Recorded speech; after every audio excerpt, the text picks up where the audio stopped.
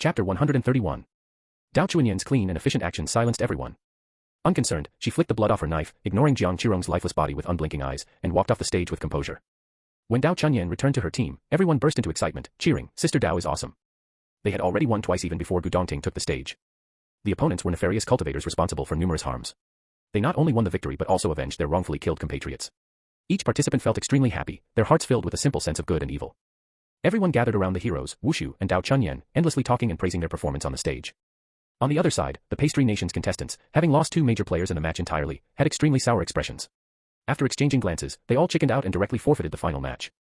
They had come arrogantly and now left with ashen faces and defeated spirits. Shen Wang and the others couldn't help but laugh and mock them mercilessly. Watching their retreating figures, Gu Dongting said to the protection team leader Lao Quangjuan, "Send someone to follow them. I suspect they are remnants of the Samui sect." Quangjuan nodded silently and quietly followed those people. Seeing the situation, Shen Wang understood that these people probably wouldn't be able to return to their own country. Of course, he was quite pleased with this outcome. In their first competition, everyone achieved a sweeping victory, an unexpectedly brilliant start that took everyone by surprise. According to the customs of Huaxia in the past, they were always overly cautious and hesitant in their actions, so most of the audience had bet on Huaxia losing or at best, drawing. Unexpectedly, they won so thoroughly that those who had placed bets lost miserably, looking at the Huaxia contestants with some malice. Shen Wang touched his nose and chuckled. Initially puzzled by what Gu Dongting was laughing about, he soon realized, "Did you place a bet?" Shen Wang chuckled, "Everyone was betting on our loss, so I had to stand up for our team." It wasn't a large bet. But given the huge odds, even Shen Wang's modest bet turned out to be a huge win. "I just wanted to motivate our young team." Unexpectedly, the money just came pouring in, unstoppable, Shen Wang said with a triumphant, almost roguish grin, making anyone who saw it want to smack him. In the face of Bai Qingxing's clearly disapproving gaze, Gu Dongting said, "If money is an issue, just let me know." Bai Qingxing. Is this still the cautious, upright Gu Dongting I know? He tried to restrain himself but eventually couldn't help advising, "A small bet is enjoyable, but heavy gambling harms. Shen, my friend, don't get lost in this. And definitely don't lead the young and impressionable astray." Shen Wang nodded nonchalantly, "Don't worry, I know my limits." Seeing his attitude, Bai Qingxing felt very uneasy. After chatting for a while and receiving their advancement number plates, they moved from the preparation area to the spectator zone, just as the next match was starting in full swing. They glanced over and noticed one team with distinctly Asian features and the other team with African features. The cultivators from Asia were somewhat known to them, but this was their first time seeing practitioners from other regions, prompting them to take a closer look. As they watched, everyone started to feel that something was amiss. Ninjas, swordsmanship. Isn't this just like that neighboring country's comics? What bad luck. This sight thoroughly disgusted everyone. Observing for a while, Shen Wang noticed that the opposing team's waiting area had a notable number of people swordsmen in kendo attire, onmyoji in strange clothes, ninjas in black. Whereas their own opponents had only 3 people in their waiting area. From this alone, it was evident that the heritage of the small country's team was far superior to their opponents, and the outcome of the match was already clear. Not only Shen Wang could see this, but everyone else as well.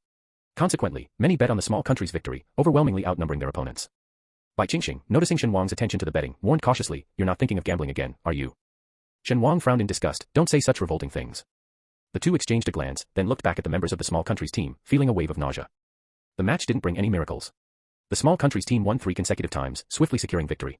What left the deepest impression was their relentless approach. Even after winning, they didn't spare their opponents, attacking them before they could concede. The unknown small African country brought only 3 players, who couldn't survive even the first round, leading to their total defeat. Shen Wang felt a wave of disgust. Gu Dongting, noticing his expression, was about to leave with the team when the advancing team from the small country approached. Gu Dongting paused, casting a cold glance at them. The leader of the small country's team, dressed in a white onmyoji outfit with long hair, stood beside Gu Dongting, which might lead the uninformed to mistakenly think they had a close relationship. The opposing onmyoji greeted Gu Dongting in Japanese, his face beaming with a smile, but his eyes brimming with icy hostility. "Damn, not another one speaking gibberish." Shen Wang looked at the men, speaking lazily, "What are you mumbling in that ghost language? Speak something understandable." The man's smile faltered, then shifting his gaze to Shen Wang, he scrutinized him before speaking in fluent Mandarin. "I know you, Mr. Shen Wang. I've long admired your reputation." "My reputation has spread there." Shen Wang interrupted his flattery, "You're well informed, aren't you?" Shen Wang's remark silenced people from both countries present. Gu Dongting glanced at the onmyoji and said indifferently, "We'd appreciate it if you'd mind your own country's affairs and not ours." The onmyoji forced a smile, about to speak, but Gu Dongting had already led his team away. The men watched Gu Dongting's retreating figure with a sinister look, then suddenly smiled, "Mr. Gu, it seems you've exposed your vulnerability." In the past, Gu Dongting wouldn't have gotten angry over a few words, but now, with Shen Wang in his life, he was easily provoked. The impeccable Gu Dongting finally showed his vulnerability. Shen Wang and his group left the oppressive atmosphere of the competition venue. Stepping out of the elevator, it felt like they had returned from hell to the human world, breathing freely and relishing the fresh air. "Our Huaxia is like a big sieve, how come any slight stir gets known by the neighboring country so easily?" Bai Fuchen complained, taking a deep breath. It hadn't been long since Shen Wang emerged into prominence. It was one thing for the people of the Samui sect to recognize him, but even those from the small country knew him. Although Shen Wang hadn't been hiding his tracks, still. Those damn foreigners, how many spies have they planted in our country? It was truly infuriating. Shen Wang himself wasn't as emotionally affected. He was more concerned about something else. Who was that show-off just now? Bai Fuchen rolled his eyes. That's a descendant of the Abe family from the small country, claiming to be a successor of Abe no Saimai, possessing divine bloodlines and being Japan's #1. He holds a high status there. Apparently, they also have some sort of metaphysical society, and he is the designated heir. They have a metaphysical society too. Shen Wang was surprised. They're really good at copying. Whatever we do, they imitate. Seeing us establish a metaphysical society, they created one too. Bai Fuchen rolled his eyes again. Imitating is fine, but the second after they learn from us, they claim it's their original idea. Tell me, isn't that disgusting? This topic stirred up comments from the others as well. They learned our Taoist spells and talismans, then turned around and claimed them as their own. They changed to and then claimed it was theirs, shameless. They even appropriated our Yang Guifei, claiming that her legitimate descendants are in Japan now. I really don't know where they get such confidence. And they stole our Tang swords, claiming them to be their Japanese katanas. The more they talked, the more indignant everyone felt. If we ever face them as opponents in the future, we must give them a sound thrashing. Exactly. Right. Shen Wang, listening in for a while, also realized that everyone had a strong dislike for the small country's team, and of course, he felt the same. With a few hours left until evening, the group didn't plan to return to the castle so early. Rarely going abroad, they decided to explore and make the most of their trip. After wandering around, they followed an online guide and ended up at a museum. This museum was said to be the oldest, grandest, and most diverse in the world. Due to their cultivation background, everyone had some interest and knowledge in history and heritage. Since they were there, they naturally wanted to visit the museum. But once inside, seeing the museum's collection, everyone fell silent, losing their enthusiasm for sightseeing. Those with stronger empathetic and emotional responses, recognizing the familiar artifacts, were so angered that tears welled up in their eyes. Bai Fuchen gritted his teeth and cursed, the most diverse collection indeed, obtained through such means. The museum was filled with trophies that this country had plundered from around the world, shamelessly displayed as proud exhibits. Particularly, the Eastern art section alone housed over 100,000 items. This staggering number left everyone speechless and gave them a sense of shock for the first time. Shen Wang felt particularly shaken by this. Walking among these antiques, he could almost hear their cries of sorrow, resonating like endless waves, affecting the emotions of the visitors and evoking a sense of homesickness. This was why some visitors shed tears, their sensitivity picking up on the emotions of the antiques. Gu Dongting kept his eyes on Shen Wang, noticing his dejected demeanor since entering the museum, recalling Shen's ability to sense the aura of antiques. Looking at the hundreds of thousands of displaced antiques, Gu Dongting frowned slightly and suggested, "It's getting late, let's head back." The others, no longer in the mood to continue exploring, nodded in agreement. When the group returned to the Bunyal Castle, their spirits sank further at the sight of various cultural relics there. "Are you the distinguished guests of my brother?" Out of nowhere, a blonde, blue-eyed youth appeared in the hall. He looked to be in his teens, with snow-white skin and strikingly beautiful features, fitting everyone's image of a foreign handsome youth. The group was taken aback but greeted him amicably. The youth smiled shyly and said, "You can call me Norris." As humans are often swayed by appearance, faced with such a well-mannered and attractive youth, everyone's tone softened, complimenting Norris's excellent command of Mandarin. In no time, they all became more familiar with each other. Shen Wang was immune to beauty. So far, he had seen countless beautiful people in the cultivation and metaphysical worlds, both men and women, but only Gu Dongting had ever stirred his emotions. At that moment, everyone was chatting with Norris, except for Shen Wang, who leaned against a wall, lost in thought, unaware of his surroundings. Shen Wang didn't notice, but Gu Dongting did. While talking with others, Norris stole several glances at Shen Wang. Shen Wang's personality might be unreliable, but his appearance was undeniably outstanding. Especially when silent, his attractiveness seemed to skyrocket, naturally drawing the attention of young men. Gu Dongting's eyes turned cold. Suddenly, he stepped forward, affectionately touched Shen Wang's forehead, and asked with concern, "You've been quiet since we got back. Are you feeling all right?" Startled, Shen Wang snapped back to reality and looked up to see Gu Dongting's flawless face. He paused before responding, "I'm fine, just affected by something." Amidst the crowd, he didn't specify what had affected him, but Gu Dongting understood immediately and handed Shen Wang a cup of water. "Rest a bit and let it wash away their influence on you." The two conversed naturally, and Shen Wang unhesitatingly drank from the cup Gu Dongting handed him. He didn't realize that it wasn't his cup but Gu Dongting's. Norris, watching from the side, widened his eyes slightly. He noticed the seemingly impenetrable atmosphere between Shen Wang and Gu Dongting, and couldn't help asking, "What's their relationship?" Before the person asked by Norris could answer, Bai Fuchen interjected, "They're in that kind of relationship, you know what I mean." Norris looked puzzled, his Mandarin not yet advanced enough to understand the insinuation. Bai Fuchen, sneaking a glance at Shen Wang and Gu Dongting conversing, gestured subtly out of their view, forming fists with his hands and bringing his thumbs together to kiss them, the kind that will eventually share a bed, you understand, right? Norris's pupils dilated in shock, looking at Bai Fuchen, the supposedly reserved Huaxia person. Zhou Yin, with a resigned look, patted Bai Fuchen's head and apologized, "Sorry, don't listen to his nonsense." Pausing, Zhou Yin added, "But they are indeed in that kind of relationship." Bai Fuchen proudly puffed out his chest, "I told you, trust my radar." Zhou Yin glanced at him, choosing not to burst his bubble. When they first met, Bai Fuchen had confidently identified him as one of his own, though he was definitely straight back then. Better not to mention Bai Fuchen's radar. Norris sighed and, after another glance at Shen Wang, refrained from pursuing the topic further. Instead, he began asking about various aspects of Huaxia. With Norris's diversion, everyone's attention shifted away from the museum, and their spirits were lifted. When rest time came, everyone dispersed without delay, heading to their rooms. Some meditated while others slept, all preparing to be in top condition for the battle ahead. Shen Wang was no exception. Back in his room, he started drawing talismans again, planning to prepare some contingencies for the youngsters. As he was drawing, the moon reached its zenith, and suddenly a long, drawn-out wolf howl echoed. Shen Wang paused briefly, then smoothly completed the talisman in his hand. Seeing the talisman glow briefly, a sign of success, he murmured, "Good, didn't waste a piece of talisman paper." Despite having earned a substantial sum, Shen Wang remained as frugal as ever. Another, closer wolf howl pierced the night, accompanied by the sound of a large creature moving swiftly, breaking through the wind. Shen Wang methodically packed his things and opened the window to look out. Under the bright full moon, a human-shaped shadow darted across the vast grassland, moving gracefully with fur tousled in the wind. Wait, fur. Shen Wang focused, observing more carefully. He realized that the human-shaped shadow had a furry face and body, a protruding snout, and a pair of green eyes glowing in the dark. It was actually a werewolf. This piqued Shen Wang's interest. He wondered how these foreign werewolves differed from Huaxia's mythical beasts. Did they possess spiritual energy? Did they have dantians or demon cores? Lost in thought, Shen Wang watched as the werewolf skillfully extended its claws and lightly scaled the castle's outer wall. It didn't glance at the other windows but headed straight for a specific one. Upon arrival, the werewolf didn't break the window but politely knocked on it twice. Shen Wang observed with interest as the werewolf, growing impatient after no response, suddenly punched through the window and leaped into the room. A brief cry of alarm soon came from the room, followed by muffled sounds of argument. Unable to understand their foreign babble and sensing increasing fear in their voices, Shen Wang clicked his tongue, leaped out the window, and smoothly entered the room. Inside, the werewolf was pinning the foreign young man, Norris, to the bed, bearing sharp fangs as if about to bite Norris's delicate, pale neck. Shen Wang immediately stepped forward, grabbed the werewolf by the scruff of the neck, and tossed him aside. The werewolf, not fully grasping what had happened, stared blankly at Shen Wang, who had thrown him away and then said something gently. Norris, his face flushed with embarrassment, also spoke in Chinese, which Shen Wang didn't understand. Enraged, the werewolf howled and its nails grew rapidly, viciously swiping at Shen Wang. Shen Wang easily dodged the werewolf's attack and continued, "What's going on here?" Norris glanced at the werewolf and then at Shen Wang, saying, "I don't know him. Maybe he was hired to kidnap me. My family is very wealthy, and people often try to kidnap me. That's why my family has arranged many bodyguards for me." Shen Wang didn't pay much attention to the rest of Norris's explanation. Once he confirmed that Norris didn't know the werewolf, he showed no mercy. Without even using a weapon, Shen Wang easily outmaneuvered the clumsy werewolf, eventually pressing him firmly to the ground with a simple push.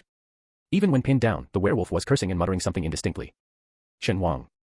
Turning to Norris, Shen Wang asked, "What is he saying?" Hesitating for a few seconds, Norris translated, "He wants you to let him go, or else, he says he'll get rough." Shen Wang couldn't help but laugh at the audacity. The werewolf was still being defiant despite being pinned down. He directly asked Norris, "Do you have any rope? Find a rope, and I'll tie him up." Norris hurriedly found a rope, hesitating, "Can this rope hold him?" "He's very strong." "No problem." Shen Wang, experienced in restraining people, quickly and securely tied up the werewolf, rendering him immobile. After finishing, he dusted off his hands, "Just leave him tied up here. Go find your brother, he'll know what to do with him." Shen Wang then walked to the window, adding, "Remember to have your butler fix this window." Having given his instructions, Shen Wang no longer lingered to look at Norris, jumping out the window and swiftly vanishing from his view. As Shen Wang leaped from the window, Norris's pupils dilated in shock. He rushed to the window, but saw nothing but the calm fields in the darkness. And above, the round, captivating moon hanging in the sky. Leaning against the window, Norris's face flushed as he thought about Shen Wang's dashing actions, reminiscent of Zorro, his eyes dreamy. The werewolf on the ground, witnessing this, grew angrier and began cursing more vehemently. Meanwhile, Shen Wang leaped back into his room to find a person already inside, causing him to exclaim in surprise, "Xiao Hei bro. What are you doing here?" Shen Wang couldn't fathom that he would encounter Xiao Hei bro while competing abroad. It seemed almost magical, the way Xiao Hei bro appeared everywhere. Xiao Hei bro, still in black attire and wearing a menacing mask, remained expressionless. "Where did you go?" Shen Wang. "Strange, why do I feel so guilty?" Scratching his head, Shen Wang narrated the recent events to Xiao Hei bro, but for some reason, after he finished, Xiao Hei bro remained silent for a long time. The silence left Shen Wang awkwardly silent as well. Feeling increasingly uneasy, Shen Wang asked, "Is there a problem?" "Don't stay silent, Xiao Hei bro, it scares me." After what seemed like an eternity, Xiao Hei bro finally spoke, his voice deep and emotionless. "Do you know why, when everyone else heard the commotion, only you rushed to play the hero?" Chapter 132. Playing the hero. Shen Wang was visibly shocked, hurriedly denying in a series, I didn't, don't talk nonsense. After all, we're staying at their place. As guests, isn't it normal to help out when the host is in danger? What hero saving the beauty? Don't say I'm not a hero, he's not a beauty either. Shen Wang hurriedly explained, fearing Xiao Hei bro might once again make startling remarks. Is that so? Xiao Hei bro chuckled ambiguously, his androgynous looks don't count as beauty in your eyes. Shen Wang, puzzled by how Xiao Hei bro always skewed the focus, touched his forehead where cold sweat had broken out. No matter how good looking he is, he's still a man. A man, how can he be considered a beauty? A man can't be a beauty. Xiao Hei bro asked softly, his question laden with hidden meaning. Shen Wang, forget men, even women are just a shell to me. No matter how they look, it has nothing to do with me. Not sure which word struck a chord in Xiao Hei bro, but behind the mask, one could feel a softening in his demeanor, losing the intimidating coldness. Xiao Hei bro walked to the window, slowly saying, "Do you think that werewolf came to harm Norris?" Shen Wang's brow furrowed in confusion, "Isn't that the case?" Xiao Hei bro chuckled lightly, with an inscrutable tone, that werewolf was emotionally deceived by Norris and came seeking retribution. Shen Wang was dumbfounded. "What did you say?" Norris came here to escape the werewolf, not realizing that werewolves have extremely sensitive noses and could track him all the way here. Xiao Hei bro turned, observing Shen Wang's reaction with a half smile. Shen Wang felt numb, unsure whether to be shocked by another homosexual twist or surprised that Norris had deceived him. Numerous thoughts flashed through his mind, and finally, Shen Wang took a deep breath. "It's fine, I didn't lose anything. Plus, I got a chance to observe a werewolf, so it's not a loss. Just being unwittingly used by a kid and entangled in some petty gay drama is quite disgusting." Hearing this, Xiao Heibro's tone became even softer. So you intervened because of the werewolf. It was a werewolf, after all. Aren't you curious, Xiao Heibro? Shen Wang's intervention was partly because he couldn't stand by and watch their host be harmed, and partly out of curiosity about the werewolf. The brief encounter with the werewolf was enough for Shen Wang to assess its condition. Unlike the mythical beasts in Shen Wang's memory, these foreign werewolves didn't have demon cores, and their meridians lacked spiritual energy. Their energy was dispersed in their flesh, making their physical bodies much stronger. Perhaps because their spiritual energy was diffused throughout their flesh and uncontrollable, the werewolves couldn't control their transformations either. They were more like the demonic beasts in the cultivation world than mythical beasts. Shen Wang, clearly excited, shared his findings with Xiao Heibro. As for Norris and the petty love-hate saga, he had already cast it to the back of his mind. Xiao Heibro watched Shen Wang's eyes sparkle with enthusiasm. While amused, he also felt an inexplicable affection. This man really was thick-headed, stubbornly refusing to see the obvious. But it didn't matter. Xiao Heibro leaned casually against the window frame, a gentle and bright moon behind him, casting its selfless light over the earth. He would keep this moon to himself. Shen Wang, both surprised and pleased to see Xiao Heibro abroad, talked with him for quite a while, until Xiao Heibro silently left just before dawn, unnoticed by anyone. As the household staff began their morning routines, Shen Wang stepped out of his room, encountering Gu Dongting emerging from the neighboring room. Shen Wang paused subtly, then greeted, "Good morning, Dongting." Gu Dongting smiled faintly, the captivating mole under his eye accentuating his charm. "I thought I heard someone talking in your room last night." Shen Wang. Shen Wang fumbled for an explanation that might have been the sound of a video. "I got hooked on my phone and watched videos all night." "I see," Gu Dongting said, feigning sudden realization, seriously adding, "though, it could also have been my mistake. After all, the castle is exceptionally well soundproofed." Leaving an ambiguous remark hanging in the air, Gu Dongting walked away with an air of ease. Shen Wang watched his graceful departure, scratching his head, wondering, why do I feel like Dongting is teasing me? The usually aloof and upright Gu Dongting seemed to have learned how to playfully tease others at some point. Soon after, the Huaxia participants gathered in the dining hall, enjoying a noble-level breakfast while discussing the commotion they had heard the night before. "Did you hear last night?" Unexpectedly, that young Master Norris, who seemed so sweet and innocent, turns out to be gay. It's one thing to like men, but to play with people's feelings.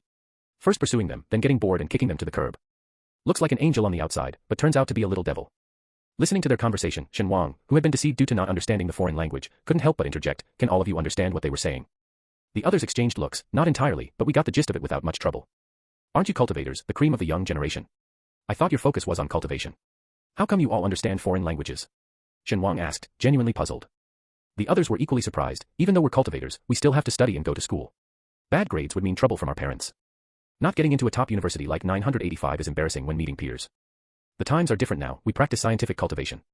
Hearing their explanations, Shen Wang, who was semi-illiterate, remarked sarcastically, "Times have indeed changed, you've turned cultivation into something else entirely. The main reason is the scarcity of spiritual energy nowadays. No matter how dedicated one is to cultivation, they can't get beyond the foundation establishment stage," Gu Dongting added. "Cultivators need to train well, but if their power isn't sufficient, they still need to survive in society. Therefore, to ensure the mental and physical well-being of cultivators and prevent them from going astray due to inability to survive, the state has strongly discouraged the old cultivation style of being oblivious to worldly affairs. Cultivators are encouraged to integrate into modern life and behave properly." After hearing this, Shen Wang couldn't help but reflect, the state has really gone to great lengths to accommodate cultivators. It's like a kindergarten nanny, no wonder it's producing a bunch of babies. As everyone chatted, Norris, who had been the subject of the discussion, arrived in the dining hall, yawning. Ignoring the empty seats, he walked straight to Shen Wang, his smile both coy and shy. "Brother Shen, thank you for last night. You really helped me out."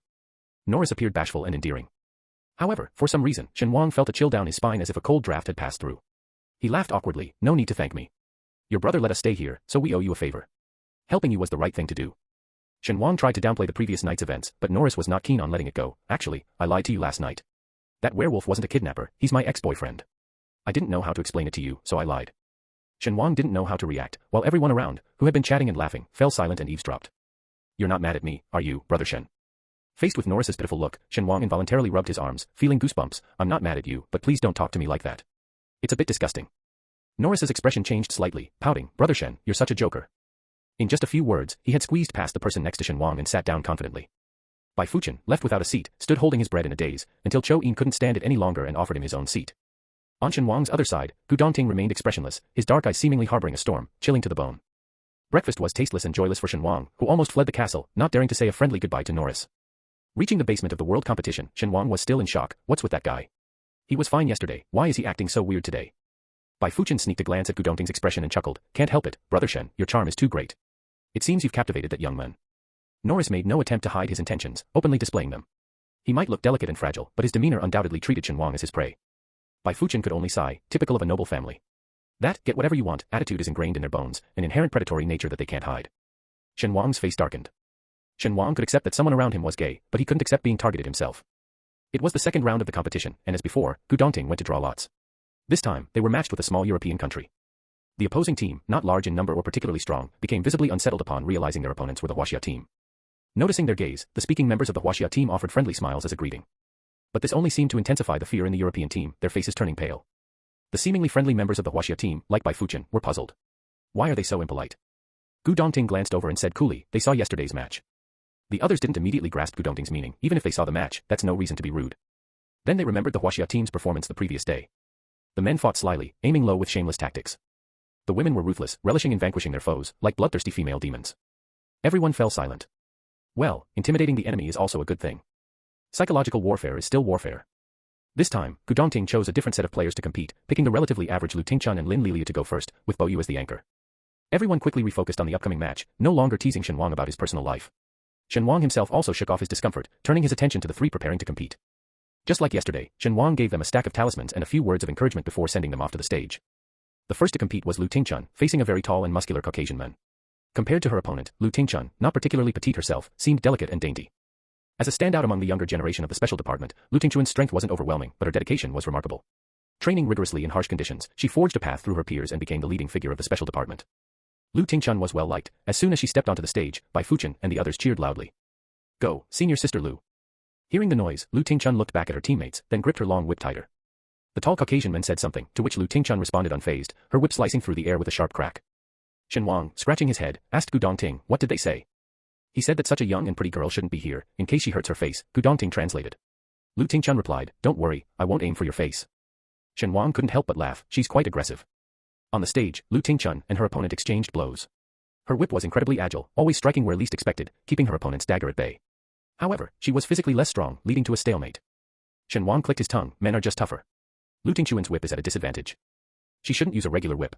A red dragon bone whip with barbs would be better, every strike would tear off a chunk of flesh. As Shen Wang spoke, everyone shivered and involuntarily moved away from him. Oblivious, Shen Wang shook his head in regret and continued watching the match. After a stalemate, the Caucasian man's eyes flickered, he spun his dagger and, disregarding Lu Tingchun's whip, closed in for close combat before quickly retreating. Senior sister Lu is better at close combat. What was he trying to do by getting close all of a sudden? Bai Fuchen wondered. Lu Tingchun's agility and tenacity far outmatched her opponent, who seemed clumsy like a gorilla up close. Soon, everyone understood the reason, and they were collectively outraged. Damn, that's so shameless. During the fight, the Caucasian man targeted Lu Tingchun's chest and other areas. Although he didn't truly injure her, his actions tore her clothes. Amidst the intense battle, her torn clothes couldn't hold up, falling to the ground and revealing a large expanse of white skin. Her sports bra her chest was barely hanging on, seeming like it might fall off any second. As everyone watched anxiously, the Caucasian man's attacks intensified, and the dreaded moment occurred. The last piece of Lu Tingchun's upper garment slipped down to her waist, exposing her left breast. The crowd watching the match erupted in cheers and whistles, buzzing in different languages like flies drawn to decay. Shen Wang's expression darkened, and he said, see. Once you're on the battlefield, you must use every means necessary. If you don't use such low tactics, your enemies will use them against you. In life and death situations, there is no morality. Survival is everything. Hearing Shen Wang's words, everyone's expressions turned solemn, anger in their eyes. Even Bai Qingxing, who usually disagreed with Shen Wang, didn't speak up. The group watched the match in silence, none shifting their gaze. Lu Tingchun, finding the half-fallen cloth cumbersome, simply tore it off, disregarding her bare upper body, and attacked with increased ferocity. The Caucasian man, in contrast, became distracted, his eyes repeatedly drawn to Lu Tingchun's exposed chest. Seizing the moment of his distraction, Lu Tingchun lashed her whip across his face, wrapping it around his neck. As he struggled to breathe, she delivered a fierce kick. The kick landed squarely on the man's lower body, causing him excruciating pain and leaving him unable to resist. I surrender. I surrender. Gasping for air, as if a venomous snake coiled around his neck, the man managed to squeeze out a few words. Hearing his surrender, Lu Tingchun slightly loosened her whip, but she didn't immediately let him go. Instead, she picked up his dagger and cut open his trousers. With a sudden effort, Lu Tingchun left the now fully exposed man hanging on the edge of the platform and commented, quite small. She even made a gesture with her little finger, which everyone understood, leading to a roar of laughter from the crowd. As Lu Tingchun stepped off the stage, sporadic applause began, spreading rapidly like a contagion. Even strangers were giving her thumbs up. Dao Chunyan was the first to greet Lu Tingchun, draping a coat over her. Why didn't you castrate him? My kick will keep him down for 3 months. Lu Tingchun laughed off the incident, showing no concern for what had just happened. I won, mission accomplished. Senior sister Lu is awesome. Motivated by the Caucasian man's actions, Lin Lilia's next fight was unexpectedly ruthless. He broke his opponent's arm so severely that if the opponent hadn't surrendered in time, Lin might have broken his leg too. After losing 2 matches, the outcome was clear. But the opposing team, either to save face or enraged by the Huaxia team's ferocity, didn't surrender. Instead, they sent another competitor. It was clear that this unremarkable-looking middle-aged man was the strongest on their team. Facing him, Bo Yu stepped up. Without a word, he just gave a thumbs up and then pointed it towards the ground. This match was about more than winning or losing, it was a battle for their teammates' honor. A glint of cold light flashed in the man's eyes as he was about to speak, but Bo Yu didn't give him the chance. With a sudden push from his feet, he pounced like a diving hawk, aiming straight for the man's chest. The man's pupils contracted, and he retreated several steps, his anger visibly diminishing and replaced by caution. Within just a few minutes, the two exchanged dozens of blows, fist against fist, elbow against elbow, with loud impacts, visibly fierce to the naked eye. Brother Shen. Bai Fuchen, watching anxiously, asked Shen Wang, who do you think will win? Shen Wang frowned slightly, this fighting style. The middle-aged man's strength was on par with Bo Yu, but his combat experience was extensive. Each of his strikes was minimal in effort but direct in attack. This technique made Shen Wang suspect he was a professional assassin. Bo Yu, who grew up in a peaceful environment, faced a low probability of winning against this man. Especially since Bo Yu, adhering to some principle, refrained from using underhanded tactics and instead fought with honorable and straightforward moves. Hearing Shen Wang's analysis, Bai Fuchen became even more anxious, praying with hands clasped, "May the three pure ones and the Jade Emperor and Queen Mother bless us. May Brother Bo win. This is a foreign land, can our domestic gods reach here?" someone joked, trying to lighten the mood. "I won't ask for help from foreign gods either," Bai Fuchen declared stubbornly. Bo Yu casually wiped his mouth, losing his previous casual demeanor, replaced by a steely resolve, "Today, I must defeat you." After all, he was the perennial second in the metaphysical world, the foremost practitioner behind Shen Wang and Gu Dongting. Even without using any special techniques and despite his injuries, he still won. His victory was fair and square. As the defeated middle-aged man lay pinned down by Bo Yu looked at him and asked in English, "Do you admit defeat?" The man's face turned red, his mouth stained with blood from the impact. Just as he was about to answer, Bo Yu elbowed him in the chest. The man's face went pale, his vision darkening. After several seconds, he gritted his teeth and conceded, "I surrender." "Then you, and all your teammates, owe that humiliated girl an apology." Bo Yu stood up, towering over the men. "I want you to loudly say to her, I'm sorry." Reluctantly, the men nodded. He looked at his teammates, including Lu Tingchuan's opponent, and said, "I apologize." At Bo Yu's insistence, they lined up and bowed to Lu Tingchuan, apologizing in unison, "We're sorry." Chapter 133.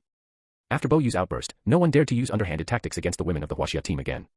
Lu Tingchuan not only won the match but also received a formal apology. The defeated team left dejectedly, while Lu Tingchuan and Bo Yu exchanged glances, their eyes briefly twinkling before they both smiled simultaneously. One a leading figure of the special department and the other the head of the metaphysical association, they had clashed countless times back home, making them each other's strongest adversaries. But abroad, competing in a foreign land, past grievances were put aside. They were teammates sharing honor and disgrace, representatives fighting for their country's glory, and companions who could trust each other implicitly. "Congratulations, you won the match." Bo Yu extended his hand to Lu Tingchuan first. "Same to you." Lu Tingchuan shook his hand openly. "You weren't bad either." After this battle, the Huaxia team, which had loosely formed into two groups, solidified into an unbreakable force.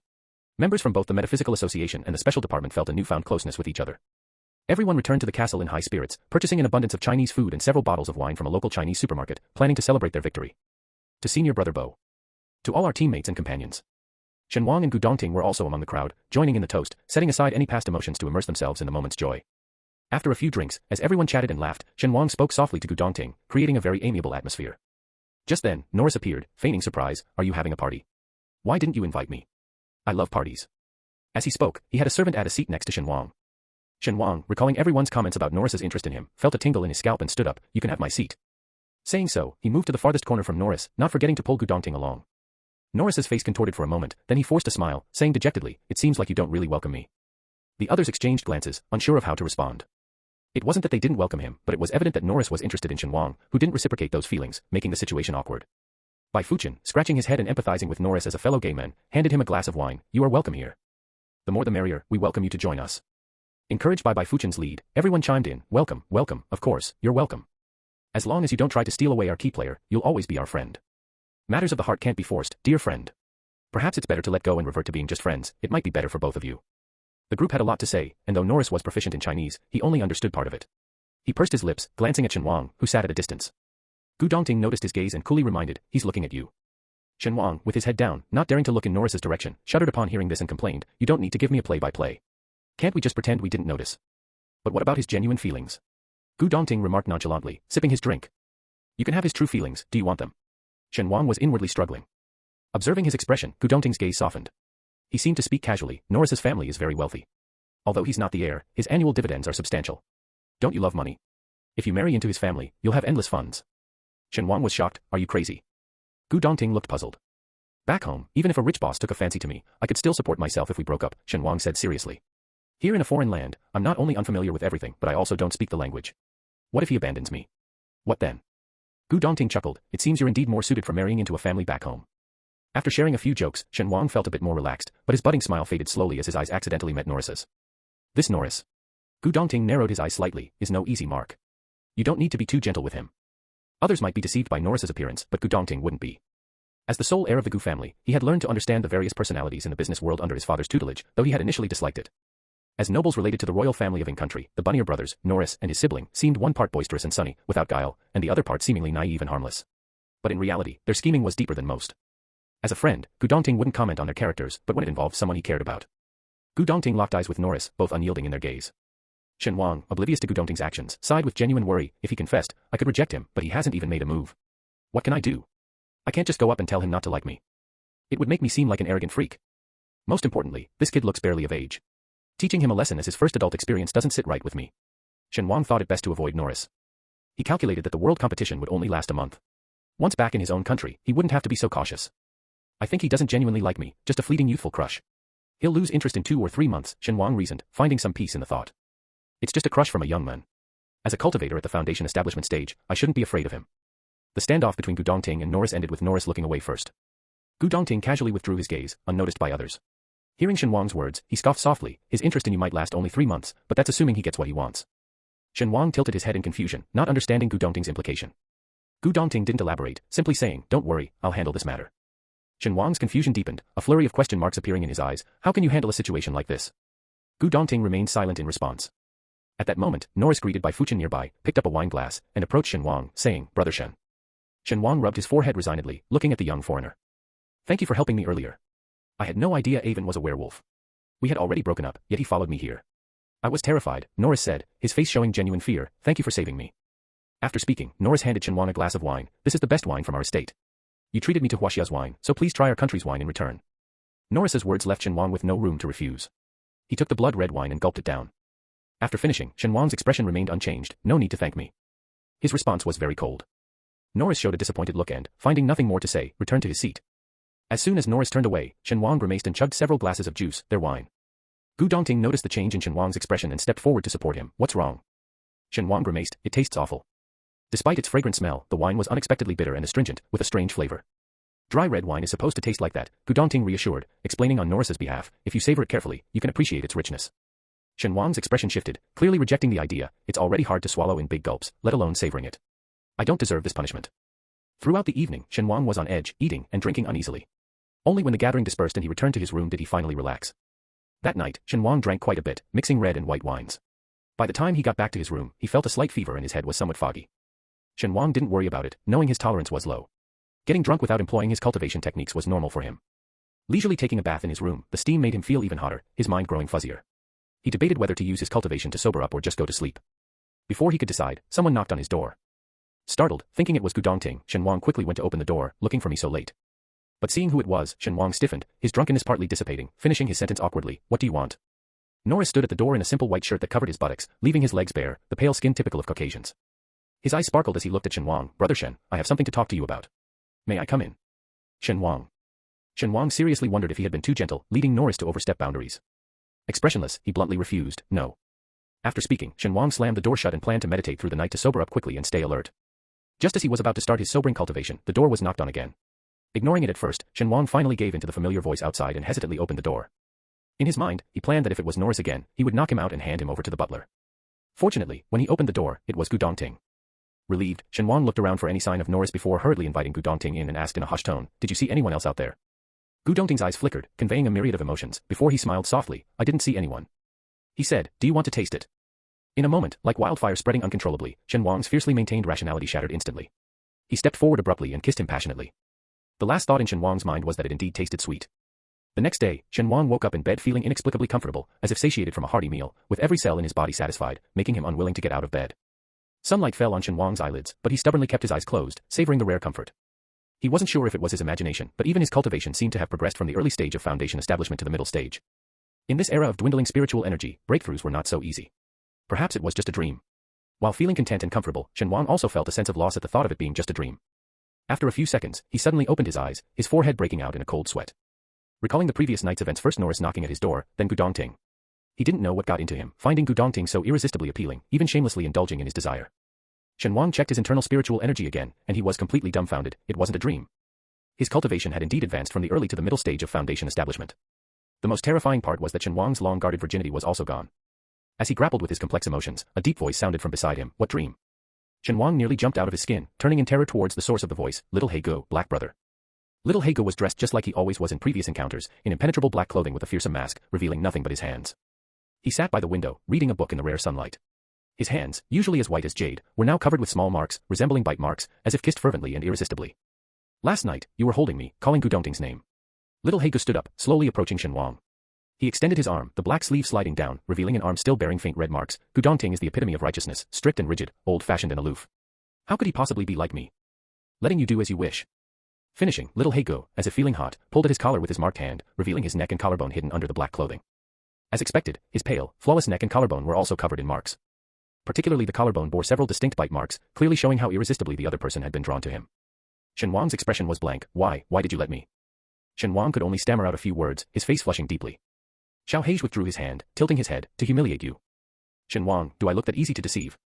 How could anyone use such a method to humiliate someone else? He may not have been in love before, but he was certainly not foolish. Xiao Hei huffed, then what reason do you want? The two looked at each other, neither shifting their gaze. It was then that Shen Wang realized Xiao Hei's eyes were also incredibly beautiful, very similar to Gu Dongting's, but Gu Dongting's eyes were always calm, showing only subtle anger or a faint smile at most. Xiao Hei's eyes, however, held too many emotions, complex to the point of being inscrutable, like walking into a fog. Shen Wang remained silent for a long time, unsure of his feelings, and he sighed softly, asking, how do you feel now? Xiao Hei abruptly averted his gaze, and after a while, as if forcibly suppressing his shyness, moved close to Shen Wang and breathed into his ear, I wouldn't mind doing it again. Pleased to see Shen Wang's ears turn red instantly, Xiao Hei's eyes were tempting and sly, lively like a fox eyeing its desired prey. Triggered by Xiao Hei's words, Shen Wang also vaguely recalled some memories from the previous night. Last night. Shen Wang didn't know what had gotten into him, acting like a mindless beast. He was not only rough but also relentless, making Xiao Hei's transition from initial cooperation to eventually begging for mercy due to the overwhelming intensity. The face of the person beneath him in his memory was unclear, but Shen Wang could faintly remember the voice hoarse, deep, sexy. It was indeed Xiao Hei's voice. All his faint hopes dissipated, Shen Wang's face went from red to pale, then to a sickly white, before finally settling on a deep flush. So innocent, Xiao Hei chuckled softly, affectionately pinching Shen Wang's ear, feeling incredibly pleased with his decision from the night before. Xiao Hei's voice remained low and deep, but hearing it again, Shen Wang instinctively stepped back, his face reddening even more. Xiao Hei thought Shen Wang stepped back because of his forwardness and didn't mind, blowing a kiss with a smile. Last night, I was very satisfied. Shen Gij, if you want it next time, remember to notify me. I'll be there whenever you call. After saying this, Xiao Hei left through the window under the broad daylight, while Shen Wang stood dazed in the room, unable to regain his composure for a long time. His mind flickered between the passionate moments of the previous night and the red marks on Xiao Hei's body. He thought of Gu Dongting's upright and cold demeanor, then of Xiao Hei's actions. Not knowing how long he stood there, Shen Wang covered his face and slowly squatted down. What the hell is all this? His mind a mess, but still needing to clean up the aftermath, Shen Wang discreetly hid the bedding and rearranged everything in the room, putting items back in their places. He opened the door with a complex expression. In the dining room, everyone had already gathered, leaving only Shen Wang missing. They joked with a laugh. Shen Ge, what did you do last night that made you get up so late today? Shen Wang's heart skipped a beat, feeling guilty as if hit right on the mark, and instinctively looked towards Gu Dongting. Chapter 134. Gu Dongting's expression was calm and indifferent, seemingly unaware of anything unusual. He looked at Shen Wang and spoke in his usual tone. You got up late today. Did you drink too much last night? Shen Wang's eyes flickered, and he stammered, maybe, perhaps. Gu Dongting smiled faintly. Are you still not sober? Yes, still not sober. Shen Wang replied offhandedly, then buried his head in his meal, pretending to be too focused on eating to answer any questions. A swift hint of amusement crossed Gu Dongting's eyes. The others didn't notice anything amiss with Shen Wang and continued chatting and laughing, quickly changing the topic. Brother Gu, you seem in a good mood today. Did something nice happen? To everyone, Gu Dongting had always been cold and unapproachable, especially after going abroad for the competition. Perhaps due to the pressure, his aura had become even more imposing, almost to the point of being unbearable to face. But today, Brother Gu seemed to have returned to his somewhat cold, yet actually approachable self, his aura visibly more relaxed. Gu Dongting finished his last bite gracefully, wiped his mouth, and said indifferently, indeed, there is good news. Everyone immediately perked up, looking expectantly at Gu Dongting. Did you clean up the remnants of the Samui sect? Did they catch the traitor in the metaphysical community? Or did we not draw any opponents this time, meaning we can advance directly? Gu Dongting paused, then said, it's my personal good news. The others exchanged glances, their curiosity clawing at them, but since Gu Dongting mentioned it was personal, they refrained from asking further, pretending as if nothing had happened.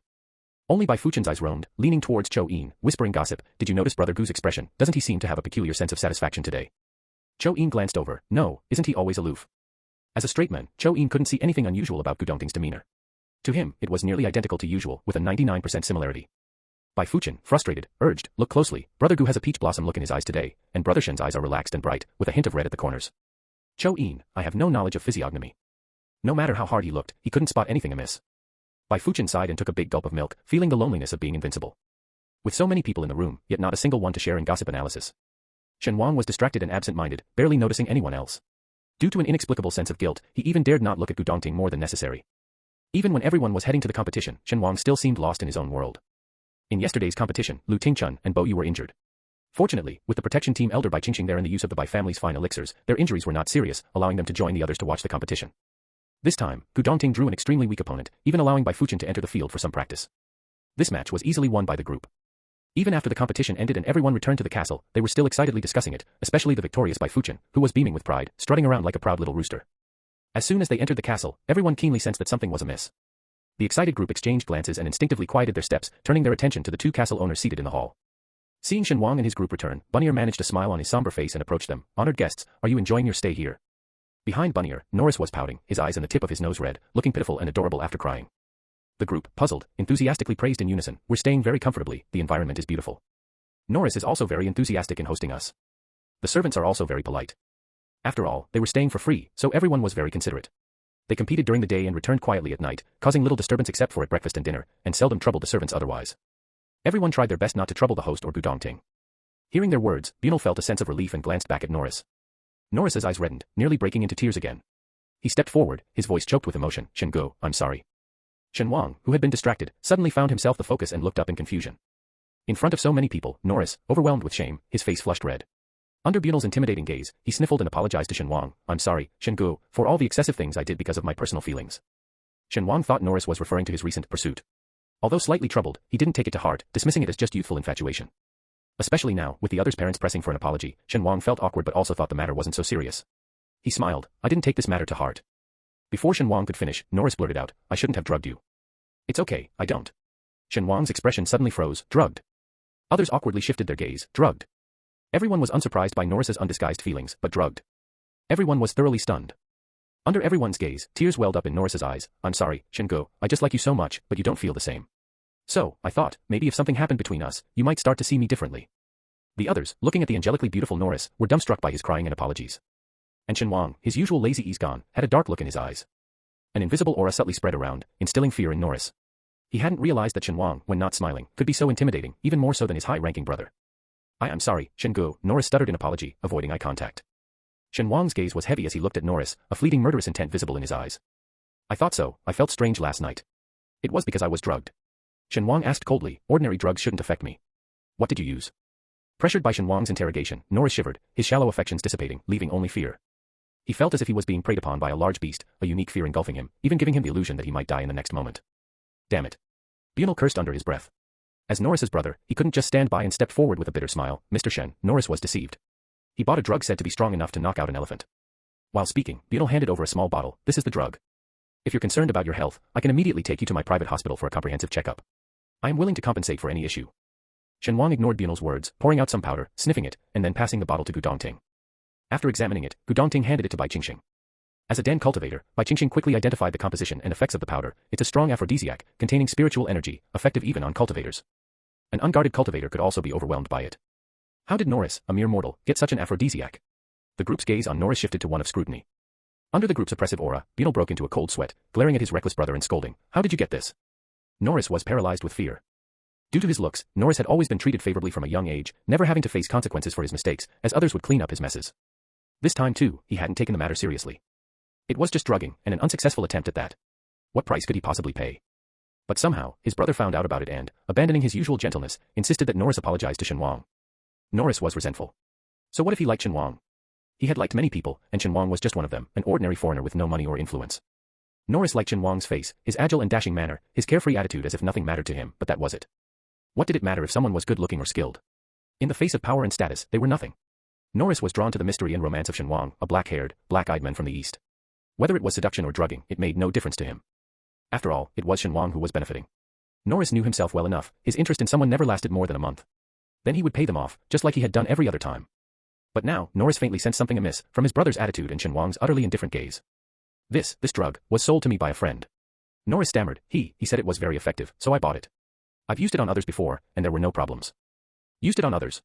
Bai Qingxing frowned sharply. Such a potent aphrodisiac can have severe side effects on ordinary people, and can be quite harmful. Cultivators could neutralize its effects, but for ordinary people, it could even be fatal. Norris hastily shook his head. I only bought this drug recently, I've only used it on L before. Who is L? Is he still alive? Bai Qingxing asked seriously. Norris looked desperately towards his brother Bunel for help, but Bunel's expression was stern, offering no assistance. Norris had no choice but to reveal the truth. L is a werewolf. He's still alive. He's still secretly confined in my basement. By this point, Shen Wang had completely lost his patience with Norris, sneering coldly. I've never been treated this way. How do you propose to handle this? The more Shen Wang thought about it, the angrier he got. He didn't care that this was abroad or that Norris's family was wealthy and powerful. As far as he was concerned, no status or identity would hold him back.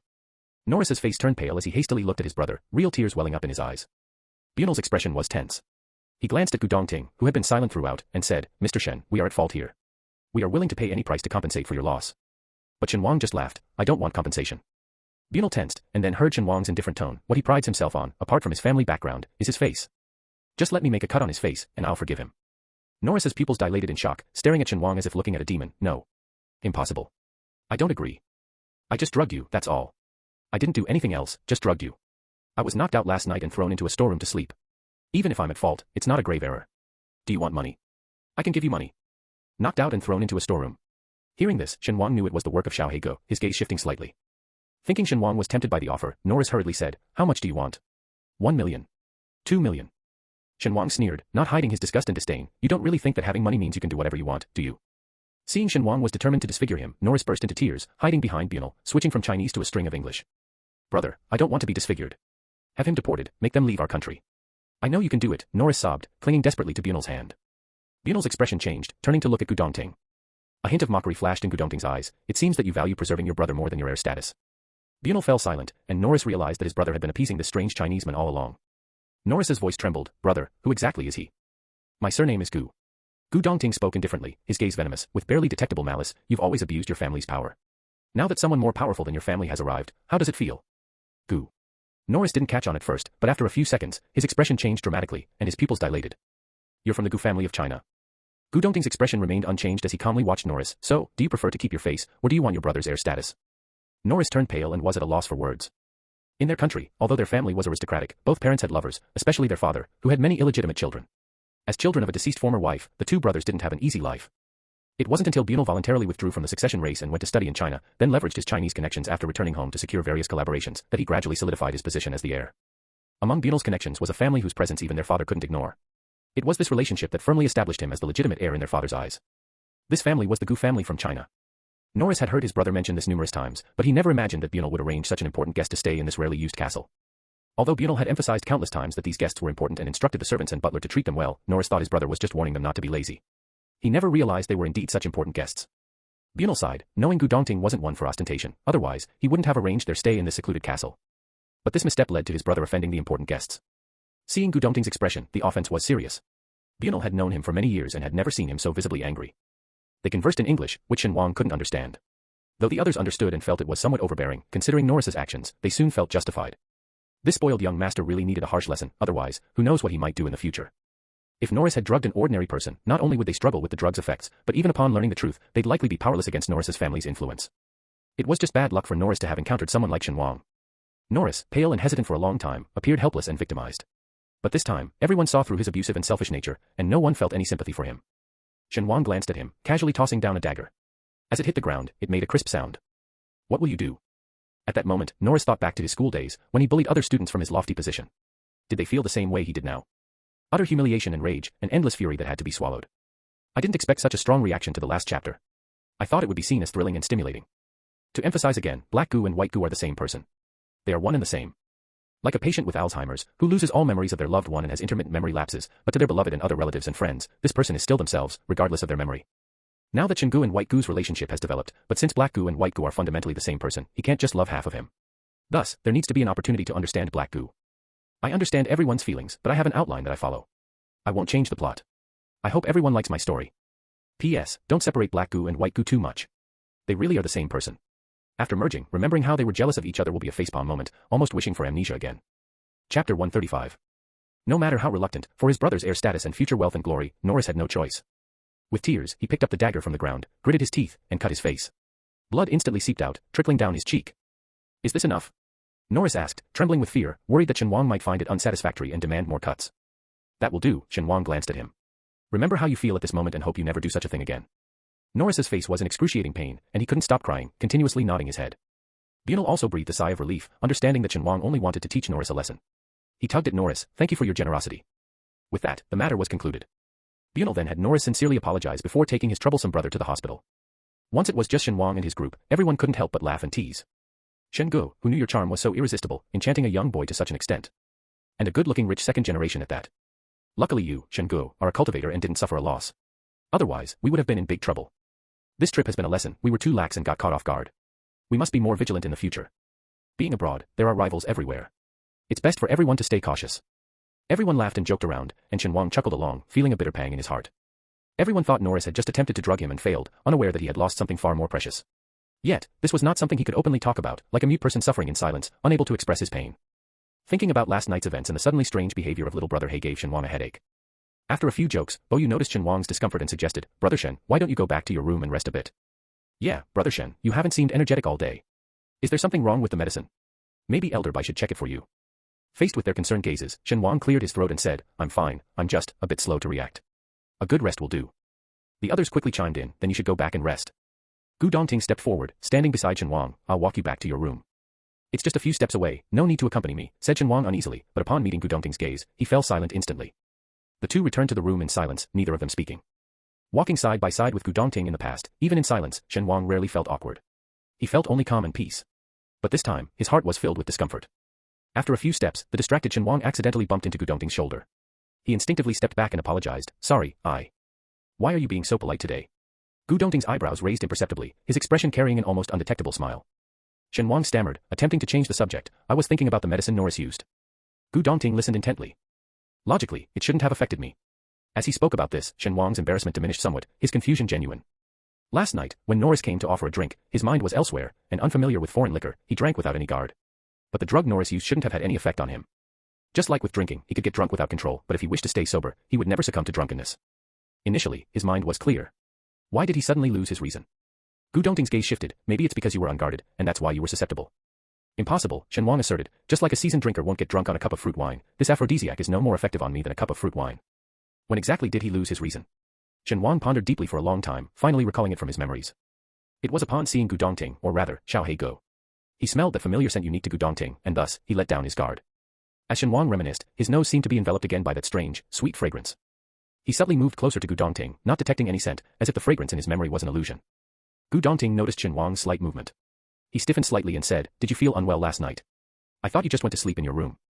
Shen Wang's thoughts halted abruptly, and he couldn't continue speaking. He chuckled dryly, "Indeed. I went to sleep as soon as I returned to my room." Regarding last night's incident, Shen Wang truly didn't know how to broach the subject to anyone, especially to Gu Dongting. It was particularly hard for him to articulate. Both of them looked ahead, their gazes not meeting, and soon they reached their respective doors. They parted as usual, each returning to their own room. Back in his room, Shen Wang had instructed the servants not to tidy up, so everything remained as he had left it. The disheveled bed, the pillow on the floor, spoke of the morning's rush. Shen Wang sniffed, and there was that faint sweet scent. Living in the space, he hadn't noticed its scent. In the morning rush, Shen Wang thought the fragrance he sensed last night was an illusion, but now. After a day and a night, with the window still wide open, the fragrance in the air had faded greatly. It was not as overpowering as before, subtle and faint, more like the scent he remembered, uniquely belonging to Gu Dongting. Shen Wang stood at the doorway, his expression utterly bewildered. What exactly happened last night? Did Gu Dongting really come over? But his demeanor today showed no signs of irregularity. Shen Wang faintly felt as if he was walking in a fog, seemingly just a step away from the end, yet he couldn't see the finish. Meanwhile, just a room away, Gu Dongting also stood at his door, motionless for a long time, his expression fluctuating. After an indeterminate amount of time, he slowly started moving, changing his clothes.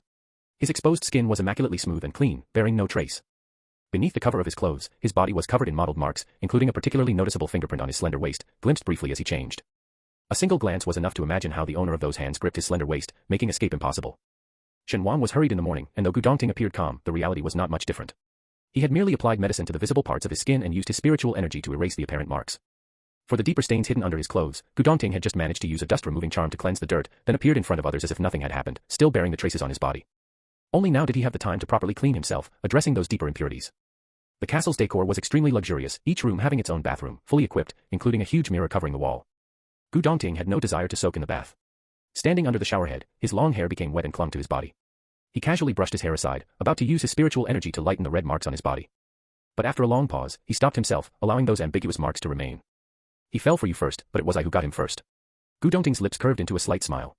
Looking at himself in the mirror, it seemed as if he was talking to himself, yet also as if competing with an unseen person. With his words, a faint exotic fragrance wafted through the air. Gu Dongting had a natural physical condition that emitted a unique fragrance, which could stir the desires of those with weak wills. Every time his condition acted up in the past, he had to endure it alone in a dark room. The young and naive Gu Dongting believed that this condition was a trial given by the heavens, to toughen his spirit and labor his body. But all sufferings were external, he had family who cared about him, elders who sought remedies for his condition. Compared to most people suffering in the world, he was already extremely fortunate. He never resented the heavens. Later, Gu Dongting's family met with tragedy, and the secret room prepared for him ceased to exist. For some reason, his condition flared up more frequently, forcing him to hide in the deep mountains and forests. At that time, he was overwhelmed by resentment. He hated Tang Jiao, Gu Manting, Wei Jiao, and even more, he hated the heartless fate and destiny. Now, Gu Dongting could control his condition. He thought that this condition wasn't entirely useless, at least, it could help him obtain the person he wanted. As for whether the other party was willing, Gu Dongting had learned over the years that one must firmly grasp what they desire, never letting go even in death. The only certainty in this unpredictable world is what you hold in your hands. Water droplets fell on Gu Dongting's head, winding down his face, passing over the teardrop-shaped mole beneath his eye, accompanying his faintly reddened eyes, like a tear stained with blood. An idiot who can't even understand his own heart. Amidst the soft sound of water, a low curse echoed. That night, both Shen Wang and Gu Dongting remained awake. In the deep silence of the night, they listened to the sounds of insects and wind outside the window, thinking about many things, yet it felt like they thought of nothing at all. Tonight's moon wasn't as round, hanging coldly in the sky. Shadows ran swiftly in the darkness, light-footed yet filled with killing intent, disrupting the peaceful night, as if even the wind carried a hint of malice. Shen Wang, as if having a premonition, stood up to look outside. He saw a dozen familiar shadows rushing towards the castle, their intention clear. Why are there so many werewolves? Shen Wang exclaimed, instinctively going to find Gu Dongting. As he opened his door, Gu Dongting also opened his. They looked at each other and said in unison, enemies are attacking, wake the others. Gu Dongting, unusually, had changed out of his usual strict and formal white robe into a simpler, thinner white ancient garment. As he turned, Shen Wang thought he saw a faint red mark on the nape of his neck beneath the clothes. Shen Wang's heart skipped a beat. When he looked again, there was nothing there, just a stretch of unblemished skin. Shen Wang wasn't sure if he had seen incorrectly, or if the mark had been covered by the clothes. But if such a mark really existed, what could it be? A mosquito. The thought crossed Shen Wang's mind, but he quickly dismissed it. Gu Dongting's sword energy was sharp and intense, repelling insects and vermin. For some reason, a certain image suddenly flashed through Shen Wang's mind. It was he who pinned Xiao Heigu to the bed last night, biting his neck like a wild beast from behind. Shen Wang's face flushed red, hurriedly suppressing this untimely memory. The werewolves moved incredibly fast. By the time Shen Wang and Gu Dongting woke everyone up, they had already reached the castle. A long, piercing howl echoed around the castle, followed by a continuous series of wolf howls in the night, sending chills down the spine. Chapter 136. The commotion caused by the group of werewolves was too loud, soon waking up the members of the Huaxia team. They emerged from their rooms to see what was happening. Upon seeing the werewolves outside the castle, their first reaction was surprisingly, are these the legendary beasts? Can they be tamed? Wolf knights, that sounds so cool. I wonder if we can sneak them back to our country. Do we need to go through customs? Centuries ago, the number of fairies and monsters that fought with cultivators for thousands of years drastically decreased. In modern society, they are even rarer, with almost all wild fairies gone, leaving only a few small monsters nurtured by humans. For example, the fairy maiden sect where Pang he belonged cooperated mutually with the five immortals, Hu Huang, Bai Lu, and Hui Wu. Hearing such discussions, Shen Wang instinctively replied, taming them isn't a problem, but what about the language barrier? After speaking, he realized that all these cultivators were well-educated and high-quality practitioners, except for him, who couldn't communicate with the werewolves. Shen Wang, another day feeling inferior due to his illiteracy. As they spoke, another series of wolf howls rose from outside the castle. They made no attempt to conceal their presence, effectively surrounding the entire castle. At the same time, shrill screams arose from within the castle, creating a bizarre harmony with the howling outside. The ordinary people in the castle were also awakened, leading to chaos before everyone eventually gathered in the main hall. The servants, who were elegant and polite during the day, were now pale-faced, some with tears streaming down their faces. They either prayed with hands clasped in front of them or made the sign of the cross on their shoulders, muttering to themselves. Shen Wang couldn't understand what these people were saying but could guess the general idea. For these ordinary people without special abilities, facing such a situation, the only recourse was to pray to gods and Buddhas. Compared to the others, Bunner, also an ordinary person, didn't show obvious panic. His anxiety was only revealed by his pale face and trembling fingers. He tried to say something, but when he spoke, it was a rapid stream of English. Shen Wang. Damn it. Gu Dongting interrupted Bunner, his tone calm, speak Chinese. Bunner paused, perhaps influenced by Gu Dongting's composure. When he spoke again, he was much calmer. What's happening outside? Those werewolves, why are they here?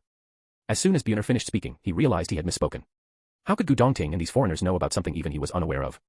But Shen Wang laughed, his gaze meaningfully turning towards Norris, who hadn't spoken yet. Why they have come, you don't know, but your brother does. Bunner was startled, looking towards Norris who was hiding behind him. Norris had been injured on his face. After a hurried visit to the hospital, the doctor said it was just a superficial wound, not serious, and with proper care, it might not even scar. Following aristocratic custom, even for minor injuries, they would typically stay in the hospital for 10 days or half a month as a matter of importance. But Bunner knew that Norris had angered Gu Dongting, and he had to seek forgiveness from Gu Dongting before he left. So, they just applied some medicine and Bunner brought Norris back to the castle. Before going to sleep, Bunner was contemplating how to appease Gu Dongting, to earn forgiveness for Norris and restore their relationship. He had only slept for a short while when he was awakened by the howling of wolves from his uneasy slumber. Now, Shen Wang was suggesting that those werewolves outside had something to do with Norris. Norris. Bunner looked at his brother, calling out with confusion. The next second, Norris burst into tears, his tears wetting the white gauze on his face. I didn't mean to do it. Bunner's heart sank. Explain clearly, what is your connection with these werewolves? Facing the crisis, Norris didn't dare to hide anymore and began to speak amidst sobs. Norris attended a private aristocratic school, and because of his outstanding appearance and family background, he naturally became a leader among the students. The elite education in aristocratic families is extremely strict.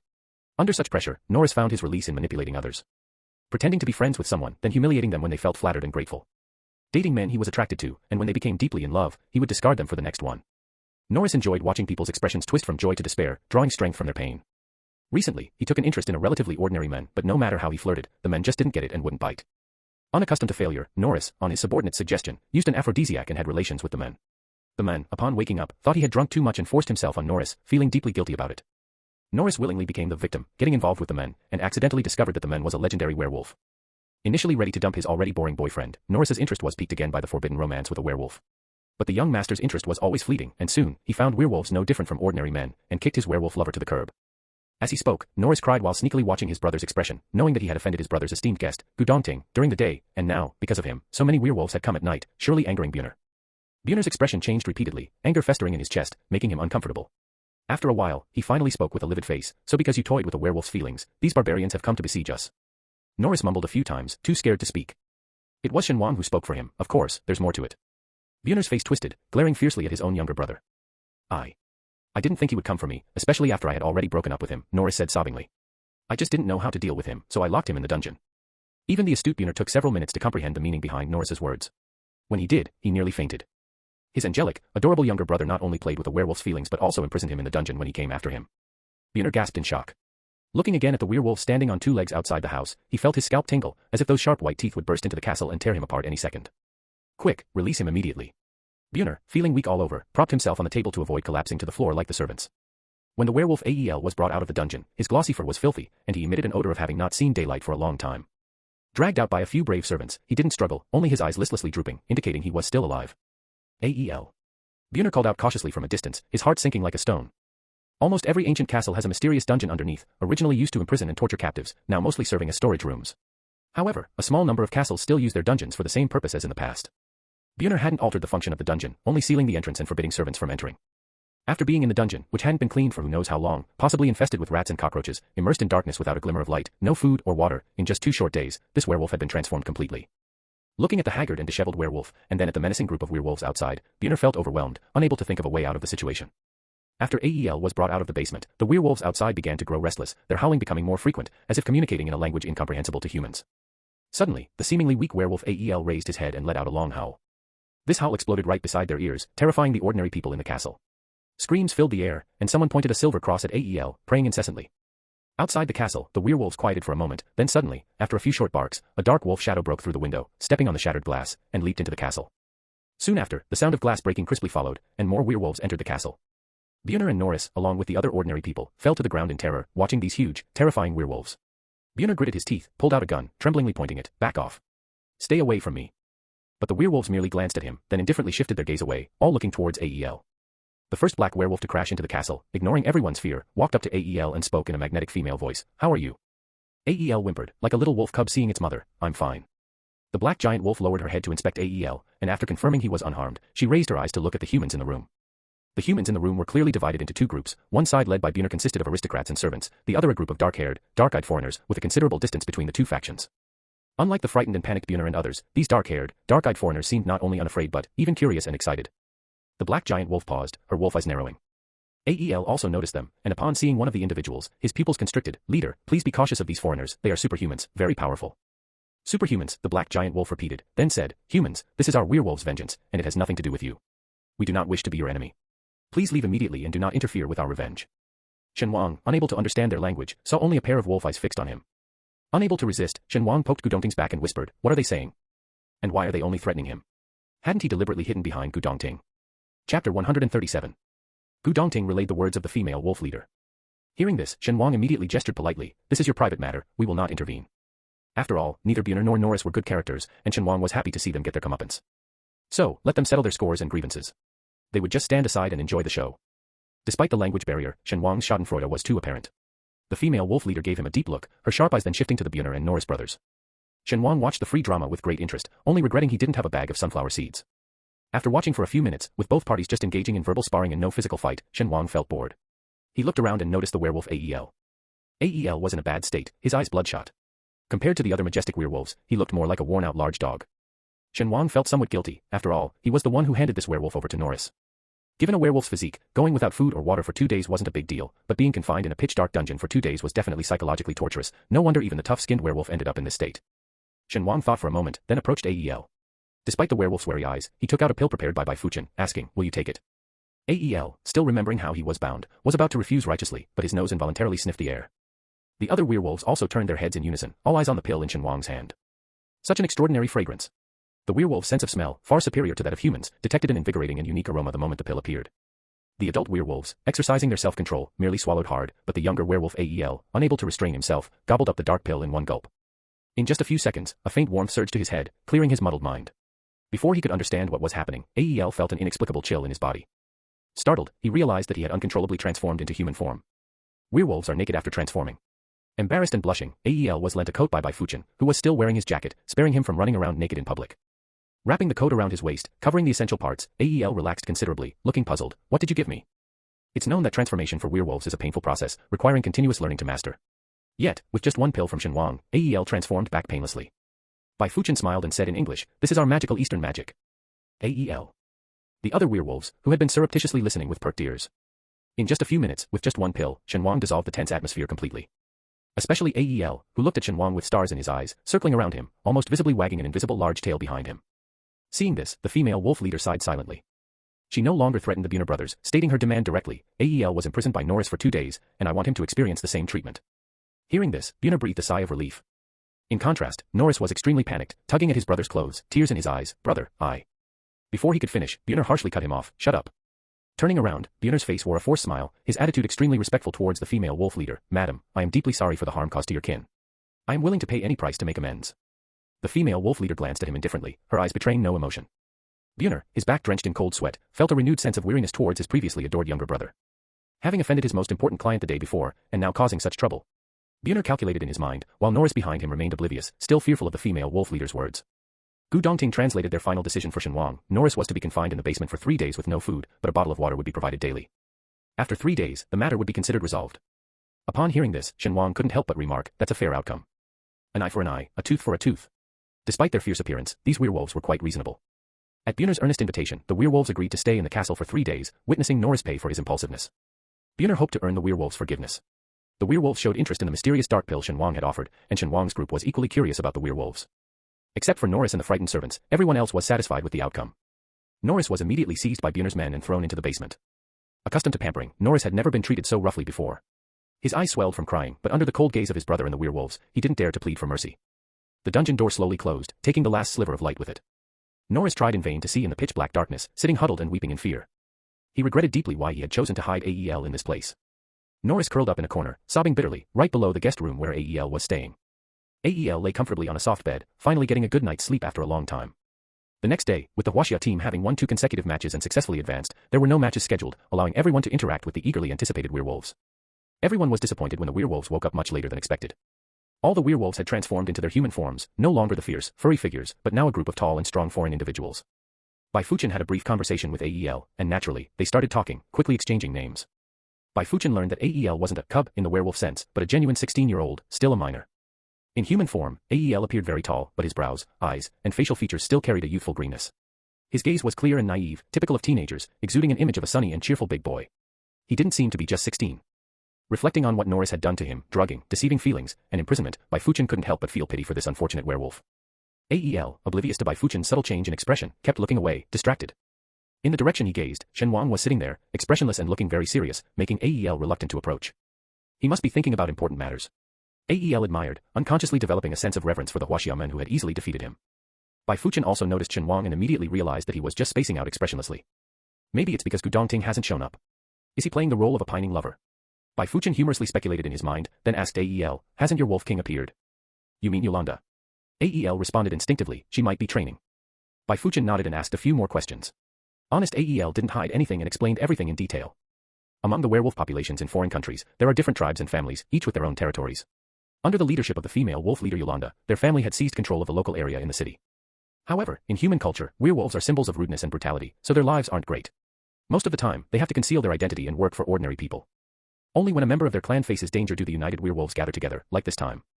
All werewolves live lives not much different from ordinary humans. Bo Yu, who had been listening, couldn't help but ask, "Given your superior strength compared to ordinary humans, why do you live like this?" Ael's eyes widened. "Even if we're strong, it's of no use, right? We can't just go robbing people." "Bo Yu, you could start a security company." They looked at each other, perplexed. While they were talking, the female wolf leader Yolanda and Gu Dongting, who had not appeared until now, came out together, with Björn following behind them, his expression somewhat relaxed. Shen Wang was the first to notice Gu Dongting. He instinctively stood up to greet him, but after taking a few steps, his pace slowed down. Gu Dongting noticed his movement but acted as if nothing had happened, maintaining his usual demeanor. Yolanda, in her wolf form, was the strongest among the werewolves. Transformed into a human, she was also exceptionally strong, with long, thick, naturally curly black hair. She was even a bit taller than Björn, and her muscular build was faintly visible as she moved. Bai Fuchen clicked his tongue. She looks like she could knock out 10 of me with one punch. Hearing his words, Bo Yu teased, you, a fragile doctor, comparing yourself to a warrior. It would be more appropriate to compare your husband to her. Bai Fuchen instinctively looked at Chou Yin, chuckled, and proudly agreed, you're right. Yolanda, not understanding what they were saying, turned to look at Gu Dongting. Gu Dongting spoke indifferently, pleasure doing business. Yolanda then smiled too, pleasure doing business, Mr. Gu. Everyone looked puzzled. What could possibly be the nature of cooperation between Huaxia and werewolves, who seemingly had nothing in common? However, with their leader on one side and their revered senior brother on the other, although curious, they refrained from questioning openly and decided to inquire privately later. Yolanda glanced at everyone and suddenly proposed, I've always been curious about the Eastern superhumans. Everyone here is an elite member of our clan. Mr. Gu, if you don't mind, could they have an exchange? As soon as she finished speaking, the tall foreigners lit up with excitement, their eyes gleaming like wolves. Gu Dongting was unperturbed by Yolanda's probing and challenge, of course. Chapter 138. On one side were the battle-ready werewolves, and on the other were the young and passionate cultivators. As their eyes met, sparks flew, both sides eager to test their mettle. Seeing this, Björn quickly offered, I have a golf course, spacious enough for you all to have a fulfilling competition. No one rejected his suggestion. Shen Wang strolled leisurely at the back, watching Gu Dongting's pace gradually slow down, eventually aligning with Shen Wang's. Björn gave you something, Gu Dongting said. Due to the incident with Xiao Heiguo, Shen Wang felt somewhat guilty and had been distancing himself from Gu Dongting, not feeling very happy about it. Now, seeing Gu Dongting approaching him, Shen Wang found it hard to describe his own feelings. Unexpectedly, the first thing Gu Dongting mentioned was completely unrelated. Shen Wang awkwardly accepted the item Gu Dongting handed over, asking nonchalantly, what's this? A translator, Gu Dongting replied indifferently, since you don't understand English, this will help you communicate with others. Shen Wang's eyes lit up, high tech, huh? Seeing Shen Wang so pleased slightly lifted the gloom in Gu Dongting's heart. Not understanding English, he had to rely on himself as a translator, helpless without him. Gu Dongting harbored a dark, unspoken wish that Shen Wang would always depend solely on him. Brunel's presumptuous behavior was truly irksome. Yet, seeing Shen Wang's curiosity and joy, Gu Dongting thought that although Brunel was slick, his way of dealing with people was faultless. Shen Wang wore the translator on his ear and, indeed, he could understand the werewolves' conversation. Since it was a friendly spar and they were unaware of each other's strength, neither group chose opponents, leaving Bai Fuchen to step forward. Bai Fuchen called out, L, let's have a match first. Chou Yin's brow furrowed. L touched his head and didn't refuse, all right. Shen Wang, witnessing this, couldn't bear to look, he's an adult, bullying a minor, that's really something.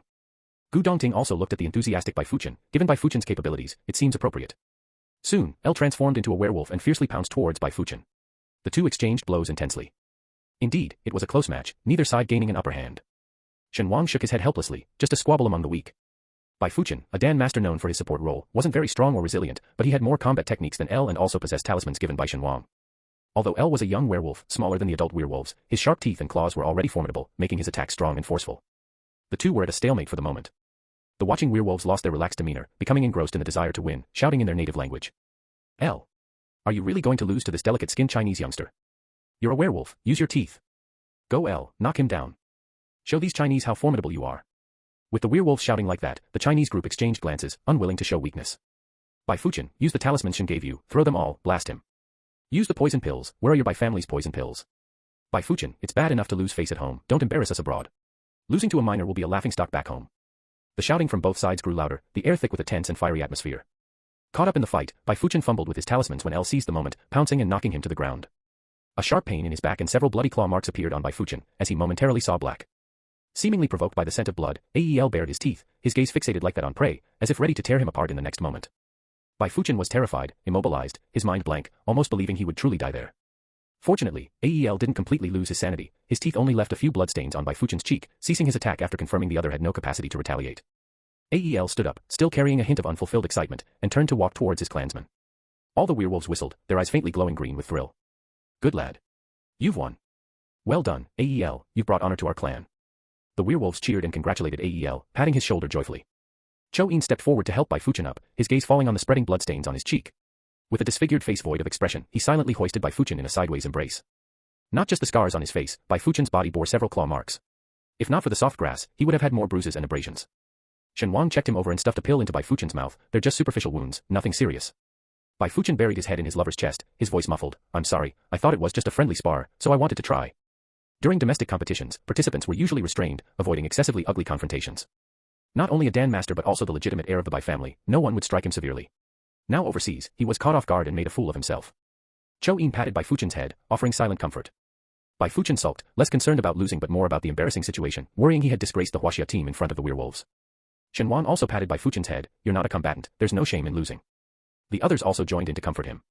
When the decision to compete was made, neither our side nor the werewolves thought much of it. As the contest progressed, both sides were driven by a desire to win, so Bai Fuchen can hardly be blamed. Seeing that no one minded, Bai Fuchen felt less guilty. At this moment, Zhou Yin also stepped out. He stood where Bai Fuchen and Ael had fought, turning his gaze to the werewolf who had laughed the loudest.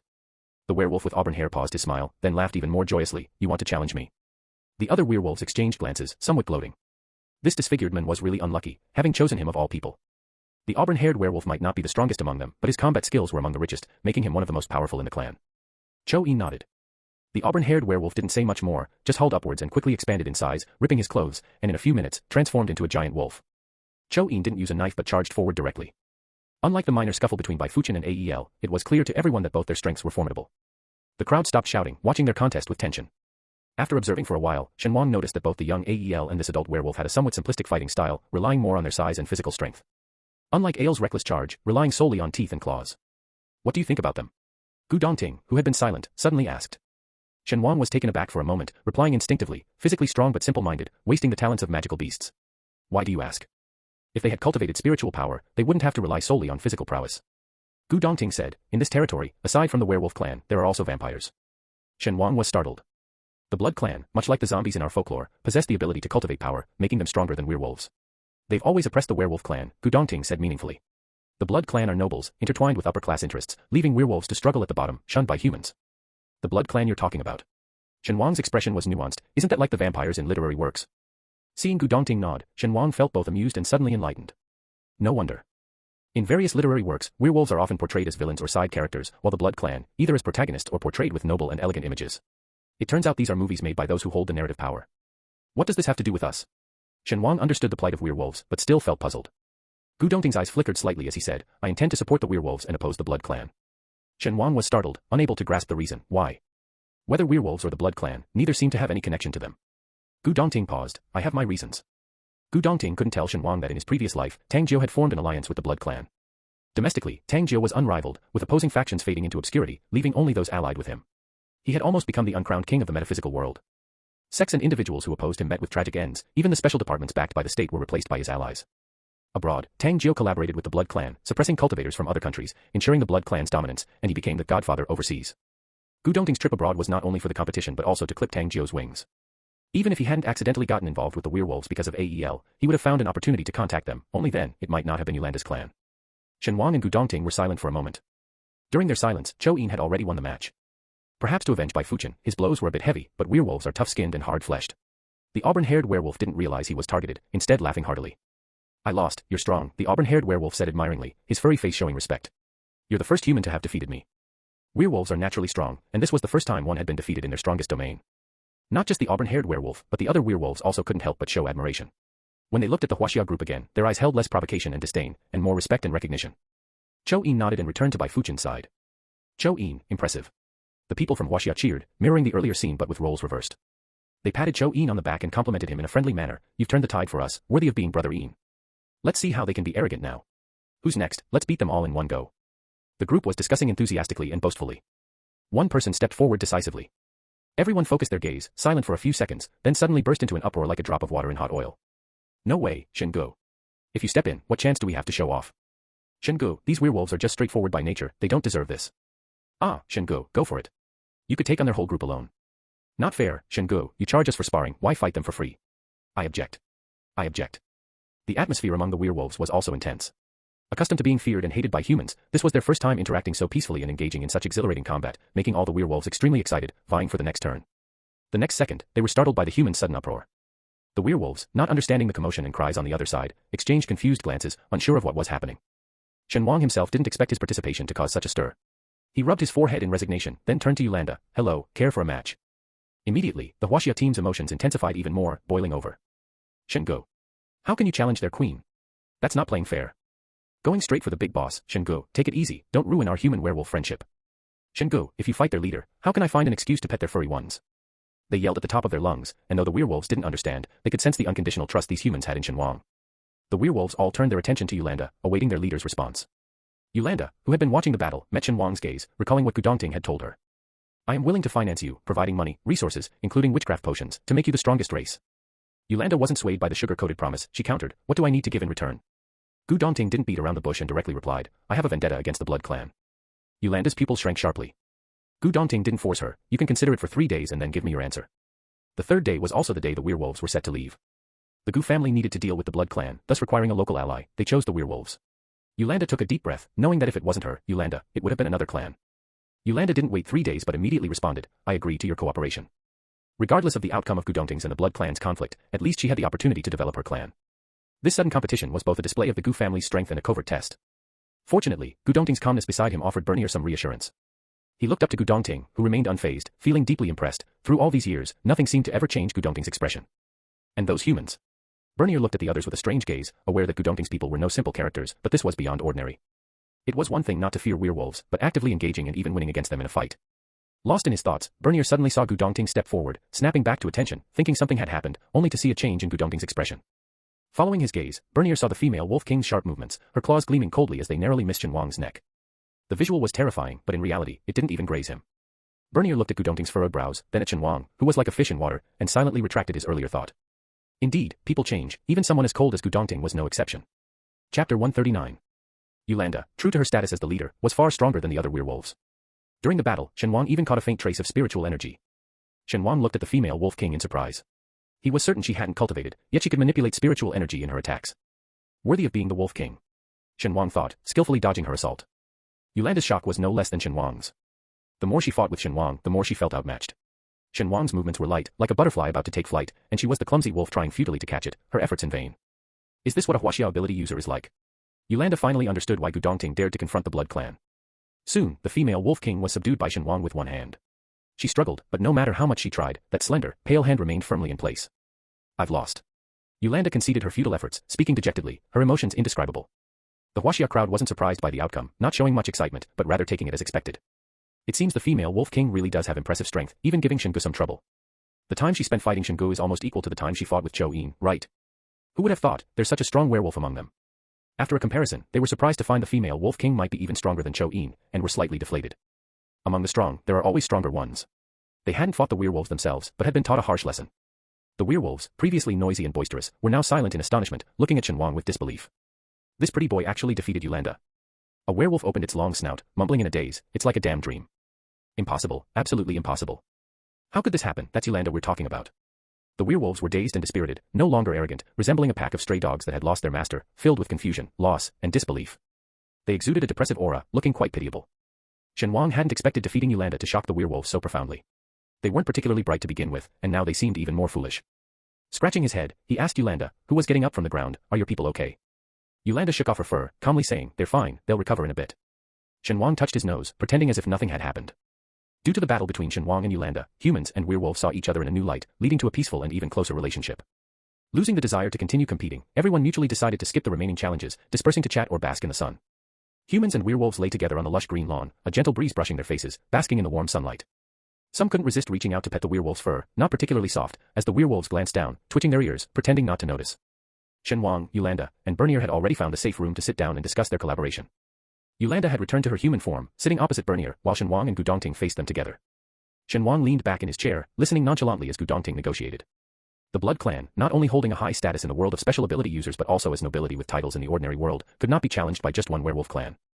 Therefore, Gu Dongting planned to collaborate not only with the werewolves but also with Bernier, representing humanity. Bernier would target the Blood Clan's various industries, stealing their clients and business, providing financial and resource support to the werewolves. In return, the werewolves would ensure the safety of Bernier and his family and deal with the Blood Clan. Hearing this, Yolanda suddenly spoke up, the plan involves only us, but what about you? What will you do? Bernier, speaking for Gu Dongting, said, my strength alone isn't enough against the vampires. Only with Gu's involvement do I have sufficient power and confidence. As Gu Dongting's half-friend, Bernier was grateful for not being deterred by Gu's cold demeanor and persistently becoming his friend. Once, Bernier had been forced by his family to leave his home, but later became the sole heir. Previously, Bernier had only heard about vampires and werewolves in rumors, never imagining he would one day confront a centuries-old vampire clan. But he trusted Gu Dongting's judgment, believing that Gu wouldn't engage in a battle he wasn't sure of winning. Yolanda frowned deeply. It was one thing for the Chinese to trust Gu Dongting unconditionally, but why was Bernier, a native noble, so obedient to Gu? Hearing this, Shen Wang laughed and said, "What if I told you I have a way to enhance the werewolf's strength even further?" Yolanda, startled and skeptical, looked at Shen Wang. "What do you mean?" She thought of the elixir Shen Wang had given AI heir last night. It directly transformed the uncontrollable AI heir into human form on the spot, not only without any pain, but also enabled AI heir to fully master the technique of transformation. With an abundance of these elixirs, the strength of the underage cubs will greatly increase. Perhaps, have you heard of the mysterious Eastern techniques? Shen Wang smiled slightly, enigmatic and profound. Werewolves and mythical beasts are not much different, their cultivation techniques are similar. Just by introducing some basic mythical beast cultivation techniques, the strength of the werewolf race would see a qualitative leap. No one can resist such temptation, not even werewolves. Although Yolanda still had doubts about the techniques mentioned by Shen Wang, she couldn't resist the temptation to enhance her clan's strength. After pondering for a long time, Yolanda realized that the seemingly ordinary human had effortlessly defeated her, which was enough to prove his strength. After a while, she looked at Shen Wang. "I hope you are not deceiving me." Before, she had thought of staying out of this matter to some extent, but now, she had finally made up her mind. She wanted to seize this opportunity. For her clan, for the freedom and equality of her people. Shen Wang was not surprised by Yolanda's choice. He remained silent, handing the stage back to Gu Dongting. After everything was settled, it was already evening. Buna decided to have the servants prepare a lavish feast, both to entertain the distinguished guests and to celebrate the tripartite cooperation. The members of the Huaxia team and the ordinary werewolves didn't think much about it, joyfully enjoying the feast, unaware of what this meal represented. After the meal, everyone played for a while before returning to their rooms, still reluctant to end the night. Shen Wang was no exception. A faint smile still lingered on his face as he walked alongside Gu Dongting in the long corridor, the atmosphere quiet and in harmony. "You trust me a lot," Gu Dongting suddenly said. Shen Wang blurted out without thinking, "Of course." Gu Dongting continued, "When I said I wanted to deal with the Blood Clan, you didn't even need a reason to personally step in and fight Yolanda," suppressing her doubts. Shen Wang hadn't expected him to refer to this, and his step slowed slightly.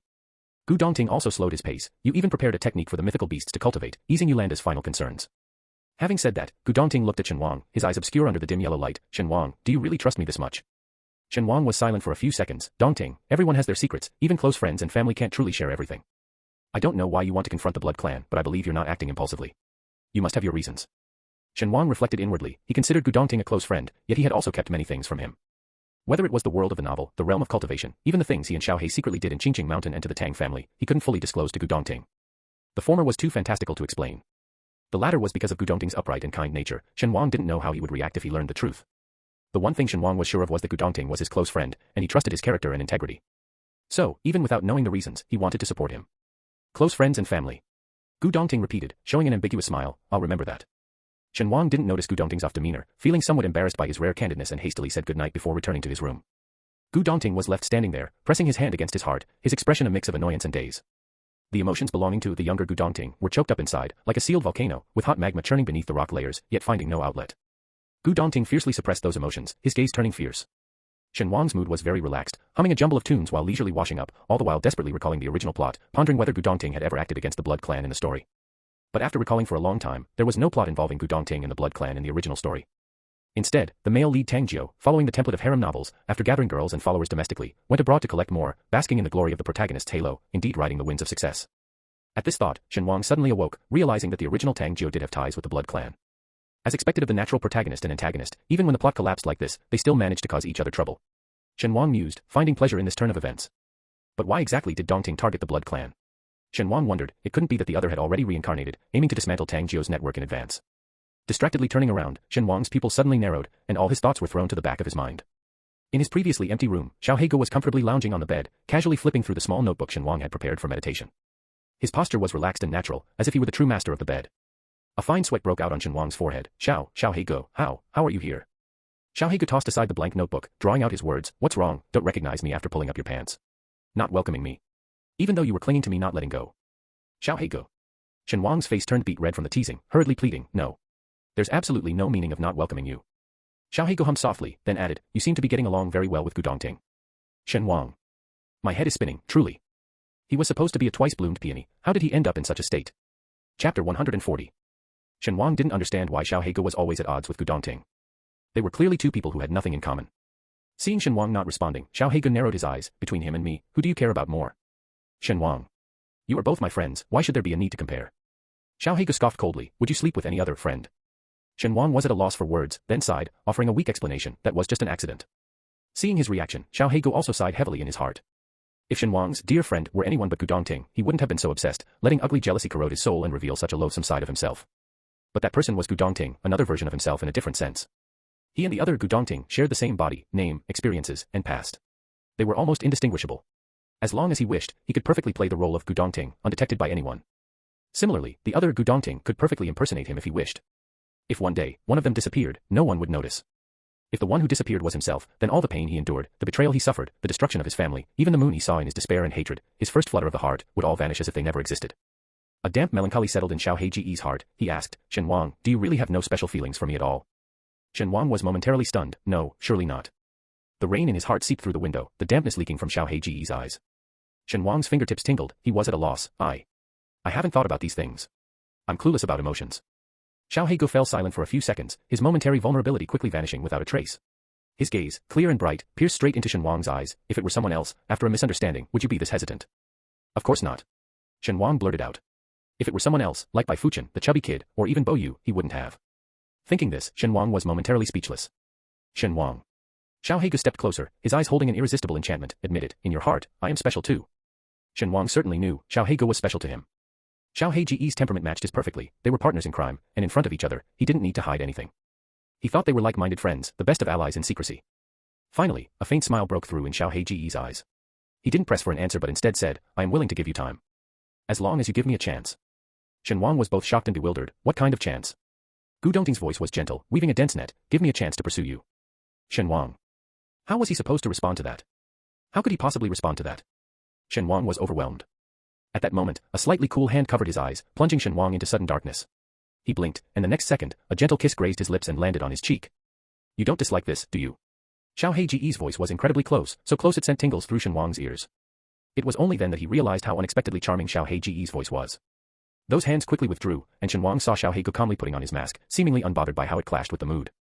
Shen Wang's inexplicably quickened heartbeat calmed down, and he said, half irritated, half amused, I don't even know who you are now, not even what you look like. Your pursuit lacks sincerity. If I agree to your pursuit, will you cover my eyes even for a kiss in the future? Xiao Heigu, however, keenly sensed something. Will there be a future for us? Shen Wang. He rubbed his forehead, his mind a tangled mess. Not answering was already the best response. Satisfied, Xiao Heigu leaned close to Shen Wang and breathed into his ear, do you want me to warm your bed tonight? Shen Wang flatly refused thrice, thanks, but no, you should go. Xiao Heigu chuckled softly, his gaze lingering on Shen Wang's despondent face, then affectionately nuzzled Shen Wang's cheek, I'll leave you alone tonight. In the future. Leaving behind a meaningful look, Xiao Heigu disappeared. Shen Wang touched his face and sighed again. Waking up, it felt like the whole world had changed. One of his close friends harbored special feelings for him, and they had inadvertently become involved. Lying on the bed, Shen Wang's thoughts were a chaotic jumble, impossible to untangle. Burying his head in the cup, attempting to suffocate himself to escape, Shen Wang suddenly smelled a very faint scent. He paused, lifted his head, and concentrated all his senses to catch that almost imperceptible fragrance. It was a familiar, intermittent scent, so elusive that Shen Wang almost thought it was an illusion. He paused. This fragrance, he had only ever sensed on Gu Dongting. He had accidentally caught a whiff of this unusual aroma before, but when he tried to consciously seek it out, it vanished without a trace, leading Shen Wang to believe it was a hallucination. Shen Wang looked down at the spot where he had detected the scent, the place where Xiao Heigu had lain. A faint thread was forming in his mind, yet a critical piece of information was missing. It felt like Shen Wang was just a door away from the truth, but he couldn't find the key. His mind alternated between images of Gu Dongting, cold and impartial, embodying noble selflessness. Then it shifted to Xiao Heigu, capricious, ruthless, and cold. One dark, one light, their personalities were starkly different, with not a single similarity. The original text had never mentioned Xiao Heiji's existence. Shen Wang pondered long and hard but couldn't make sense of it. Feeling more confused, he decided to get up, opened the door, and walked out. And then he knocked on the doors of Bai Fuchen and Chou Yin. Bai Fuchen stared at Shen Wang resentfully, his tone ominous, so this is why you're knocking on my door in the middle of the night. Yes, Shen Wang replied, ignoring Bai Fuchen's barely contained resentment, as if it was the most natural thing, I have a friend with some relationship troubles, and you're the only one who can offer advice. Bai Fuchen glared at Shen Wang, it's not just me who's out of the single club. Among our peers, Pang He, Luo Tian, Bo Yu, they all have partners. Shen Wang's eyes widened in surprise, they actually have partners. Especially Bo Yu, that guy who always acts so high and mighty, he has a partner too. Shen Wang's mindset collapsed. When they're free, they just stare at their phones and smile like idiots, can't you see that? Bai Fuchen was also surprised. They exchanged a glance, both reading speechlessness in each other's eyes. Shen Wang, how could anyone notice that? Isn't it normal for young people nowadays to grin stupidly at their phones for no reason? Bai Fuchen, how can you not notice something so obvious? It's really clear. After a while, both averted their gazes simultaneously. Bai Fuchen, having calmed down from his initial annoyance, asked, what's the relationship problem? Tell me about it. Shen Wang pondered for a few minutes, I have a friend. Bai Fuchen burst into laughter. Shen Wang. Bai Fuchen composed himself, it's okay, continue. I just thought of something funny. Knowing full well what he was laughing at, Shen Wang pressed on, he suddenly realized that his close friend has special feelings for him. Bai Fuchen listened intently, then after a long pause, urged, and then what? That's it. Shen Wang nodded. He thought of what happened with Xiao Heigu under the influence of an aphrodisiac, his ears burning. After hesitating, he decided not to mention that part. That's it. Bai Fuchen sounded disappointed, having expected some exciting gossip. Despite his disappointment, Bai Fuchen diligently analyzed for Shen Wang. What does your friend think? He's very confused, said Shen Wang. Confused about what? Bai Fuchen pressed. Is it about the other person's gender, their family background, or something else? Following Bai Fuchen's line of questioning, Shen Wang quickly responded, it's not about those things. He just doesn't know how to handle it in a way that doesn't hurt the other person or lose the friendship. Bai Fuchen understood. Then the answer to this is quite clear, Bai Fuchen said with a smile. If he were a staunch straight guy, being confessed to by a friend of the same sex, he'd want to reject and cut ties immediately. Your friend's attitude shows that he cares deeply about his friend. At these words, Shen Wang became thoughtful. Can friends turn into lovers? Wouldn't that be weird? Bai Fuchen, now fully awake, thought of Chou Yin, who had just left the room, his expression sweetening. Who says it's impossible? Ever heard of familiarity breeds fondness? Chou Yin and I were just good friends at first. Shen Wang looked at Bai Fuchen, curious. Bai Fuchen's face softened with emotion. You know, I'm from the Bai family, very strict at home. In his youthful ignorance, Bai Fuchen, rebelling against his strict family and realizing his sexual orientation, chose to run away from home. Under an assumed name, he worked part-time jobs, meeting Chou Yin in his journey of self-discovery. Back then, Chou Yin had not yet been disfigured and was a handsome expert, causing Bai Fuchen to fall for him at first sight, eagerly clinging to him, insisting on being his follower. Chou Yin, hounded incessantly, eventually accepted the presence of this persistent tag-along. Over time, subtle feelings developed between the two, but before they could confess, Bai Fuchen was found and taken back by his family. They thought their paths would part there, but unexpectedly, a dishonorable foreign royal family, wanting Bai Fuchen's grandfather to treat their illness, kidnapped Bai Fuchen as leverage. In the end, Chou Yin heroically rescued and unharmed Bai Fuchen. However, he himself was severely injured, taking a long time to recover, and his appearance was ruined. Bai Fuchen's expression turned somber. His real name isn't Chou Yin. He used to be called Chou Yin. Now, hardly anyone remembers his real name. Due to his disfigurement, the character Chou, ugly, seemed to have become inseparably linked to him. After hearing the story, Shen Wang was moved by their relationship but couldn't help asking, isn't the Bai family known for their medicinal pills? Can't you concoct something to heal his face? Bai Fuchen gave a bitter smile. Alchemizing isn't that easy. Besides, his injury was corroded by ghostly energy, and there's no pill that can heal such damage. Shen Wang tilted his head in doubt. Really? I thought there were quite a few restorative medicinal pills. Bai Fuchen's eyes suddenly fixed on Shen Wang. Shen Go. My brother. Do you have a way? Faced with Bai Fuchen's hopeful eyes, Shen Wang grandly declared, after the competition ends, I'll heal him for you. Thank you, Shen Go. You really can do anything. Bai Fuchen beamed, not doubting Shen Wang's words in the least. After all, it was Shen Wang. If he could master formations, talismans, and swordsmanship, why not healing skills too? For the all-capable Shen Go, this was just a normal feat. From this conversation, both got what they sought, making it a thoroughly satisfying exchange. Returning to his room and lying on the bed, Shen Wang's mind cleared of all fog, feeling utterly relaxed. The next day, with the competition continuing, everyone got up early and headed to the venue. The competition arena was crowded, filled with various scents, including a persistent smell of blood. Shen Wang moved closer to Gu Dongting. Who are we up against this time? Gu Dongting, not sensing anything amiss, replied, the team from the Elephant Kingdom. Bai Fuchen gasped in shock, gritting his teeth, the worst come to pass. We were just talking about them yesterday, and today we're up against them. Chou Yin's eyes flickered, revealing a hint of coldness. Shen Wang recalled and laughed, is this the country that kidnapped you? Bai Fuchen grimaced, nodding unhappily. No wonder. Shen Wang had an epiphany. The cultivation methods in those Southeast Asian areas were notoriously bizarre and unorthodox, not following the righteous path. It made sense if it was them. The group searched through the crowd and soon found their opponents. The Elephant Kingdom's team was not small either, with several powerful elders for protection. However, compared to the clear and upright aura of the Huaxia team, they emanated a sinister energy, their features twisted. Especially noticeable was their extremely thin physique, possibly due to their cultivation methods or other reasons, giving off an unignorable sleazy vibe. As their gazes met, the emaciated sorcerers, resembling monkeys, cracked malicious grins. Shen Wang, unable to bear looking at them, averted his gaze, grinning with rotten teeth. How shameless. Too ugly for his eyes. The other team's members, with sinister and covetous eyes, focused on their prey. What did Anbi say? One of them immediately responded, be careful of those named Shen Wang and Gu Dongting, they are strong. Apart from them, the others are not a concern. After speaking, someone excitedly added, kill as many as possible.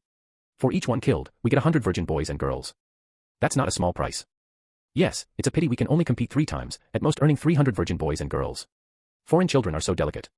The children born to the useless people in our country are just as worthless, ugly, and dried up. They spoke in their own language, their cruel words undecipherable to those around. However, Shen Wang, amidst the crowd, furrowed his brows deeply. Adjusting the translator on his ear, his expression subtly carried a hint of murderous intent. Chapter 141. Gu Dongting, following Shen Wang's gaze, asked, what's wrong? Shen Wang translated what he had heard to the others, and everyone's brows furrowed in unison. How can these evil cultivators be so brazen? Doesn't their government intervene? Lu Tingchun wondered. Bo Yu sighed softly, their government actually encourages this. Religion is an important tool for the ruling class to maintain their own interests, a truth applicable in all times and places, even in modern society. Gu Dongting's eyes turned cold. In this match, don't hold back.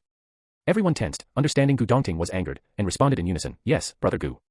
Soon, it was Huaxia team's turn to compete. In the first round, Chou Yin volunteered to fight, and his opponent was a very short middle-aged man, almost the height of a 7 or 8-year-old child, with a face full of deep lines, looking bizarre and terrifying. On seeing Chou Yin, the men burst into laughter, mocking in broken Chinese, your face could star in a horror film, truly hideous. Zhou Yin wasn't one for witty retorts and paid no mind to the provocation. Bai Fuchen, red with anger, cupped his hands around his mouth, shouting back, "Sounds like you're describing yourself, ugly always causes trouble." The man's face darkened, his eyes swept sinisterly over Bai Fuchen, then brightened. Ah, such fresh and young flesh. He licked his lips, his eyes flickering with a hungry craving, but not of a sexual nature. Bai Fuchen, feeling a chill run down his spine, quickly hid behind Shen Wang. My god, that's disgusting. Zhou Yin, unable to restrain himself any longer, fiercely drew his broadsword. The men sneered, muttering incantations, and a pale, disembodied head suddenly appeared beside him, colliding with the broadsword. Despite being flesh against metal, the clash sparked as if two swords had struck each other. The head was unnaturally hard, its eyes wide open, mouth moving, revealing sinister white teeth. Bai Fuchen gasped in horror. What the hell is that thing? One bite from it and it's over. That's a Fei Tumen, Shen Wang explained. They torture a person nearly to death, then decapitate them while still alive, feeding the body to the severed head. When the resentment is strong enough to be harnessed, the Fei Tumen is complete. Bai Fuchen. The others. Damn, that's disgusting, that's twisted. In their country, evil cultivators were strictly suppressed. They had only heard of Fei Tumen but had never seen one. Now, confronted by these evil cultivators, they were thoroughly repulsed. They must be killed.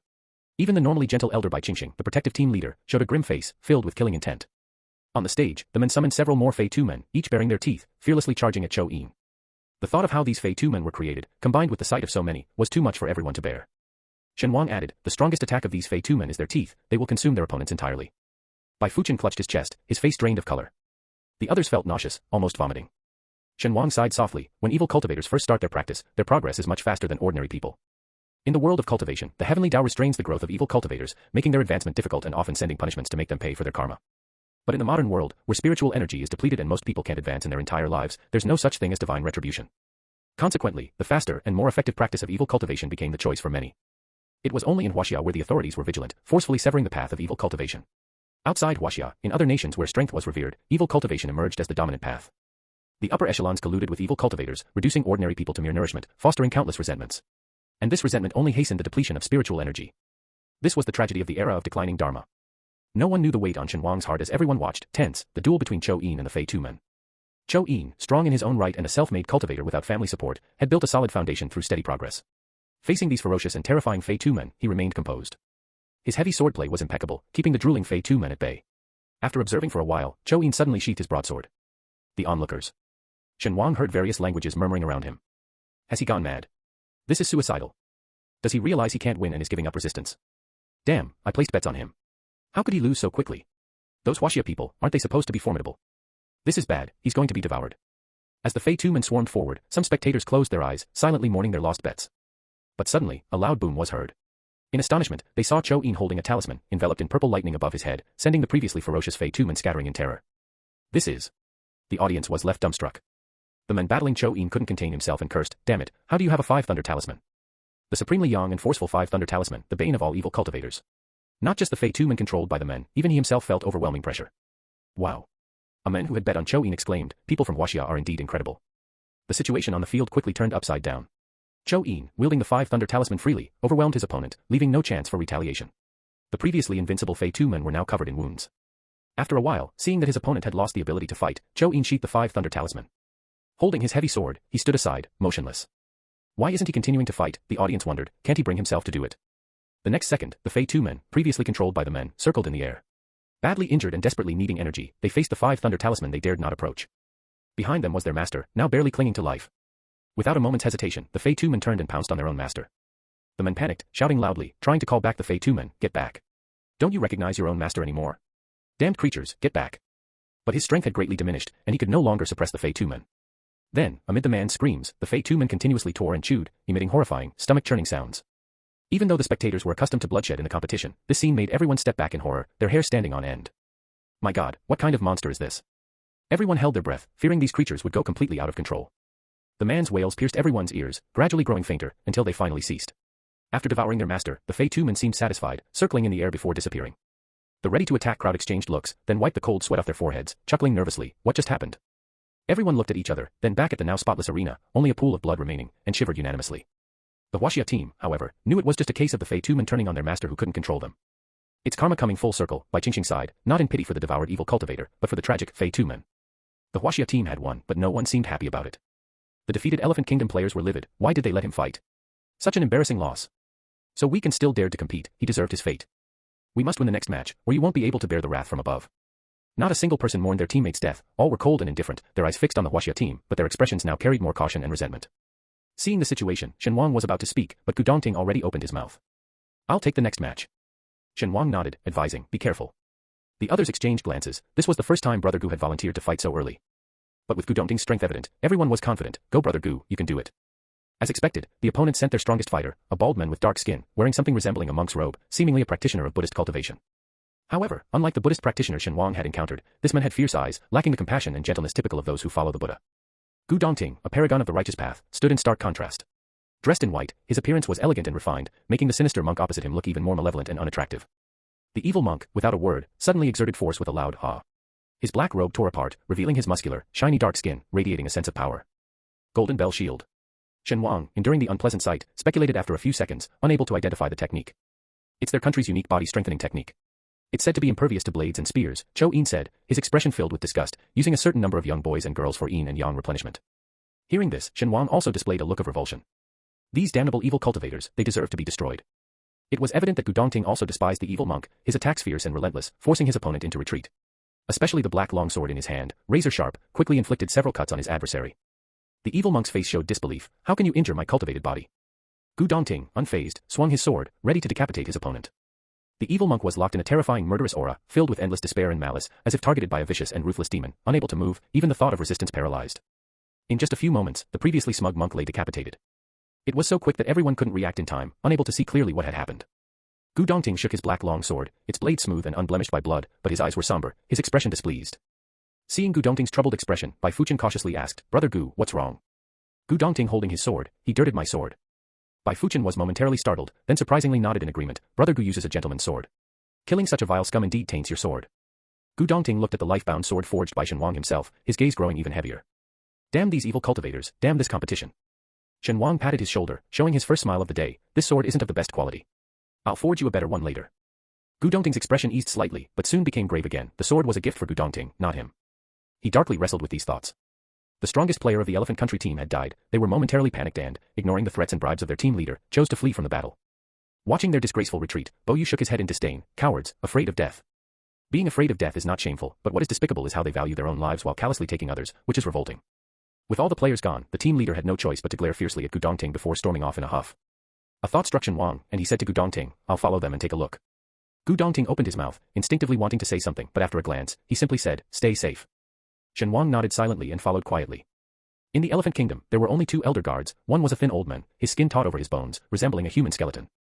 The other was around 30, handsome in appearance. Compared to the skeletal figure beside him, he looked even more striking. However, his eyes were ringed with dark circles and his lips were pale, giving him a look of frailty. As soon as they left the competition venue, they boarded a car that had been waiting and sped off. Shen Wang wasn't in a hurry. He casually hailed a taxi and, calculating quickly with his fingers, soon had a direction, turn left at the intersection ahead. The divination expert, online.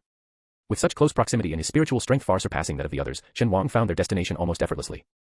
Getting out of the car, he immediately spotted two familiar figures, one thin, one frail, cursing under their breath. Damn it, all unreliable fools. Should have changed the team earlier.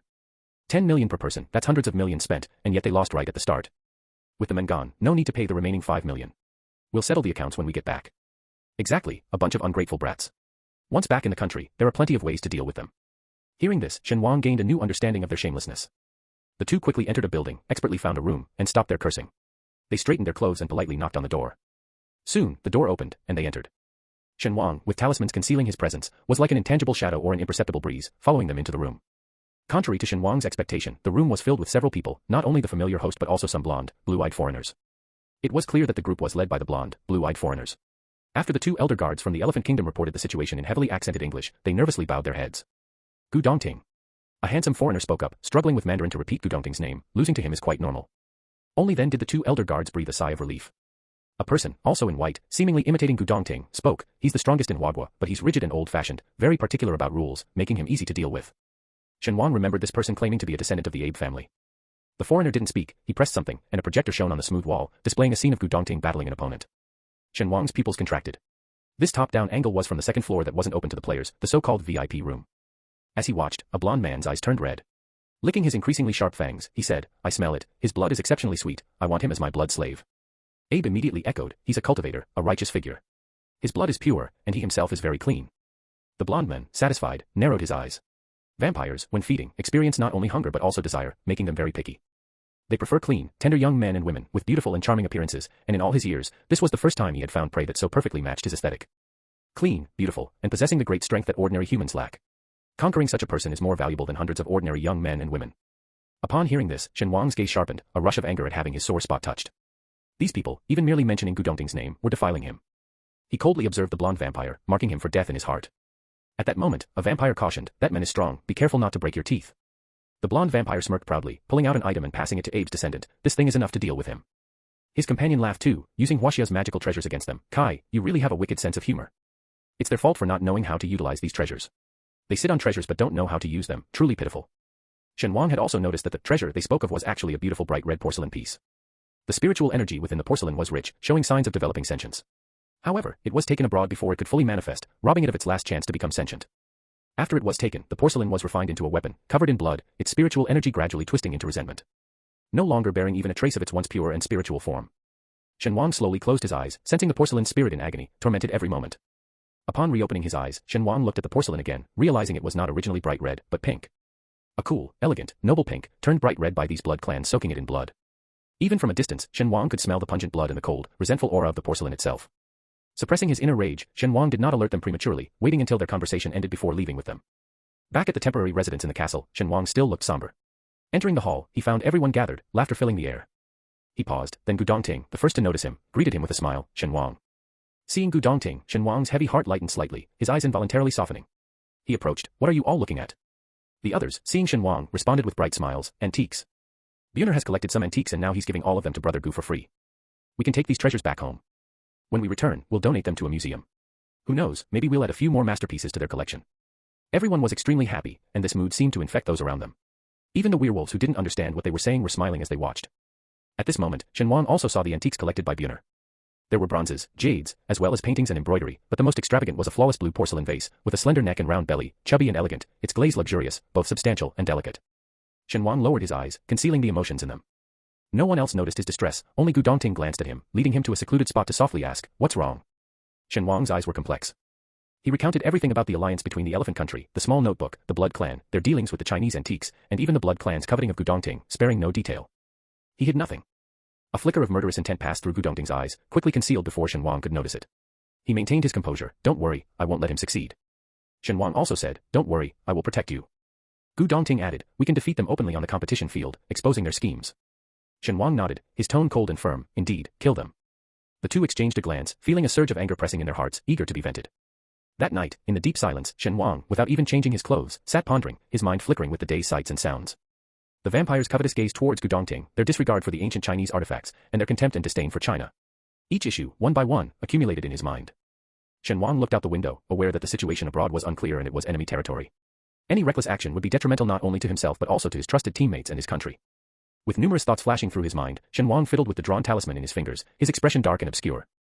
At that moment, his window was pushed open, and Xiao He, dressed in black, climbed in. Seeing Xiao He, Shen Wang suddenly smiled. "Xiao He, are you interested in joining me in a venture that will shock the world?" Xiao He leaned against the window, silhouetted against the moonlight outside. "As long as you invite me, I'm always willing." Chapter 142. Having made his decision, Shen Wang no longer hesitated.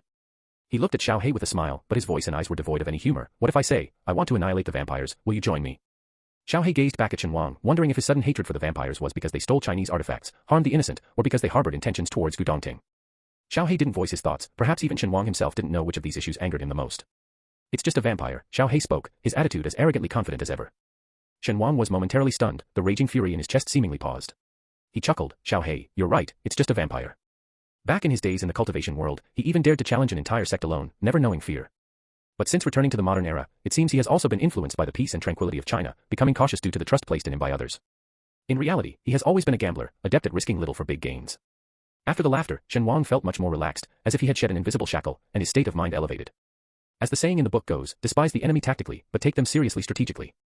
Neither Shen Wang nor Xiao He were arrogant, the two quickly formulated an action plan and began to operate separately. As soon as he spoke, he felt something was amiss. Shen Wang couldn't help scratching his head. What exactly is he comparing with Gu Dongting?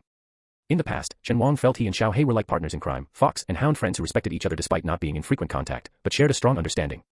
After that night, their relationship subtly shifted, leaving even Shen Wang uncertain whether this change was for better or worse. He was sure, however, that he could now consider his relationship with Xiao He from a different perspective. Just as Xiao He had said, they were friends, but Shen Wang would never misunderstand his intentions like he might with Bai Fuchen or Chou Yin. If they confessed, Shen Wang would run as far as he could. That night, neither Shen Wang nor Xiao He slept, utilizing the cover of darkness to find what they sought in the vampire stronghold. The next day, the competition continued. The Huaxia team was abuzz as soon as they woke up. I got a message. It's shocking. I got it too. What's going on? Who sent this? What's their agenda? Gathered around their phones, the team huddled in a circle, discussing over breakfast. The text says the vampires are manipulating the competition behind the scenes. Is it true? It also says their country is plundering antiques from other nations not for museum display but to extract their spiritual energy. Impossible. We've been to the museums. Antiques from all countries are there. The second floor is where the nobility watch the games. Damn it, it's understandable for ordinary people to hide from cultivators for fear of being hurt accidentally, but vampires too, up there. Right, it makes sense for ordinary people to be cautious around cultivators to avoid accidental harm, but for vampires. The team couldn't bring themselves to finish their breakfast. Although everyone knew that participating in the competition meant being treated like beasts in a coliseum, performing for those nobles, it also attracted wealthy individuals and dignitaries from other countries. Seeing the powerful capabilities of the competitors, they would often offer substantial sums to hire these contestants. In a way, this competition was also a sort of recruitment fair, albeit one where the fate of the eliminated could be quite grim. This competition had a history of several centuries, and the cultivators had grown accustomed to it, but if the people behind the scenes were not ordinary humans, but vampires, the implications were vastly different. Vampires hosting this competition. Someone murmured, what's their motive? It certainly couldn't be as the official statement claimed, for the sake of global exchange. Bo Yu pressed his lips together and slowly said, considering the time when this competition began, it was the age of exploration, when all nations were just starting to reach out to the world. And this country wasn't considered the most powerful at that time. The same was true for those with special abilities. Each country had its own unique cultivation methods, none yielding to the other, each with its strengths, until this world competition began, drawing cultivators to come here and fight to the death. The mortality rate of the competition remained high, and even in modern society, there was no intention from the officials to modify the rules. After hearing this, everyone was deeply frightened and widened their eyes in horror. Damn, a cultivator version of a human eradication plan. Contestants from other countries were either evil cultivators who didn't value human life, seeking fame in the competition, or from nations where human life was not regarded highly, which is why no one with special abilities felt something was amiss. Even in Huaxia, although the team members were advised not to risk their lives, there wasn't much concern about the rules of the competition, given the overall global context. Lu Tingchun thought even deeper, saying, every time we compete, from the beginning, we've never encountered a weak opponent. They were either monsters from Southeast Asian chambers or decently strong opponents from the West. They never encountered any weak contestants. Everyone looked at each other, and upon deeper reflection, they couldn't help but feel a chill down their spine. Damn, they didn't make us fight those few strongest opponents in rotation. Should we say they still have some shame? Damn, thankfully our country prioritizes survival, otherwise how many of us would have been able to return home? It's a bit cowardly, but at least it keeps us alive. What's the worth of face in this situation? The more they discussed, the larger the conspiracy seemed to unfold, and their conversations didn't cease even on the way to the competition. Arriving at the venue, everyone was surprised to find that all participants, regardless of their country, were discussing the same issue. The Huaxia team let out a subtle sigh of relief. Thankfully, the message wasn't sent only to them. Bai Fuchen bitterly scoffed, must be the vampires offending someone big time, serves them right. The others vigorously nodded in agreement, serves them right. Shen Wang listened quietly to their discussions throughout the journey, not speaking, but a slight smile curled at his lips upon seeing everyone so engrossed in the debate. What fun is there in me facing the vampires alone? It's far more interesting to have the vampires against the whole world. At that moment, a dark-skinned black man approached and asked directly, who are your opponents? The message revealed not just the vampires' secrets but also evidence of their manipulation of the competition, including the upcoming matchups.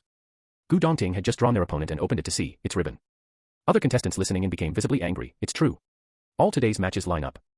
These damn vampires, what are they really up to? This crappy competition, I'm not participating anymore. I want to see how powerful these vampires are, playing as special ability users for centuries. The venue was filled with special ability users, many of whom were unorthodox practitioners, and they weren't about to take this manipulation lying down, readying themselves for a fierce retaliation. The black man even kindly asked Gu Dongting, are you still going to compete? This broken competition, there's no need to compete anymore. However, the Huaxia team paused briefly. We still need to compete. If the opponent were someone else, they might also feel there's no need to compete. But the opponent is Ribbon. Opportunities to legally thrash Ribbon are rare. Even if we're being manipulated, we still need to teach them a lesson. Can't let Ribbon take advantage of us. Shen Wang touched his nose, wholeheartedly agreeing with the sentiment. Separate issues should be addressed separately. They still deserve a thrashing. Amidst the chaos, the Ribbon contestant arrived late. They too had received the message, their expressions extremely grim, especially the one leading them, named Abe, who looked particularly sullen. Shen Wang chuckled, nudging Gu Dongting's shoulder, that guy doesn't seem too happy. Gu Dongting replied in kind, funny, I'm feeling quite happy. Their voices were neither too loud nor too soft, heard by everyone around, including Abe's descendant, who twitched his mouth and sneered, enjoy your little moment of happiness while it lasts. The two sides exchanged glares, the air thick with tension. Bai Fuchen raised his voice, proclaiming, this small island country, not sure where they get their confidence, thinking they can beat their former father. That confidence must be bigger than their own land area. Abe's descendant's face contorted momentarily, retorting without showing weakness, perhaps it's the confidence from almost conquering your vast territory with our small land area. Damn. For a moment, the Huaxia team's members were breathing heavily, their eyes nearly sparking with fury. Damn it, these little devils. They're going down. Blinded by anger, everyone unanimously chose Shen Wang to represent them in the match. Bai Fuchen clenched his fists, Shen bro, no one's better than you for this. Take down that little devil. Damn, we've been too lenient on them. Fire surged in Shen Wang's heart too, and without hesitation, he stepped onto the stage. Seeing Shen Wang approach, Abe's descendant hesitated for a few seconds before sending a disciple from behind him, junior brother, defeat him. This was the first time in the competition that the atmosphere turned so tense even before the fight began. Other contestants who had planned to challenge the vampires paused their plans, turning their attention to the stage. Everyone expected a fierce battle, but in just a brief encounter, one of the fighters was sent flying out of the arena, crashing into Abe's descendant. Everyone. Who is he? What did he do? What just happened? Abe's descendant, pinned to the ground and red-faced with anger, kicked his disciple away. What's wrong with you? Get back up there and fight. Before he could finish, his companions helped the disciple up, shocked. He's dead. As these words hung in the air, everyone fell silent, turning their heads to look at the seemingly relaxed Shen Wang. Abe's descendant's facial muscles twitched, and he gritted his teeth. We underestimated him. In this match, the ribbon team lost, all in just 3 seconds. Moments ago, they were trading harsh words, but now, not only the Huaxia contestants but others also burst into laughter. So weak, and they dared to enter the competition. It's like asking for death. Such poor strength and still provoking the opponent, aren't you afraid of all dying here? Just now I thought they were incredibly strong, but who knew? Ha ha ha, they must have set a record for the fastest loss in the competition. If you ask me, you should just concede, to avoid everyone dying and falling into the vampire's trap. Laughter echoed incessantly, and with so many mocking voices, Abe's descendant didn't know who to retort or how to do it. His face turned ashen, his hands clenched into fists, veins bulging. The Huaxia team themselves hadn't expected Shen Wang to win so swiftly, sweeping away their previous anger. They were elated and couldn't stop laughing. Shen bro, you were too fast. That's our Shen bro. Awesome. Watching their jubilant behavior, Abe's descendant's eyes almost bled with fury. He took a deep breath. Next match, I'll take the stage myself. Hearing this, Gu Dongting also smiled. Your opponent will be me. Chapter 143. Gu Dongting watched the descendant of the Abe family quietly, his eyes cold and detached. If it were the younger Gu Dongting, maybe it would have taken some effort to deal with him. But he's been through countless bloody battles since, honing his combat skills and strength to a level far beyond his past. Gu Dongting also sees this as an opportunity to thoroughly crush this persistently provoking foe. Clearly, Abe's descendant feels the same way. With the matter concerning both countries, no matter how much he wants to kill Gu Dongting, he can't make a move lightly. This competition, undoubtedly, presents the perfect opportunity. Abe breathes quicker, his expression filled with barely concealed excitement. For over 20 years, Gu Dongting has been his greatest enemy and the person he most despises and longs to kill. He's waited far too long for this day. As soon as they step on stage, without a word, both draw their swords, attacking each other with fierce sword energy. At the first clash, Abe's pupils constrict. How is this possible? How can you be this strong? In the records, Gu Dongting's abilities were supposed to be on par with his. But in that instant of engagement, Abe feels the overwhelming pressure of Gu Dongting's powerful sword energy. Gu Dongting doesn't utter a word, his sword moves like lightning, dazzlingly fast. Shen Wang, watching below, smiles with a subtle sense of pride, leisurely saying, did you think that everyone except you was stagnant? Such self-aggrandizement. Abe's face turns beet red, grinding his teeth, despicable and shameless, you hid your true power. He'd rather believe that Gu Dongting knew he had spies in Huaxia and thus hid his strength, than accept that Gu Dongting's abilities far exceeded his own. Gu Dongting remains uninterested in further talk, while Shen Wang mocks from below, how shameless of you to accuse your opponent of hiding their strength just because you can't win. It's typical of your country to distort facts and have no shame. Distracted by the taunting, Abe nearly gets pierced through the heart by Gu Dongting's sword. His expression is extremely ugly, as both being the strongest of their generation in their respective countries, Abe and Gu Dongting have always been in a covert rivalry. Only in actual combat did he realize that all those previous records were false. The real Gu Dongting was not only stronger but also more ruthless and merciless. Abe, pushed to the brink, cursed the spies he had planted in Huaxia. Useless, all of them useless. In just a short while, Abe was covered in countless wounds, teetering on the brink of defeat under Gu Dongting's sword. In desperation, he pulled out his last resort. A small bright red bottle. The moment it was infused with spiritual energy, the tiny bottle, no bigger than 2 fingers, began to grow rapidly, eventually becoming almost half the height of a person, and was hurled viciously at Gu Dongting. Seeing this, Shen Wang furrowed his brows deeply. Though the bottle seemed cumbersome, Gu Dongting easily dodged it. However, to his surprise, he found that the life-bound black sword, specially forged by Shen Wang, couldn't break this seemingly fragile porcelain. But you noticed something, that bottle, looks like something from our country. As the bottle enlarged, the details on its surface became more apparent, including the familiar red square seal at its base. On closer inspection, it turned out to be a porcelain piece from the Han Dynasty's Wenjing era. The eyes of the Huaxia team reddened with fury. Damn, they stole our artifact and now they're using it against us. How shameless. Turning our national antique into this monstrosity, what the hell? Infuriating. A Han Dynasty national treasure, tainted with blood. Brother Gu, kill him. Show no mercy. The other contestants, who were initially discussing how to deal with the vampires, were shocked at the sight of the porcelain vase Abe conjured. The messages in the text were all true. There really are people who use antiques for cultivation. This shape and pattern, unmistakably Huaxia porcelain. How did it end up in Ribbon's hands, turned into their weapon? Could our country's treasures also be exploited like this? Huaxia, with its long history, might not mind losing 1 or 2 antiques, but our country's historical relics are already few and most have been plundered. If. The black contestant who had spoken to Shen Wang and others earlier began to tear up. As a black person, our entire history is practically in museums of other countries. We've had to swallow our anger, but now, finding our treasures mistreated like this. Just like our entire race, our history, culture, and all our past have become stepping stones for other countries, exploited for their gain. A hush fell over everyone present. No one spoke further, all eyes were fixed on the giant red vase on the stage, and a silent grief enveloped the entire venue. Shen Wang noticed the quiet around him, but he was focused solely on Gu Dongting's battle on stage. The vase, corrupted by dark magic, was astonishingly tough, even affecting one's mind due to the blood it had absorbed. But Gu Dongting's gaze remained clear and unwavering. Abe, controlling the vase, grew increasingly irate and frantic in his attacks. Shen Wang narrowed his eyes, speaking slowly, Dongting, it's lost its spirit. Give it a swift end. Others didn't grasp Shen Wang's meaning, but Gu Dongting paused for just a second before his sword gleamed coldly, shattering the ill-fated vase. The crisp sound of it breaking echoed in everyone's ears, sounding like a relieved sigh, as the pieces scattered across the ground. The lifeless porcelain, when shattered, seemed to spill blood all over the floor. A somber sadness enveloped everyone, and before they knew it, tears streamed down their faces. It was as if they saw a piece of porcelain, forged in a golden age, a craftsman's greatest pride, enduring the ravages of time and history's shifts. It had rested in the vaults of the wealthy and lay hidden in the dirt during its downfall, witnessing dynasties change and the spectrum of human life. On its land of origin, it silently observed its fellow relics. Until one day, it was taken to a foreign land far from its native soil, never to return to that familiar earth. Seeing the tide turn against him, Abe took advantage of Gu Dongting's brief moment of distraction to leap off the stage. I concede. As long as he conceded, according to the rules of the competition, Gu Dongting could no longer attack him. Abe's palms were sweaty with nervousness. Losing to his archenemy was humiliating, but he valued his life more. The rest of the crowd snapped back to reality, glaring furiously at Abe. No further explanations were needed. Everyone understood that Ribbon had long been colluding with the vampires, in cahoots with them. Bai Fuchen sighed deeply. Damn, he got away with his life. The very thought was infuriating. Gu Dongting, expressionless, sheathed his sword, then sneered coldly, nothing but a cowardly worm. You think you can be my opponent? Abe's face went pale. He was covered in blood, with the worst wound running across his chest. His white clothing soaked in blood, he looked like a ghastly specter from hell. He glared at Gu Dongting, teeth grinding loudly. Gu Dongting looked down at him. If you disagree, feel free to come back up for another round. Abe's face changed colors repeatedly, his lips turned so pale they lost all their color, his eyes filled with terror and resentment, truly like a vengeful ghost. Those standing behind him steadied his staggering body. There's an old saying in Huaxia, as long as the green hills last, there'll always be wood to burn. Survival is of utmost importance. Abe knew very well that if he were to return to the stage, he would have no chance of leaving alive. So, despite his rage, he had to swallow his pride. Gu Dongting, don't be so smug. In 4 years, at the international competition, I will kill you. After saying this, he was helped off the stage by his companions, in a sorry state. A glint of cold light flashed in Gu Dongting's eyes. Just hope you live long enough to see that day. In this competition, Shen Wang and Gu Dongting successively overpowered the Ribbon team. Everyone from Huaxia was not surprised by this outcome, only a bit regretful.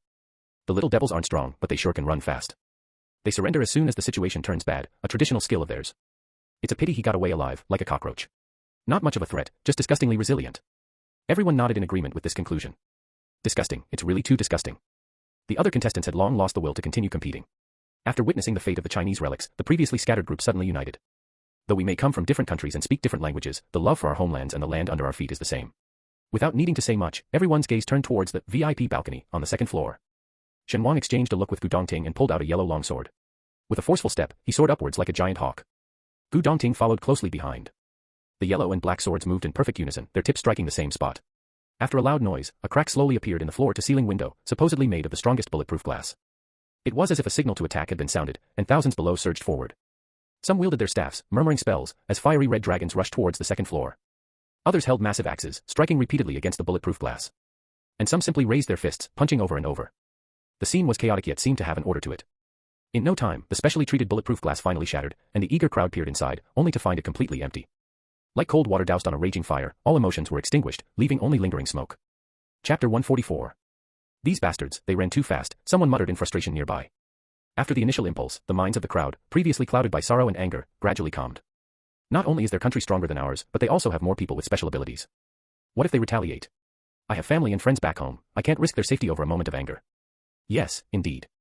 Everyone sighed silently and heavily in their hearts. Listening to their murmurs, Shen Wang understood their hesitation. With so many countries and special ability users gathered, dealing with a few scattered blood clans might not be a problem, but they were in foreign land, the stronghold of the blood clan. Who knew how many clan members there were? Maybe hundreds, maybe thousands, even possibly tens of thousands. The foreign contestants, unable to communicate, were like scattered sand. Most importantly, the nail that sticks out gets hammered down. If one becomes the sacrificial chicken and is killed, weaker countries have no power against the oppression of a powerful nation. This world ultimately respects the strong, whether it's individuals or nations. A somber atmosphere enveloped everyone. Devoid of their earlier righteous indignation and fervor, they looked gloomy and were about to leave when they were stopped by a slightly unnatural voice. Wait, Shen Wang clumsily controlled the high-tech translator, amplifying his voice, are you really planning to just leave like this? The others were confused, what else can we do? If we can't match their individual or national strength, can't we at least avoid them? Leaving now and returning to our countries, as if nothing happened, is already the best outcome. As for this absurd competition, in the future, whoever wants to participate can, but we certainly won't be coming back. Shen Wang chuckled, and to everyone's surprise, pulled out a stack of talismans. Have you considered buying some special products from Huaxia to take back home? Recognizing the familiar yellow paper strips, the crowd's eyes lit up. Everyone present had witnessed the destructive power of these Eastern talismans. They thought such a powerful secret weapon would be closely guarded, never expecting it to be so readily available. You're selling these? A black contestant rubbed his fingers, very tempted yet hesitant, worried about being tricked. Aren't these your country's secret treasures? Shen Wang, smiling, responded, just tell me if you want to buy them or not. Of course, they wanted to buy. These talismans, with their strong offensive capabilities and ability to counter ghostly spirits, were compact and easy to carry, ideal for travel, essential for self-defense or surprise attacks. As the competitors queued up, Bai Qingxing, acting as the team elder, felt obliged to intervene. Shen Wang, is it really okay to sell these to foreigners? Shen Wang reassured her with a grin, Elder Bai, it's fine. A fool and his money are soon parted. This is an untapped new market. All these are undeveloped fresh targets, ripe for the taking. The people from Huaxia. Even in such a situation, thinking of making money, it's hard to decide whether to call him a money grubber or just audacious. But Shen Wang's strength was undeniable, and since he was selling his own crafted talismans, no one had a reason to stop him. They could only sigh as they watched him sell the talismans to a group of foreigners. Only Gu Dongting's expression changed, and he stepped forward to help Shen Wang maintain order. Bai Qingxing stiffened, fellow Taoist Gu. Bai Qingxing shook her head helplessly, sighing inwardly, fellow Taoist Gu used to be so prudent and calm. Ever since meeting Shen Wang, he's changed. Unaware of Bai Qingxing's thoughts, Shen Wang, with a handful of talismans, enthusiastically addressed the crowd, I don't accept paper money. You can trade with your country's specialties. If you don't have any, some gold, silver, or jewels will do. I'm not picky. The foreign competitors fumbled around, pulling out various strange items from their possessions. A pure black jade piece, a white long bone, strangely colored herbs, and even someone treasured a dull gray stone. Soon, Shen Wang had sold all his talismans. Just as the queue was about to disperse in disappointment, Shen Wang had Chou Yin and a few others bring over a table. He then took out a stack of blank talisman papers, a talisman brush, and special talisman ink. The person in line, so it was him who drew this. With just a few simple strokes, he can create a powerful talisman. The heritage of Huaxia is truly impressive. No wonder he sells them so casually, these talismans are indecipherable, a unique skill of his alone. Watching Shen Wang draw a talisman in just a few seconds, everyone was amazed by his speed and the unchanged potency of his work. To foreigners unfamiliar with talismans, Shen Wang is extremely impressive. To those from Huaxia who understand talismans, Shen Wang is nothing short of a godlike figure. Bai Fuchen cautiously approached to watch, gasping in awe, wow. Unbelievable. He had only one thought in his mind. How on earth can he draw this? Compared to Shen Wang, those so-called great masters of talisman and talisman families are like child's play, not worth mentioning. Most importantly, Shen Wang's drawings are not only quick but also contain more potent spiritual energy, indicating stronger power in his talismans. Bai Fuchen watched Shen Wang with reverence, trembling as he complained to his elder, gosh, it's a good thing Shen doesn't know alchemy. If he did, with his speed of drawing talismans, I fear my spiritual path would collapse. Bai Qingxing gave him a stern look, stop talking nonsense. After scolding him, he turned back to watch Shen Wang, realizing why the higher-ups of the special department paid him so much attention and understanding Shen Wang's arrogance. With his strength and unparalleled mastery of talisman art, not just in Huaxia, but he could probably walk the world unchallenged. Becoming his enemy would mean no one could sleep peacefully. Bai Qingxing secretly felt relieved, thankful that although Shen Wang's actions and character were somewhat unreliable, his morals posed no threat to the nation or ordinary people. After what seemed like ages, when the foreigners had all received their desired talismans, Shen Wang finally took a breather. He flexed his wrist, channeling spiritual energy within to replenish his nearly depleted inner core and dantian. Thankfully these are elites from various nations, and not too many. Otherwise, I would be drained dry drawing these. Bai Fuchen and the others, not too many people. Glancing at Shen Wang and then at the hundreds, if not thousands, of people, it was clear their definitions of many and few differed. Gu Dongting's eyes twinkled with a faint smile. He turned to Shen Wang, what do you plan to do with these items? Since the use of cash was prohibited, they could only exchange for treasures or gold and silver. The collection area was now piled high with a hodgepodge of items.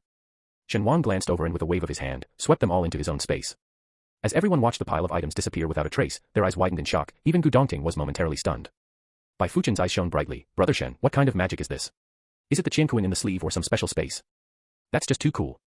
Shen Wang appeared nonchalant, it's just a space talisman. The space is quite small, can't hold much. Space talisman. Bai Fuchen's eyes sparkled even brighter, Brother Shen, do you sell these space talismans? At this moment, not just Bai Fuchen, everyone's eyes were shining, all ears perked up in anticipation. Facing everyone's expectant gazes, Shen Wang touched his nose, when I return, I might consider making a few more. Hooray! As they cheered, Shen Wang added, however, the quantity will be limited, and the price high. I know. Such a rare treasure ought to be expensive. With a space talisman, does that mean we won't need to lug around heavy luggage on long trips anymore? Think bigger. In the future, whatever you buy, you won't have to carry it home yourself. You're not thinking big enough.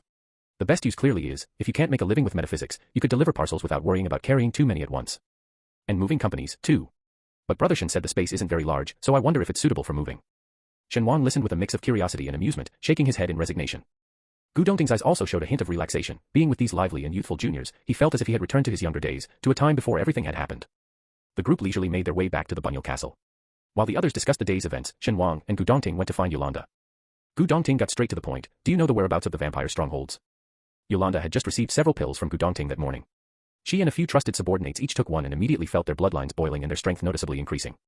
Now, speaking with Gu Dongting, Yolanda's tone was much more respectful. I know of some vampire strongholds, but I'm not sure about the locations of their core members. The vampire influence almost covered the entire country, with countless strongholds. But as the werewolves were oppressed by the vampires, they only knew the lairs of the mid to low-level vampires, not where the high-level ones controlling the vampires resided. That's enough, Gu Dongting nodded. Prepare a map and have Bunyal find a hacker to send it to all participants from the competing nations. Yolanda's eyes lit up. Are we going to take action against them so soon? She thought they would need to remain hidden for a while longer, quietly building up strength. She didn't expect Gu Dongting to be so bold as to plan a move so soon. Make sure the hacker Bunyal finds keeps themselves hidden, so as not to be discovered by the vampires, Gu Dongting continued. As for you, you can take advantage of the chaos to attack the vampires.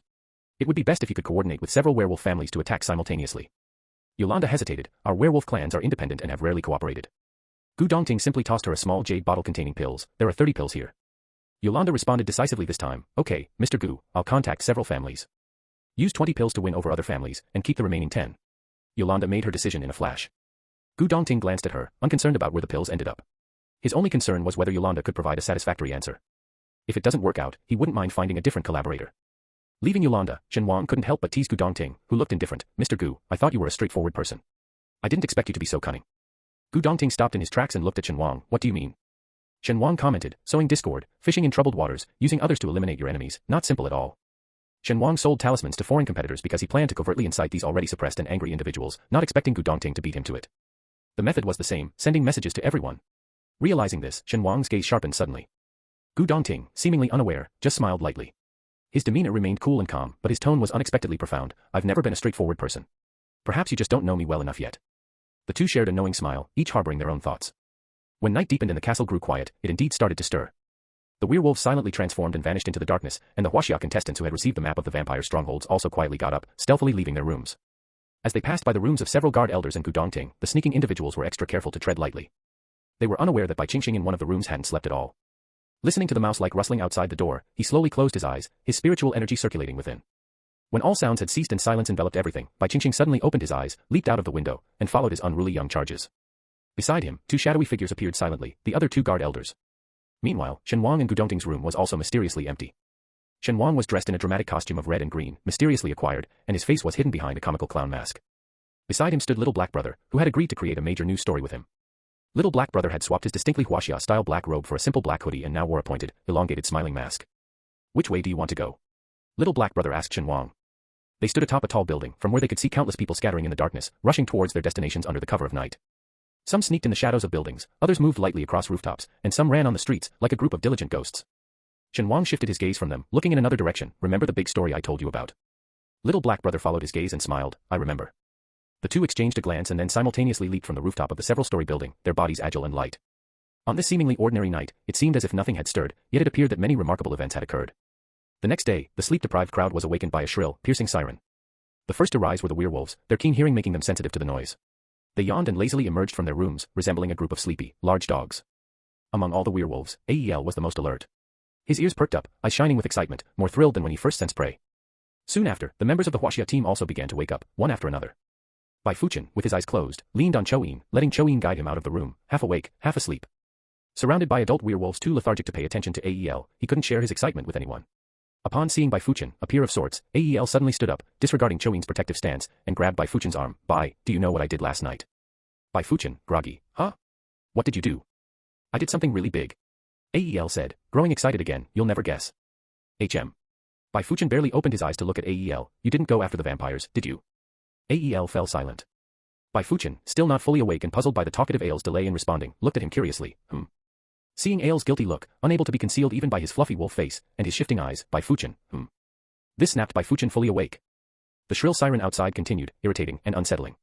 Bai Fuchen couldn't help but ask Ael, what's going on outside? Ael, uncertain whether to respond, looked desperately for help from an adult werewolf nearby. This werewolf, with auburn hair, who had once battled Chouyin, was also one of Yolanda's trusted subordinates. Aware of the collaboration between their leader and Gu Dongting, the werewolf, believing these Huaxia people to be Gu's subordinates, didn't hide anything and said, heard that dozens of vampire strongholds were hit overnight. Now they're probably going insane. He spoke with conviction, not showing any signs of guilt. After all, last night, they had only taken down one core vampire stronghold, and the other cooperating werewolves had only managed a few. Who knew how those dozens had vanished? It had nothing to do with the werewolves, thought the auburn-haired werewolf maliciously. Maybe someone else had a grudge against the vampires. Hearing the werewolf's words, the still drowsy members of the Huaxia team suddenly became alert. Bai Fuchen chuckled dryly, dozens. That many. If they remembered correctly, they had only caused chaos in one stronghold. Ael excitedly chimed in, who knows? Maybe the vampires made too many enemies. The werewolves and the Huaxia team shared a knowing smile. Counting the werewolves' efforts, the foreign competitors who bought life-saving talismans, and their own actions, all added up, could it really account for dozens of strongholds? While they were talking, someone checked their phone and suddenly exclaimed, "Holy cow. Look at the news." Bai Fuchen rolled his eyes. What news? Just the usual attack, gang showdown, or some cult, nothing more. They knew the vampires wouldn't let this slide easily, but since matters involving special abilities couldn't be disclosed to the public, any news coverage would have to be disguised. Having heard such excuses time and again, Bai Fuchen, a fellow special ability user, knew them all too well. Though he anticipated the news content, Bai Fuchen still glanced at his phone, and upon seeing the push notification, he too exclaimed, "Holy cow." The top story flooding all the websites wasn't a terror attack or gang warfare, but a theft at the National Museum of the country. Overnight, every single exhibit in the Huaxia section of the museum vanished without a trace. The world was in shock. It's known that the Huaxia Gallery in the National Museum contained hundreds of thousands of items. Losing one or two might be explainable, but the disappearance of the entire collection. Foreign websites were completely abuzz, with countless netizens voicing their opinions. How is this possible? Hundreds of thousands of items, even if they were glass beads, would fill dozens of bags. How could they just vanish so completely? Could it be an inside job? Could an inside job manage to steal hundreds of thousands of items overnight? If they had that skill, why steal from a museum? Right, with so many items, it'd be hard to convert them all into cash. How could it be an inside job? What about the security cameras? Can they release the footage? That's the bizarre part. In the footage, these items just disappeared suddenly. No signs at all, entire walls of items gone in an instant. Could it be the ghosts of Huaxia seeking revenge? That's absurd, even more laughable than the burning of Notre Dame in Paris. What exactly happened? My God, could it be a miracle of Jesus? I think it might be aliens. They must have taken a liking to the mysterious and beautiful treasures of the East and stolen them. What comes in a certain way, often goes in the same way.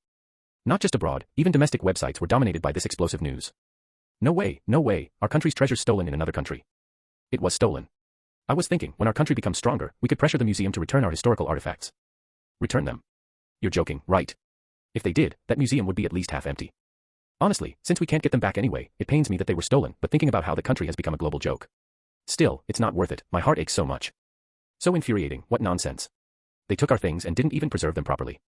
I burst into tears when I saw the news. Can anyone understand? If those artifacts were still in the museum, we could still see them, but now, they're scattered to the winds, lost forever. Why is everyone so down? Can't we think positively, like maybe a righteous person has stolen back our national treasures, and we won't have to go to foreign museums to see them anymore? What are you talking about? How could someone steal dozens of artifacts overnight, including fragile items like porcelain? Yeah, if there really was such a capable hero, why not go burn down the neighboring shrine too? Someone tried to burn it before, but they were caught before they could do it. Such a pity. After all, they are our national treasures. I hope they can be found and returned to their homeland. I think maybe their royal family is short on cash and sold them off. Bai Fuchen and his teammates exchanged looks, then suddenly, as if struck by a thought, they all rushed out. The werewolves, with question marks over their heads, didn't pay much attention. Standing at Shen Wang's door, the group hesitated, unexpectedly nervous about their next move. Bai Fuchen, biting his lip, took a deep breath and with a grand gesture but gentle force, respectfully and cautiously knocked on the door. After a few knocks, Shen Wang, wearing slippers, opened the door, startled by the crowd outside. What's going on? Why are you all here? He looked closely and saw a group of players, 3 guard elders, except for Gu Dongting, all the members of the Huaxia team were there. Bai Fuchen, too excited to speak, just thrust his phone at Shen Wang. Brother Shen. Look at this. Shen Wang glanced at the news and raised an eyebrow. Bai Fuchen looked hopeful. Brother Shen. Was this you? Shen Wang smiled faintly. No. Then he shut the door with a bang. The people outside were left feeling disappointed. Just then, the door opened again. Bai Fuchen was both shocked and delighted, but in the next second, his phone was thrown back into his arms, and his excitement abruptly ceased. Just before closing the door, Shen Wang lowered his voice and asked, Is Gu Dongting up yet? I don't think so. Bai Fuchen shook his head instinctively. He hadn't seen Brother Gu that day. The door was closed again with a bang. Bai Fuchen. The group had come with excitement but left dejected. Walking at the back, the few guard elders exchanged glances, then simultaneously bowed their heads, frantically sending messages back home. Inside the room, Shen Wang walked back to the bed. Little Black Brother, who had stayed over the night, was already awake, his voice hoarse with sleep. What's up? Seeing this, Shen Wang felt a bit amused. You slept so soundly last night, weren't you afraid I'd get up and remove your mask? Little Black Brother paused, retorting, You also slept quite peacefully. Did you forget my feelings for you? Weren't you afraid I'd do something to you in the middle of the night? After saying this, Little Black Brother himself was taken aback. Shen Wang looked down, touched his nose, and awkwardly changed the subject. What we did yesterday is already in the news. It was indeed a very, very big story. Last night, Little Black Brother used high-tech gadgets to disrupt the museum's security, while Shen Wang employed metaphysical methods to neutralize various curses on the antiques. Ultimately, the two of them collaborated seamlessly to move all the items from the Huaxia Gallery into Shen Wang's mustard seed space, not leaving behind even a speck of dust. Moving so many items in one go wasn't physically exhausting for them, but the repetitive and tedious task was mentally draining. After returning to the castle, neither had the chance to sort through their spoils before collapsing into sleep. Shen Wang and Little Black Brother picked up their phones to check various news and public opinions online, then put them down. Little Black Brother, well done. Shen Wang, likewise. The two exchanged a smile, mirroring each other's cunning and satisfaction. Footsteps sounded outside again. Little Black Brother's eyes flickered. I'll leave first. Without waiting for Shen Wang's response, he climbed out the window and vanished without a trace, as if he had never been there. Simultaneously, there was a knock at the door. Shen Wang went to open it and found Yolanda, the werewolf leader, with an expression that was both excited and hesitant, oddly indescribable. Shen Wang, puzzled, what's wrong? Didn't last night's operation go well? It shouldn't be the case. From what he observed, many participants from other countries were involved in the battle last night. Such a scale should have at least inflicted a significant blow to the vampires, if not taken a chunk out of them. Yolanda replied, it went smoothly. With Yolanda's map, the frustrated competitors from other countries found an outlet for their anger, with most choosing to conceal their identities while attacking these strongholds. Initially, everyone just wanted to vent their fury, but upon realizing they weren't alone in this, the scattered individuals gradually converged. With strength in numbers, the last few groups managed to destroy over 30 vampire strongholds in one go. For this city, that accounted for nearly all of the vampire strongholds. Consequently, for the first time, the vampires' control over this country was significantly weakened. Yolanda decisively collaborated with other werewolf leaders to divide these territories. From then on, as long as they could withstand the vampires' pressure and attacks, this city would belong to the werewolves and serve as a major base for future battles against the vampires. Excited by this turn of events, Yolanda didn't sleep all night. Hearing this, Shen Wang didn't judge Yolanda's actions but simply asked, is there anything else? Yolanda hesitated for a few seconds, then, considering Shen Wang's position in Gu Dongting's esteem, answered truthfully, our werewolf numbers are too few. I plan to gather all the werewolves in the country here. No problem, Shen Wang nodded decisively, understanding that Yolanda was worried about Gu Dongting's reaction to her initiative or that her increasing power might backfire. In reality, both Shen Wang and Gu Dongting's goal was to defeat the vampires. As for the rest, they weren't overbearing or dominant, intent on meddling in others' internal affairs.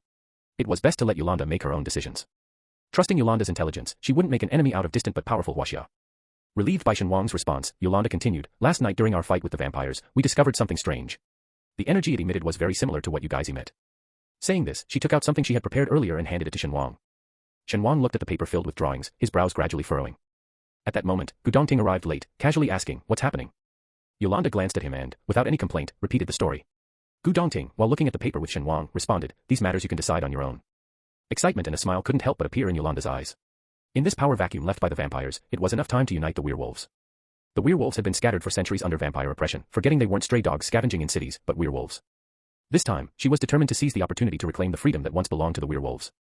Unaware of Yolanda's inner fervor and fighting spirit, Shen Wang exhaled slowly, this formation. Even though Gu Dongting was not knowledgeable about formations, he could tell, despite some minor differences, that this formation was familiar, he had definitely seen it before. Shen Wang rubbed his forehead, how can this kind of formation be found everywhere? It was puzzling how, even though the domestic heritage was incomplete, one could still encounter such oddities abroad. Not to mention the formation and talisman books of the Samui sect, but now in a country across the ocean, how could he still see this familiar formation? Although modified, with its function and appearance altered, the core essence of the formation remained unchanged. A nefarious cultivation formation designed to absorb vitality and spiritual energy for its own use. This formation was once used by Lin Yinyang, who practiced dark arts in the depths of the mountains, on unborn fetuses, by the head of Qingqing Mountain, a revered sect leader, and even by the Samui sect. Aren't formation masters supposed to be a rare specialty? Why are they popping up everywhere? Shen Wang asked Yolanda, who was beside him, where did you find this thing? In Yolanda's eyes, Shen Wang had always been an accessory to Gu Dongting, powerful yet amiable, usually deferring to Gu Dongting's decisions and seldom expressing his own opinions. But this time, seeing Shen Wang's stern expression, she felt an unexpected fear and instinctively replied, we found it at a vampire stronghold. I can take you there if you need. Shen Wang nodded, let's go. Yolanda didn't even seek Gu Dongting's consent this time, immediately turning to lead the way. Gu Dongting trailed behind, watching Shen Wang's back with a flicker of light in his eyes and a smile. Reaching the stronghold Yolanda mentioned, Shen Wang examined it thoroughly. Finding nothing amiss and seeing the captives, he realized, so it's the Japanese. He thought as much, how could such a bizarre formation have traveled overseas? The captive was one of the men who followed Abe. Shen Wang crouched down and asked, where's that guy named Abe something? The captive blurted out, it's Abe's. Shen Wang, where did he get it? It's a family heirloom. With this straightforward Q&A, the captive was completely open and humble, leaving Shen Wang unsure what to say next. The only upside was that the captive was loose-lipped, allowing Shen Wang to easily extract the information he wanted. This formation seemed to be a traditional Abe family formation, effective and powerful. After allying with the vampires, Abe had shared this formation with them, setting up several copies. This stronghold was one of those where the formation had been implemented. The reason the captive was left here alone was to serve as a messenger for the vampires, but it seemed like this messenger didn't want to be left behind. Shen Wang walked around the courtyard again, this time paying closer attention and indeed spotted faint traces of blood beneath the formation lines. Evil cultivation, Shen Wang sighed softly. He suddenly thought of the rumors about vampires in the area. The tales of bathing in young girls' blood, drinking their blood to regain youth. In a place devoid of faith and spiritual pillars, he could imagine how tempting the allure of eternal youth might be. Perhaps it wasn't that vampires became nobles. But rather, some nobles chose to become vampires. After thoroughly destroying the formation, Shen Wang informed Gu Dongting of the situation. The two exchanged a glance, a flash of murderous intent evident in their eyes. Possibly due to the museum theft, the city was under martial law, with countless police conducting searches everywhere, directionless like headless flies. On their way back, Shen Wang and his group were stopped and questioned several times. Fortunately, although their special abilities were hidden from the public, the international metaphysical competition was officially recognized by the authorities under some pretext. From the perspective of ordinary people, Shen Wang and his group were representing Huaxia as competitors. The police didn't dare to detain them for long and soon let them go. Meanwhile, Bai Fuchen and his group were also being questioned, but not by ordinary people, it was the country's metahumans. Where were you last night? The leading blonde vampire looked coldly at Bai Fuchen and the others, as if they were trash, with a tone filled with disdain and contempt. Bai Qingxing politely replied, we were sleeping in our rooms. Do you have any evidence to prove you were sleeping? The blonde vampire sneered, without evidence, you could have been doing something else. Like attacking our country's metahumans, or stealing treasures from the museum. The blonde vampire's tone was mocking, scrutinizing the Huaxia team from head to toe, clearly viewing them as the culprits. Bai Fuchen, mimicking his cold laugh, retorted, we may not have evidence, but do you? The already sour mood of the blonde vampire boiled over. Human, are you challenging my authority? Bai Qingxing, undaunted, countered, vampire, are you trying to start a war between two nations? Their gazes locked, neither yielding to the other. The atmosphere was like a tightly drawn bowstring, ready to snap. At that moment, Shen Wang and Gu Dongting entered the room. Seeing the blonde vampire, Shen Wang's gaze darkened intensely. Gu Dongting also looked over, pondering, Elder Bai, what happened? Bai Qingxing immediately looked relieved, like he had found his backbone, Gu Daoist, Shen Daoist. They came to investigate last night's attacks on metahumans and the museum theft. But then they started threatening us without any provocation, Bai Qingxing explained, casting a meaningful glance at the vampire, does he think we're from a weak country that wouldn't dare to fight back? Gu Dongting smiled faintly, are you intending to start a conflict with us? The vampire's face stiffened, then he casually responded, Mr. Gu, we have no such intention. We're just following routine to investigate your whereabouts and actions last night. Early in the morning, upon seeing the news, the guard elders immediately sensed something amiss and contacted their superiors back home. With the pressure from their country, it wouldn't be long before they could return home. Shen Wang nodded in understanding, realizing that at the end of the day, it's the support of one's country that truly gives strength when abroad. Gu Dongting quickly made a decision, buy tickets for our return flight and arrange for someone to meet us back home. The joint attack on the vampires by all competitors could be seen as significant or minor. Essentially, it was just a conflict between metahumans, similar to how special ability users generally don't interfere in the affairs of ordinary people, and vice versa. However, the museum theft was too big to be concealed, attracting widespread attention. Especially the method of stealing hundreds of thousands of antiques under everyone's watchful eyes, it didn't seem like something an ordinary person could accomplish. While ordinary people speculated about ghosts, gods, aliens, or Jesus, the higher-ups had already identified special ability users as suspects. Particularly those from Huaxia. After all the stolen antiques originated from Huaxia. Bai Qingxing thought of this and stole a glance at Shen Wang, quickly averting his gaze before being noticed. The group didn't dwell on it too much.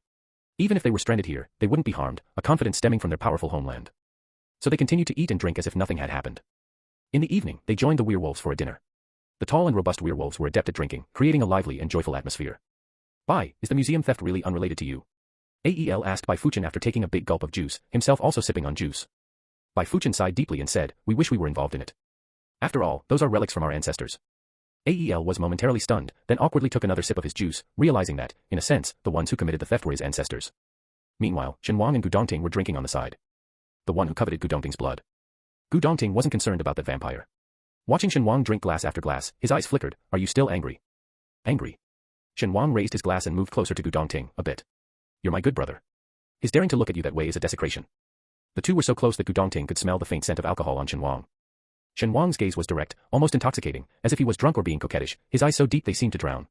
Gu Dongting's hand tightened unconsciously, then he raised his glass, clinking it with Shen Wang's, don't worry, he'll pay the price. Shen Wang then smiled, his attractive, peach blossom eyes shimmering with softness. This made Gu Dongting certain that Shen Wang might really be drunk. But was his tolerance for alcohol really that low? Gu Dongting pondered, recalling how a few glasses of wine had once made him drunk, he didn't dwell on it further, and asked in a lighter tone, you still drinking?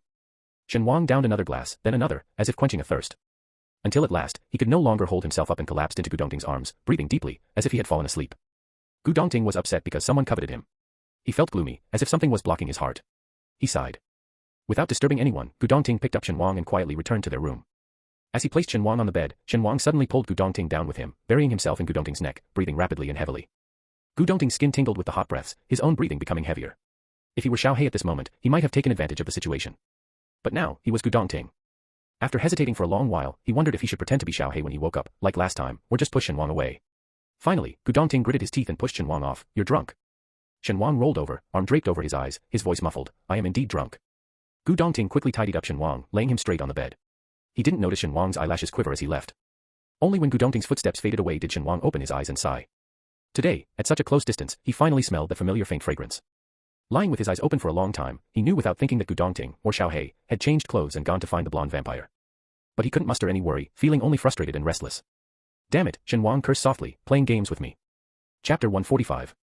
Before, Shen Wang never felt Xiao Hei and Gu Dongting were similar at all, in fact, quite the opposite. If not for that night's mistake, Shen Wang would never have linked these two people together.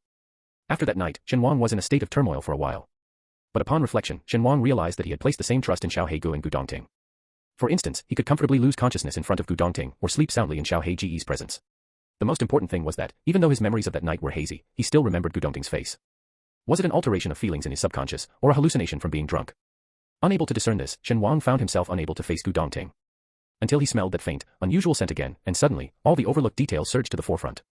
Why wasn't Xiao Hei's name mentioned in the original text? Why was Xiao He so powerful, yet unheard of in the metaphysical world? Why didn't even Gu Dongting know about Xiao Hei's existence? Why had they never appeared together? The doubts in Shen Wang's heart tangled into a mess, but being abroad and busy with competitions, he had no chance to seek answers, only suppressing his doubts. And when faced with Xiao Hei's advances, the softness in his heart made him unusually inclined to evade. Until tonight. Seeing the deeply concealed desire in the golden-haired vampire, the anger that surged in his heart surprised even himself. What was he so angry about? If it were another friend being coveted, he might also get angry, but never this furious. After a few rounds of drinks, Shen Wang, gazing at Gu Dongting's flawless profile, inexplicably thought of that night. It was also a group of people drinking merrily, while he and Gu Dongting hid in a corner, toasting each other in quiet. The scene was so similar that a thought suddenly popped into Shen Wang's mind: what would happen if that night repeated itself? Even he didn't know what answer he was hoping for. Perhaps he was too tense, as he heard the rapid beating of his heart, pounding so hard it made his head spin. When Gu Dongting scooped him up in his arms, Shen Wang's regret peaked. What was he thinking?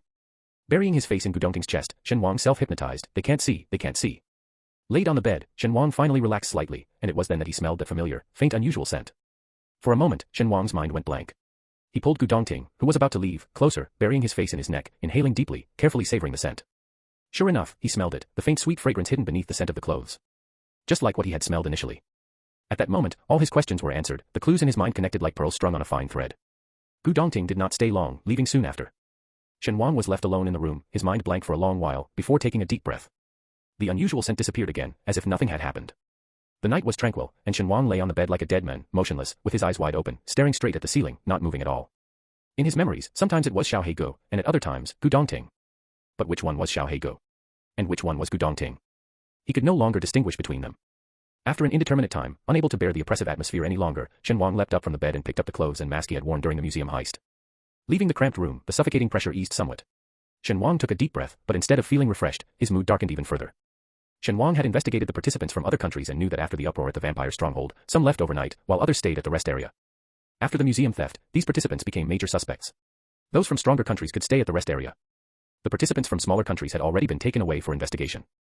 Following the information from Yolanda, Shen Wang stealthily made his way to the castle where the dozen or so participants were detained, which turned out to be an extremely lavish one. Damn these rich people, Shen Wang muttered sourly, not even bothering to conceal his presence as he boldly knocked on the door. Who is it? Someone opened the door impatiently. Can't it wait until tomorrow? The person stopped mid-sentence, startled speechless at the sight of Shen Wang in his bizarre attire and mask at the door. Shen Wang politely began, hello, could you return those participants to me, please? The young vampire quickly regained his composure, his eyes turning a fierce red and fangs protruding. Who are you to negotiate with the noble vampires? Shen Wang replied helplessly, I really didn't want to resort to violence, honestly. As he spoke, he punched the young vampire in the face, breaking off the two fangs meant for sucking blood. The pain made the vampire wail incessantly. The noise was so grating that Shen Wang rubbed his ears and gave him another punch. Your voice is unbearable, can you be quiet? The young vampire soon fell silent, powerless, collapsing limply to the side. In just a short while, the other vampires in the house heard the commotion and quickly surrounded him. Human, who allowed you to cause trouble here? Shen Wang looked around, there were over a dozen vampires present. Plenty in number, but unfortunately, none particularly strong. It was clear that the vampires left behind were of the middle to lower tier, probably because the high-level vampires had their own separate castles. Like the golden-haired vampire coveting Gu Dongting. Lost in thought for a moment, the vampires swiftly attacked, their fingers elongating grotesquely, and emitting a series of raspy, unpleasant screams. Shen Wang clicked his tongue and with a loud thump, punched the loudest one. Really unpleasant to the ears, can't you consider the listener's feelings? The vampire's nose broke from the impact, his face showing fear. How are you unaffected by our sonic attack? Oh, I am. Shen Wang touched his mask and sighed, didn't your awful sound just distort my face? Too bad you can't see it. The vampires. Soon, they realized that not only were their sonic attacks ineffective, but their wolf-rivaling hard nails and prized teeth were completely useless against Shen Wang. Like an adult unfazed by a child's water gun, Shen Wang didn't need any weapons, his bare fists were enough to leave the vampires wailing in pain. Teeth broken off scattered on the ground, the vampires, stripped of any resistance, could only widen their eyes in a futile attempt to intimidate Shen Wang. This land belongs to the vampires. With just one command, thousands of vampires in this city will overwhelm you. Shen Wang nonchalantly replied, didn't several of your strongholds in this city get uprooted? You still have that many left. Shocked, the vampire stared at Shen Wang. You're the one who's been attacking the vampires behind the scenes. So much nonsense. Not wanting to listen to any more blabber, Shen Wang casually tore off the clothes of the vampire next to him, balled them up, and stuffed them in his mouth. Manual silencing. After all of this last night, he looked at these vampires and finally did what he had always wanted to do. One by one, the vampires were stripped bare, their mouths forcibly opened to check their teeth, and their bodies thoroughly searched. The vampires, never having faced such humiliation, were so furious they nearly passed out. Shen Wang then stood up, understanding, so that's how it is. He had thought so, how could there be such unscientific creatures as vampires in this world? As he expected, it turned out they were practitioners who had strayed onto a wicked path. These errant practitioners had their life forces nearly destroyed. Though they seemed alive, they were more like half dead, surviving only on the blood of the living. Their growth of fangs and nails was akin to the jiangshi of Huaxia lore. Undecayed in death, thus a jiangshi. But real jiangshi are thoroughly dead, whereas these vampire-like beings still retained the breath of life, hence, unlike jiangshi who are impervious to weapons, they were not. They were just a group of crippled easy targets, deceived and weakened. Losing his interest in research, Shen Wang left these low-level vampire-like beings outside and entered the castle. The decor of this castle was much more understated and spacious than the one in Bunyal, with various corners of the rooms occupied by young, attractive ordinary humans, both men and women. They were unclothed, yet their expressions were eerily calm, so calm it was unsettling. As Shen Wang stepped into the room, all eyes simultaneously turned to him, giving him goosebumps. Shen Wang stepped back, closed his eyes briefly, then proceeded to walk in. He casually asked the person standing at the door, "Why aren't you wearing any clothes?" The young boy, who appeared quite young, immediately replied, "To provide the freshest blood for the vampire lord at any time." His expression was excited, filled with admiration. "Shen Wang, you're doing this voluntarily?" The boy answered again, "It's our honor to offer our blood and bodies to the noble vampire lord." "Damn it, those twisted blood clan freaks." Shaking his head, Shen Wang asked for directions to the basement and quickly left that eerie place without delay. Behind him, the young men and women, indoctrinated with such beliefs, stood still, erect like candles burning bright, sacrificing their precious youth for the blood clan. In this foreign land, Shen Wang felt powerless to help them and could only walk away as fast as possible. Reaching the basement entrance, Shen Wang found it guarded. Unfortunately for the guard, who was no match for him, Shen Wang quickly subdued him and released the people from the dungeon. The first to emerge was a black man, looking somewhat familiar to Shen Wang, who had difficulty distinguishing foreign faces. The men didn't ask any trivial questions like, "Who are you?" just said a simple, "Thank you." Soon, everyone from the dungeon had come out, and Shen Wang kindly advised them, "If you can return to your country, do it as soon as possible." Someone replied with a worried frown, "We're just afraid that going back to our countries might bring trouble to our families and nations. Those damned blood clans, so vindictive and petty-minded." "No worries," Shen Wang said nonchalantly, waving his hand, "they'll soon have bigger problems and won't bother with you. When the werewolves start uniting and fighting for power, the blood clan will likely be too busy with their own issues." The leader nodded thoughtfully, "I understand." The group quickly dispersed, and before leaving, Shen Wang took one last look at the castle and sent a message to Yolanda. After a stroll and dealing with a few blood clans, Shen Wang felt much better. However, the moment he returned to his residence and thought of Xiao He and Gu Dongting, he felt troubled again. He couldn't sleep at all. The next day, Shen Wang was listless and gloomy, while Gu Dongting was as calm and indifferent as ever, only showing slight concern when looking at Shen Wang. "Did you not sleep well last night? Still hungover?" Shen Wang. Shen Wang averted his gaze, suddenly at a loss for words. At that moment, Bai Fuchen broke the silence. "Wow, there's been another museum theft. This time it's relics from South America. And that pyramid apex that was brought back is gone too. Incredible, damn, how could they even move that?" Shen Wang instinctively looked at Gu Dongting, meeting his gaze. "Was it you?" "It wasn't me." "Then who was it?" Shen Wang and Gu Dongting were puzzled. Chapter 146, everyone was perplexed, but they also enjoyed watching the excitement. The first theft at the museum might be seen as the officials not expecting theft, but the occurrence of a second, large-scale theft right after, it's like brazenly showing the world how incompetent the museum authorities are. This incident has become a resounding slap to the face of this country, turning it into a joke worldwide. Previously, only the Chinese exhibit was stolen, and the Chinese team became the prime suspects, almost taken away for investigation. Now that other exhibits are stolen too, the suspicion on the Chinese team has greatly diminished. After pondering with furrowed brows, Shen Wang thought of the people he rescued last night. Every country has been plundered, even in what seems like a peaceful modern society, countless nations are still being looted. As citizens of these weaker nations, they are not without hatred or desire to reclaim their historical treasures, but lacking the strength to match powerful enemies, no matter how furious, they must endure. If ordinary people still strive to retrieve their country's belongings, why wouldn't those with special abilities do the same? After thinking it through, Shen Wang showed a faint smile. Regardless of the motives of these ability users, they have thoroughly stirred up this stagnant situation. The others continued discussing animatedly, their faces unable to hide their excitement. Even the local werewolves joined the discussion, far from being upset, they seemed rather to be enjoying the disaster. Curious, Shen Wang asked, "Aren't you angry about the thefts in your country's museum?" The auburn-haired werewolf laughed. "Why should we be angry? Getting to trouble those damned blood clans makes us very happy." "Exactly. Thousands of years ago, we were the masters of this land, but now it's dominated by those with golden hair and blue eyes. Our auburn hair has even become a symbol of rudeness, impoliteness, and beastly nature. They keep oppressing us natives, making everyone forget that it's they who are the outsiders to this land. Now someone is teaching these arrogant humans a lesson. Why should we be angry?" The werewolves chimed in one after another, their expressions devoid of any reluctance. Hearing this, Bai Fuchen patted Elle, who was next to her. "I didn't realize werewolves had such a tragic history. It's really terrible." Elle laughed heartily. "That's all in the past. We have to live in the present. And the present is the best opportunity for the rise of the werewolves." Just thinking about it, Elle felt a surge of power and boiling blood, almost itching to transform into a werewolf and have a fierce fight. While they were talking, the castle's owner Buner came out, followed by several muscular bodyguards and a gaunt, frail figure. The crowd looked twice before realizing who it was. Before they could recognize him, the person ran over and knelt at Elle's feet. "Elle, I truly know I was wrong, please forgive me." Only then did everyone realize it was Norris. So much had happened in these few days, 3 days seemed to have passed in the blink of an eye, and Norris had already been released from the dungeon. Elle was momentarily stunned, then said, "Norris, I don't hate you anymore." In the face of the rise and fall of the family, his personal grievances seemed so trivial. These past days, he had truly forgotten about Norris. Now, it felt like a lifetime ago.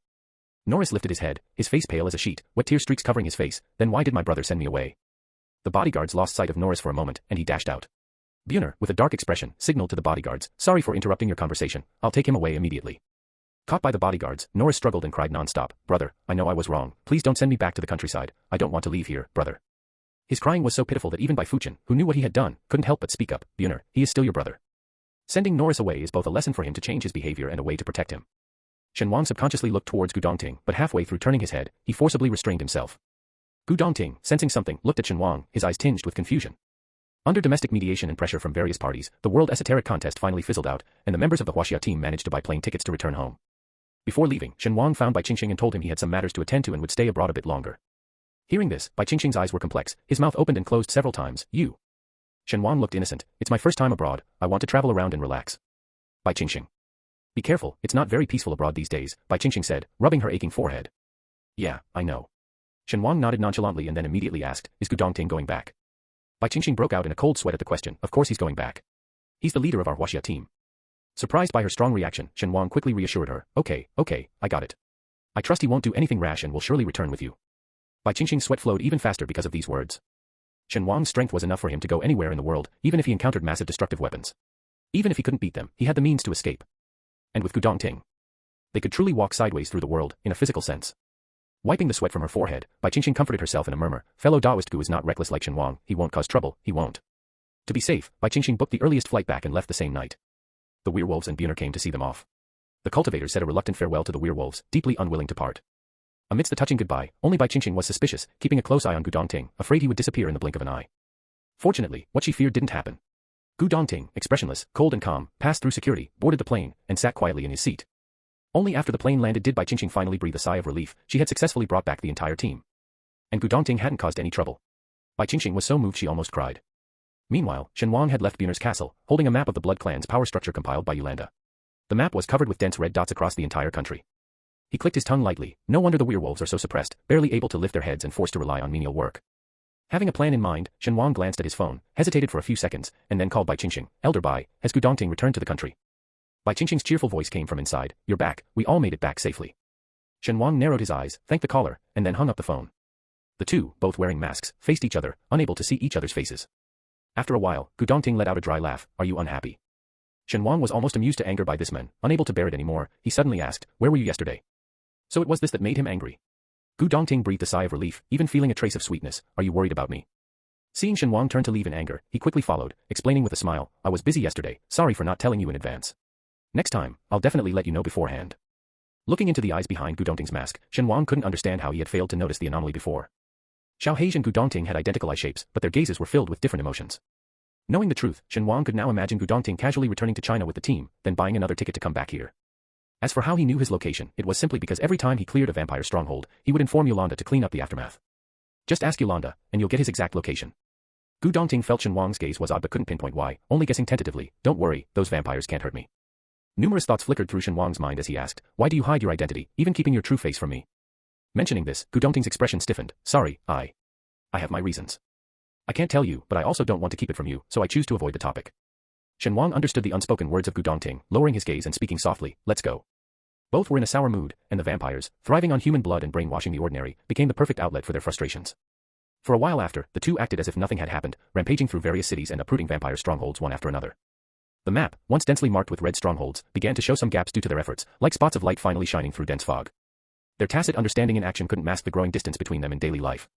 Gu Dongting distinctly felt that something had happened without his notice, causing the once easing Shen Wang to revert back to his cold and rigid demeanor. Even colder than when they first met.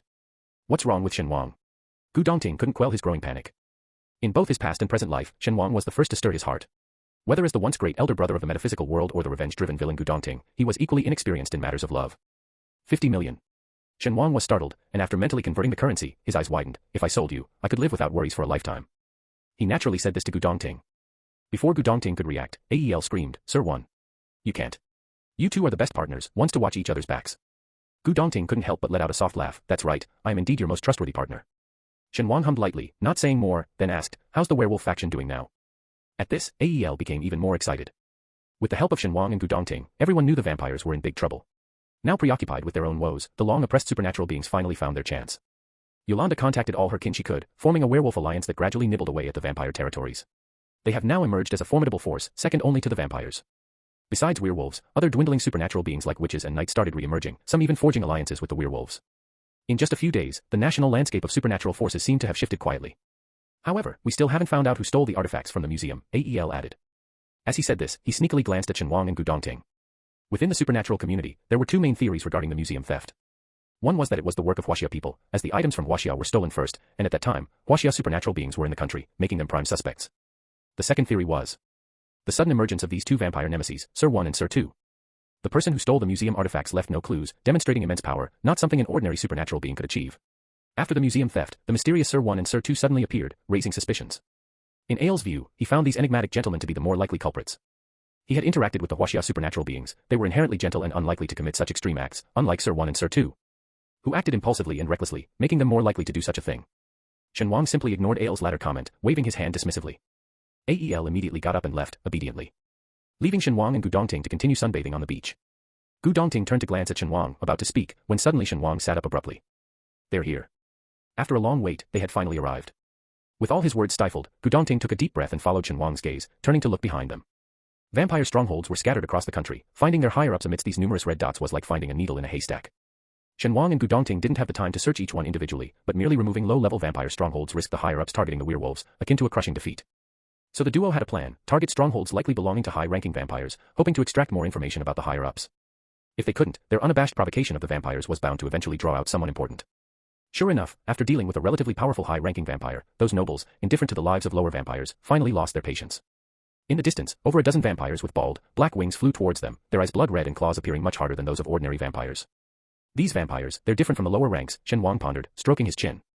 Unaffected by sunlight, with bald black wings, no wonder literature often depicts them as bat-transformed, these wings are just too ugly. Gu Dongting explained, to vampires, those lower ranks are no different from the blood servants they feed on, just disposable, their death's not a concern. Especially since the class consciousness among vampires is extremely strong, no matter one's status in the real world, even if they're the richest person, as a low-rank vampire, they are utterly insignificant in front of the high nobility. Could it be two different cultivation methods? Shen Wang grew interested, deciding to examine the so-called nobles' physiology more closely later. But for now, the most important thing was to deal with these aggressively approaching enemies. Shen Wang signaled to Gu Dongting, 16 big bats in total, 8 for me, 8 for you. Gu Dongting nodded, all right. The two exchanged a look, still in perfect sync, and the next second, they both proactively charged forward. The leading noble sneered, foolish humans. Chapter 147. As Shen Wang faced the oncoming vampires, his mind momentarily drifted to the blonde vampire who had coveted Gu Dongting. Wondering what had become of him. Given Little Black's nature, probably nothing good.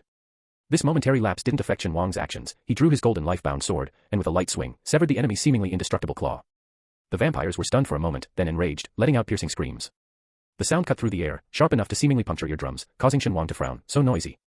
The two sides clashed fiercely, tangled in intense combat. The vampires had the advantage in numbers, which could overwhelm any opponent, even if individually outmatched. Unfortunately for them, they were facing Shen Wang and Gu Dongting. With a long sword in Shen Wang's hand and a black dagger in Gu Dongting's, even when surrounded, they remained composed. Their movements were swift and agile, easily slicing through the vampire's skin. In no time, the once ferocious vampires lay defeated on the ground, their eyes filled with disbelief and fear. Shen Wang didn't spare a glance at the fallen vampires, his gaze was fixed on the dagger in Gu Dongting's hand. The pure black dagger twirled in Gu Dongting's hand as he spoke proactively, this is the one you gave me. Shen Wang withdrew his gaze. He, of course, recognized the dagger. When he first met Little Black, he swiped his dagger and later, as they grew closer, returned a better one. While crafting this dagger, he also made a black long sword and presented it to Gu Dongting.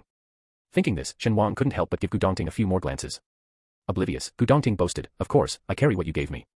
Shen Wang responded noncommittally, then turned to look at the vampires. Shen Wang was precise in his actions, disabling the vampires without taking their lives. Now, they could only lie on the ground, unable to move. Following his usual routine, Shen Wang checked the vampires' teeth and wings, examining the skeletal structure, and finally used his spiritual energy to probe their meridians. After this thorough examination, Shen Wang stood up and let out a long breath. Seeing this, Gu Dongting asked, what's the situation? If the lower-ranking vampires merely practice the most rudimentary dark arts, then these ones have mastered higher-level techniques, Shen Wang observed solemnly, their methods bear traces of Huaxia's techniques. While seemingly different from Huaxia's techniques, a closer examination of the energy flow within their bodies reveals a common origin. On the other hand, werewolves, although similar to mythical beasts in their cultivation methods, possess their unique approach to cultivation. Hearing this, Gu Dongting couldn't help but express his doubt, but these vampires have been around for hundreds of years, back when Huaxia was still in its feudal dynasty era. The two exchanged a glance, both sensing something amiss. Casually grabbing a lucky vampire, Shen Wang held his wing like carrying a small chicken, dragging him into a room and setting up a soundproof barrier. After completing this, he looked down at the trembling vampire, speak up. What's your name? Any family? Where are they? The vampire sneered, foolish human, do you think I'd betray my kind? Before Shen Wang could react, Gu Dongting stepped forward, crushing the vampire's large wing underfoot, the sound of breaking bones unmistakable to all present. Standing on the vampire's wing, Gu Dongting calmly declared, "If you're unwilling to talk, I don't mind forcibly tearing off your wings." The vampire, pale with pain and sweating profusely, looked at Gu Dongting with terror, as if staring at a demon. Shen Wang narrowed his eyes. He suddenly remembered, when he and Gu Dongting had just become familiar, they worked together on a case. A boss surnamed Song had been cursed by his envious younger brother. Gu Dongting handled the brother with a mix of threats and temptations. Back then, Shen Wang thought of Gu Dongting as kind yet not without edge, a principled and reliable person worth befriending. Now, Shen Wang sized up Gu Dongting, disguised as Little Black, to think he had been mistaken. What principled good guy? He's more like a black-hearted glutinous rice ball, seemingly white on the outside. Under Gu Dongting's intimidation, the vampire caved in, spilling everything. This vampire claimed to be a descendant of the Brad family, one of the oldest and most prestigious noble families among the vampires, with profound heritage and numerous powerful members. At this point, the vampire cautiously glanced at Gu Dongting, as for their whereabouts. "I don't know." Gu Dongting watched him coldly, and with just a slight move of his foot, the vampire started to wail. "I really don't know," the vampire was almost crying. "Our kinship among vampires isn't close, we only gather when needed, and barely contact each other otherwise." Hearing this, Shen Wang asked, "How do you transform humans into vampires?" The vampire stiffened his neck, by sucking blood, of course. Before he could finish, under the combined cold stares of Shen Wang and Gu Dongting, he retracted his neck. "At birth, we are taken to our ancestral land for awakening. Successful awakening turns us into vampires. And if it fails? The failed infants, being naturally weak, aren't worth nurturing and are used as nourishment for other vampires." At this revelation, a dangerous glint appeared in Shen Wang's eyes. "How are the lower-ranking vampires transformed?" The vampire blurted out, "Once the blood servants pass certain tests, they receive our blessing. They are then freed from their cumbersome mortal bodies, transforming into noble vampires with strength and lifespan beyond humans." It was clear this vampire had deceived many humans before. His words flowed effortlessly without thought. Shen Wang nodded. "What do you mean by blessing?" After a series of questions, Shen Wang nodded at Gu Dongting, who immediately understood and tossed the vampire out, promptly dragging another one in. Through this method of interrogating the vampires separately, Shen Wang finally gained a general understanding of their situation. As the Brad family vampire said, their lineage is primarily sustained by an artifact, passed down through generations, bestowing them with unique powers. To transform blood servants, they use food infused with this ancestral artifact, turning ordinary humans into immortal vampires upon consumption. "Doesn't sound like anything righteous," Gu Dongting commented, having never heard of such a miraculous item before. It seemed more like radiation than a magical artifact. Shen Wang pondered for a few seconds. "Let's check out one of these families." The pair quickly decided, leaving the useless vampires to the werewolves and swiftly departing the beach. Before leaving, Shen Wang gazed at the vast expanse of the sea, unable to help but sigh. "Such a beautiful sea, what a pity." Hearing this, Gu Dongting immediately offered, "You like the sea? I happen to own a private island. I can give it to you." Shen Wang. Before knowing Little Black's true identity, he had wondered where he got all his money. After learning his true identity, Shen Wang could only lament, "Damn the rich." "I was just reflecting," Shen Wang said, "the universe is fair, the world generous. Mountains and seas should belong to everyone, yet they are monopolized and privatized." It wasn't exactly wrong, just a sigh. Among the vampire nobility, there are also class distinctions. Of these dozen vampires, only a few knew the location of the ancestral house. Many had only heard of it, and some didn't even know what their family heirloom looked like. Following the directions of one vampire, Shen Wang and Gu Dongting drove a fiery red sports car, arriving ostentatiously at another city overnight. And this family was the Brad family. Under the faint moonlight, Shen Wang surveyed the ancient castle, eerie and dark, with green vines crawling over its old walls, adding a terrifying and chilly aspect in the night. Even from a distance, Shen Wang could sense the ominous aura surrounding the castle. Gu Dongting also felt the intense aura. "Seems like we found the place." Exchanging a glance, neither intending to conceal their presence, Shen Wang walked up and knocked on the castle's grand door. As the sound of knocking echoed, it seemed to awaken something. No windows lit up, but Shen Wang and Gu Dongting both felt as if something had set its sights on them. More than one thing. Unfazed, Shen Wang continued knocking. A series of faint sounds followed, and the door swung open violently, revealing darkness inside. A deep voice reached their ears. "Humans, you're quite bold." Simultaneously, faint murmurs could be heard. "It's him. The vampire hunter. How did he know about this place? Which despicable traitor betrayed the vampires? Who cares, they've come right to us, perfect for a feast. I'll drain every last drop of blood from his body, making him witness his own demise." Countless whispering voices surrounded them, but looking into the doorway, it remained pitch dark, as if nothing was there. Shen Wang raised an eyebrow. "What poor hospitality. Not even turning on the lights. Are you waiting for me to do it?" As he spoke, he formed a talisman with his hand and tossed it into the castle. A pale light illuminated, non-aggressive but brightening the profoundly dark room. Yet, this gentle glow elicited screams wherever it touched. "What is this? It hurts. It hurts so much." Amidst chaos, the hidden large bats in the darkness scrambled away, their screams and the flapping of wings incessant. Satisfied, Shen Wang nodded. "See, now it's lit. Humans, you've completely enraged us." A roar followed, and something lunged at Shen Wang. Then came a sea of black wings, layer upon layer, swarming and bustling. Shen Wang smirked coldly, holding a talisman between his fingers, first time seeing demons southwest eager to court death. Lower-ranking vampires fear sunlight because it contains the righteous chi of the human world, capable of vanquishing dark entities. These so-called noble vampires might not fear sunlight, but they equally dread objects imbued with righteous, yang energy. This time, neither Shen Wang nor Gu Dongting held back. On one side was the dazzling sword energy, almost lighting up the night, while on the other, thunder and blazing solar fire exploded, defeating the vampires completely. The weaker vampires turned to ash instantly under the strike of the thunderbolt talismans, scattering in the wind. After an unknown period, as the number of vampires dwindled, Shen Wang finally ceased using his seemingly endless supply of talismans. Is it over? Gu Dongting, unusually exhilarated from the battle, was still surrounded by a chilling murderous aura. Shen Wang replied, should be. Even if some vampires remained, they probably wouldn't dare come out anymore. At this moment, the ground was littered with bodies, the blood almost staining the entire area red, with a strange smell lingering in the air, as if no third creature survived. Shen Wang kicked aside a vampire corpse. Let's go, find their ancestral treasures. It wasn't hard to find, as these vampires didn't understand formations or how to hide their presence, so they just had to look in places with dense energy. Soon, Shen Wang found the so-called treasure. After forcefully opening the vault door, both Shen Wang and Gu Dongting frowned upon seeing the treasure. Tang. Sankai. Gu Dongting hesitated, a rarity for him. Even with little knowledge of antiques, they could tell that this so-called treasure was a typical miniature figurine from Huaxia. The figurine, only the size of a palm, was a plump maid with a smiling face, wearing flowing garments with a long ribbon, its original color lost, now exuding a blood-like red. Combined with the figurine's bowed head and smiling expression, there was an indescribable eeriness. On closer inspection, one would notice its eyes weren't the typical slender shape unique to Chinese, but rather outlined with vertical pupils, seemingly locking on from any angle with their eerie stare. Beneath the platform where it stood, there was a blood pool several meters wide, its stench of blood assaulting the senses. Shen Wang picked up the maid figurine, examining it closely. Nurtured with fresh blood, an internal energy array has been set up, an array that can cause mutations. It was indeed the handiwork of a genuine cultivator. Shen Wang truly didn't understand. If this thing was a natural occurrence, why would so many vampire families have it? And if it was deliberate, what was the reason? He had roamed several cities and had never encountered any trace of cultivators. This matter was shrouded in mystery at every turn. Fortunately, we found a way to counter the vampires. Gu Dongting comforted Shen Wang. After we leave, we don't have to worry about them rising again. In the end, as long as werewolves have the capability to challenge the vampires in the arena, it doesn't matter who wins or loses.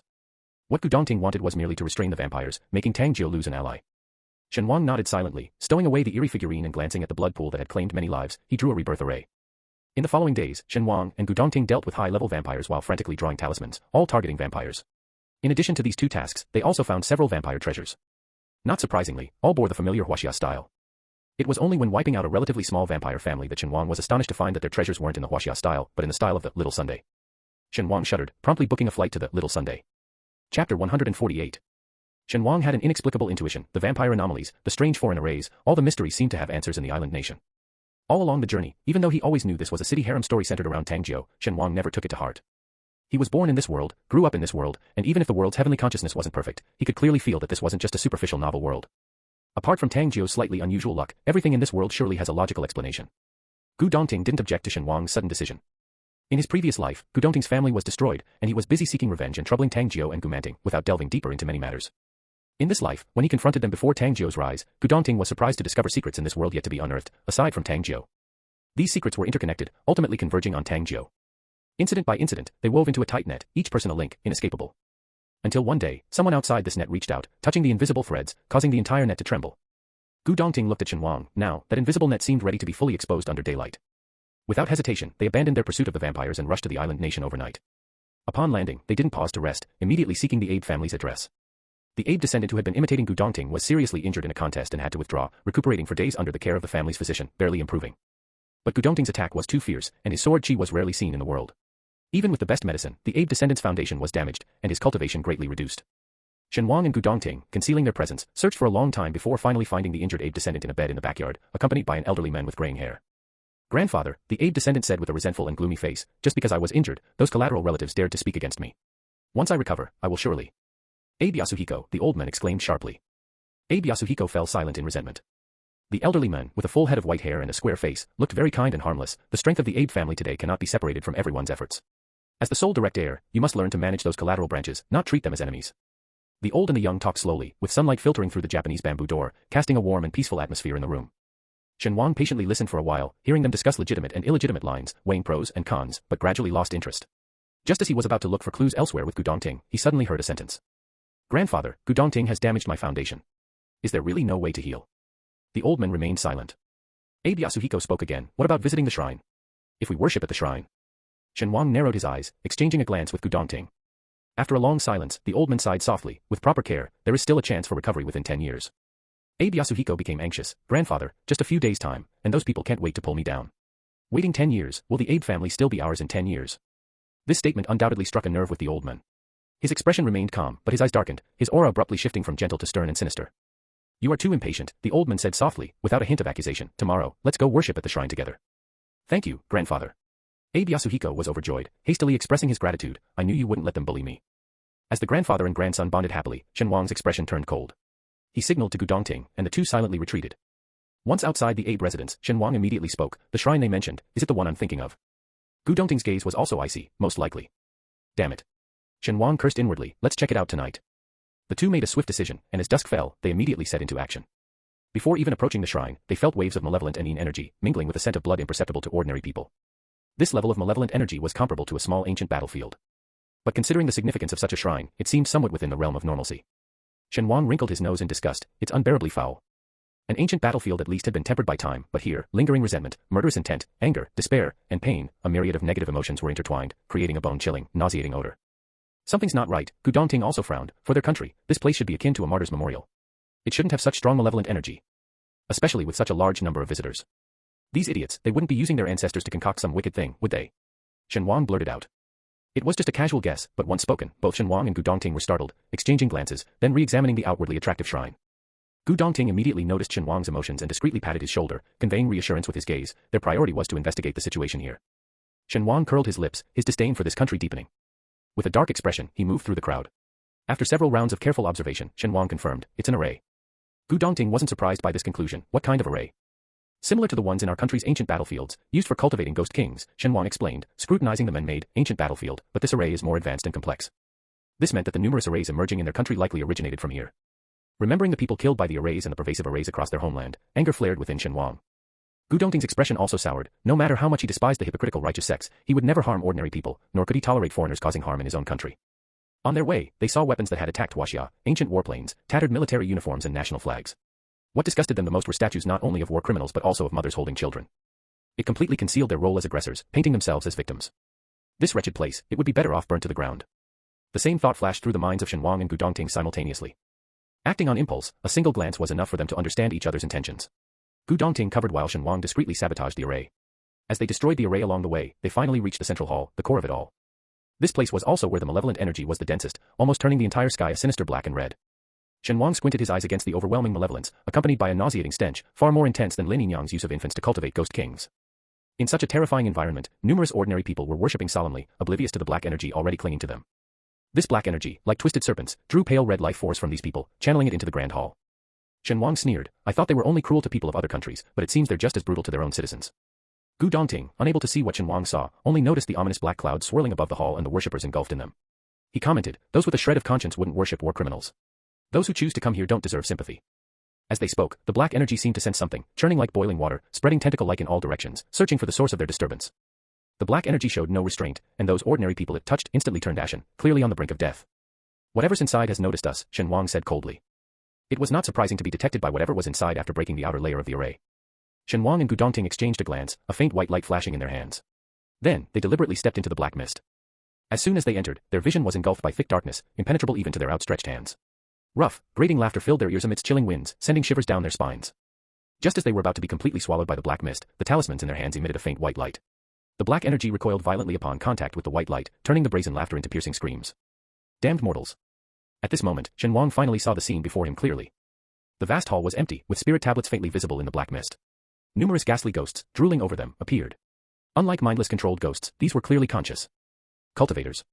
Such delicious humans, haven't smelled such fragrant cultivators in a long time, I want to devour them. No, can't eat, ask them which clan they belong to first. These ghosts seemed to be wary of something. Despite salivating, they only hovered in the distance, eyes fixed on them, not daring to approach. These things are indeed controlled by someone, Shen Wang spoke softly, revealing a rarely seen severity and murderous intent.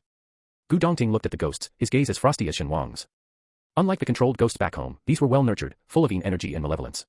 Even their tattered clothes were replaced with new military uniforms, offered in worship. They weren't devouring each other, nor fighting amongst themselves, indicating they had another source of food. Recalling the incessant ghost-nurturing arrays and those set up in ancient battlefields back home, a dark fire ignited in Gu Dongting's heart. Suddenly, the ghost parted, making way for a ghost king of evidently higher power. The moment Shen Wang saw the ghost king, he felt a connection. He looked up, locking eyes with the ghost king. Which clan do you young ones belong to? The ghost king asked calmly, in stark contrast to the restless lesser ghosts around. Shen Wang couldn't ignore the disdain and indifference in his eyes. He was certain that a wrong word would provoke the ghost king to unleash the horde upon him, tearing him to shreds. Compared to the openly brutal lesser ghosts, this intelligent ghost king was far more challenging to deal with. Shen Wang was not afraid of the ghost king, he just found him oddly familiar, sensing an inexplicable connection of fate. Shen Wang found it baffling how he could have any karmic ties with a foreign ghost who had died at least a century ago, a connection seemingly out of nowhere. Impatient with the lack of response, the ghost king spoke up, this is a forbidden zone. No cultivator is allowed to enter, regardless of their clan. By stepping in here, you have already. A flash of insight struck Shen Wang, as he suddenly realized why the Ghost King seemed familiar. Azura. Shen Wang blurted out, you are the one who killed Azura. At Shen Wang's words, the ghost abruptly fell silent, only to erupt in an uproar. It's someone from Huaxia. It's their fault, they killed us, kill them. Damn Huaxia pigs, kill them. Kill them. This time, even the Ghost King couldn't control the frenzied horde. A massive wave of malevolent energy surged towards Shen Wang and his companion. Standing his ground, Shen Wang remained calm, showing no signs of panic. He finally remembered, this face had appeared in Azura's illusion. It was this person who had killed Azura's sisters. To avenge their sisters, those powerless courtesans, with unparalleled determination, perished with their enemy, yet were trapped here even in death, becoming nourishment for the array, unable to break free for eternity. If not for encountering Shen Wang, dissolution of soul and spirit would have been their ultimate fate. Back then, Shen Wang had shown those vengeful women a glimpse of a new world, leading them to reincarnation, and he promised Azura that he would avenge them. Now, the time had come to fulfill that promise. No wonder Azura felt her enemy was still in this world. Shen Wang chuckled softly. Behind him, 5 swords of different colors appeared, radiating a rainbow-like brilliance. As the black malevolent energy swept towards him, the next second, the rainbow brilliance pierced through the darkness. A chilling sword aura followed closely behind. The ordinary people outside couldn't see the fierce battle within the array. They bowed their heads in devout worship to the evil ghosts, but soon, a tremor disrupted their prayers. What's happening? Is it an earthquake? It's an earthquake. In panic, everyone screamed and scattered, running away from the Gu shrine. Once outside, their racing hearts calmed as they realized there was no earthquake. With lingering fear, they gasped for air and looked towards the shaking shrine, bewildered. Then, the massive wooden doors of the shrine wobbled and finally collapsed with a crash. Everyone was too stunned to react, watching the cracks spread across the ground of the shrine just a stone's throw away. Statues shattered, scattering debris everywhere. Lastly, the Grand Hall, once revered and visited by everyone, trembled and turned into a pile of ruins. As it collapsed, a fierce fire suddenly ignited from nowhere, engulfing the ruins of the Grand Hall. The flames raged as if fueled by something invisible, the heat felt even from a distance. What is going on? Everyone stared, dumbfounded, unable to comprehend the destruction unfolding before their eyes. Their pride, the Gu shrine, visited even by emperors and prime ministers, had just vanished so suddenly. Quickly, the news spread online, becoming the second shocking global news after the museum heist. Inside Huaxia, major websites were flooded with discussions, even more so than the museum incident. Breaking news. Another earthquake in Liban. Precisely targeted Gu shrine and brought it down. So, when is Mount Fuji going to erupt? Such an unfortunate news, struggling to suppress a smile, investigate further, report back. Such a precise earthquake, truly karma at work, they had it coming. Keep it going. Don't stop. Shake it up. The recent news about the nuclear wastewater has been infuriating, got me up and typing. Chapter 150. The internet was abuzz with the news of the destruction of Gu shrine, with many applauding and others speculating about the cause. From the pictures online, only the shrine was destroyed, the surrounding buildings are intact. Doesn't seem like an earthquake. Maybe the shrine was poorly built, leading to the foundation collapsing. Definitely the retribution for the evil deeds of those people, the heavens couldn't stand it anymore. Right, they must have done too many bad things and are now facing the consequences. Wonder what the official statement will be. Will there be officials committing harakiri, or getting shot in the back? They'll probably just bow in apology, the old bowing craftsman spirit. Amidst the heated discussions, the island nation's government quickly issued a statement, contrary to netizen speculations, claiming it was a premeditated terror attack, even releasing surveillance footage and photos of the suspects. The surveillance video was blurry, only showing 2 tall, upright figures, but the enhanced photos revealed typical Asian features. The island nation's foreign ministry spokesperson spoke righteously. Based on our investigation, the 2 suspects are from Huaxia. We have reason to believe this is an act of war by Huaxia, damaging the peace and friendship between our 2 countries. Huaxia's foreign ministry spokesperson responded swiftly. Gu shrine is connected to a painful history for Huaxia. As victims of war, we yearn for peace and will never initiate any form of war, but we will not fear war either. As usual, the statement was deliberately ambiguous. A keen netizen translated it, Gu shrine should have been burned down long ago. We are the victims, okay. We won't start a war, but if you keep provoking and falsely accusing us, don't be surprised if we really fight back. Foreign ministry rocks. Who said we declared war? It's clearly those people who have been provoking us. I never thought someone would actually fulfill my dream of burning down Gu shrine. Respect to the 2 big shots. Wonder how the big shots are planning to return home. I'm from F province. If they can't get back, I'm willing to row my little fishing boat to pick them up. Thought it was divine justice yesterday, turns out it was patriotic heroes, my apologies for the oversight. Hope the anti-Japanese heroes can safely return home. Hoping for the safe return of the anti-Japanese heroes +1. Meanwhile, Shen Wang put down his phone and stretched lazily, looks like we've made big news again.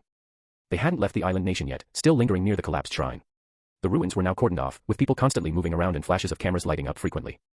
Yesterday, Shen Wang and Gu Dongting had broken the array inside Gu shrine, sweeping away the nurtured evil ghosts. After doing all this, they blended into the crowd. They watched the belatedly arriving police and cultivators endowed with spiritual energy, rummaging through the ruins. Unknowingly, the previously cleared cold and malevolent energy began to emerge again. This time, however, the malevolent energy wasn't confined to the shrine but seeped outwards, incessantly spreading, entwining every passerby, and showing signs of further expansion. Soon after, Shen Wang saw the news of their own wanted status. The island nation's officials presented a facade of righteousness in front of the cameras, but turned around to release malevolent energy, using the lives of ordinary citizens to nourish it, in a display of sickening hypocrisy. Gu Dongting looked at Shen Wang, asking, what do you plan to do? Shen Wang didn't answer immediately. After pondering for a few seconds, he slowly said, "They are so obsessed with cultivating malevolence. Only evil ghosts can survive in malevolent energy. Why were they still cultivating it when the evil ghosts in the malevolent energy had been eliminated? This malevolent energy, feeding on the vitality of living people, would spread rapidly without the control of an array, claiming countless lives. But the island nation's officials didn't care. They were indifferent to the lives of their people and the consequences that would follow." Shen Wang had a hunch that there was an unspeakable secret behind all this.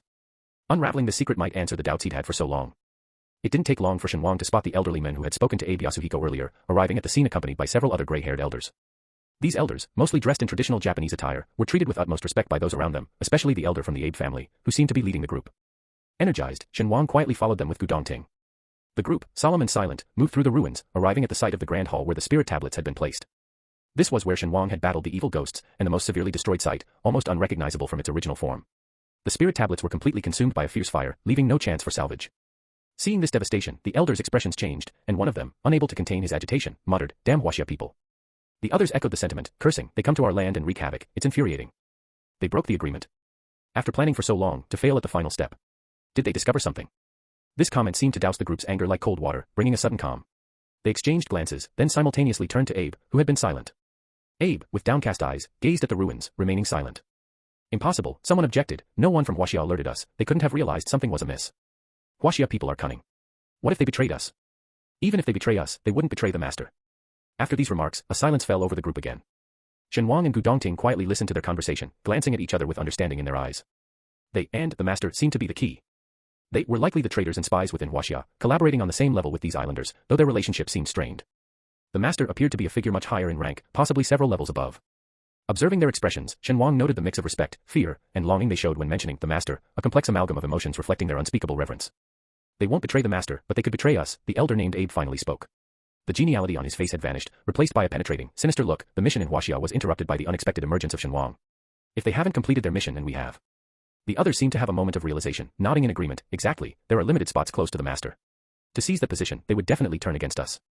Damn, those cunning and malicious Huaxia people. A bunch of scoundrels." After a round of dirty cursing, their anger subsided somewhat. Being old foxes, they quickly discussed and agreed on their next course of action. Issuing a warrant for the 2 Huaxia fugitives who destroyed the shrine and negotiating with Huaxia were secondary. The primary task at hand was to remedy the trouble caused by the shrine's destruction. They stepped back, allowing Abe to take the lead. Abe then produced a small brass-colored mirror about the size of a palm, muttering a few words, and soon, the ancient mirror began to shine as if new. A female ghost in red emerged from the mirror.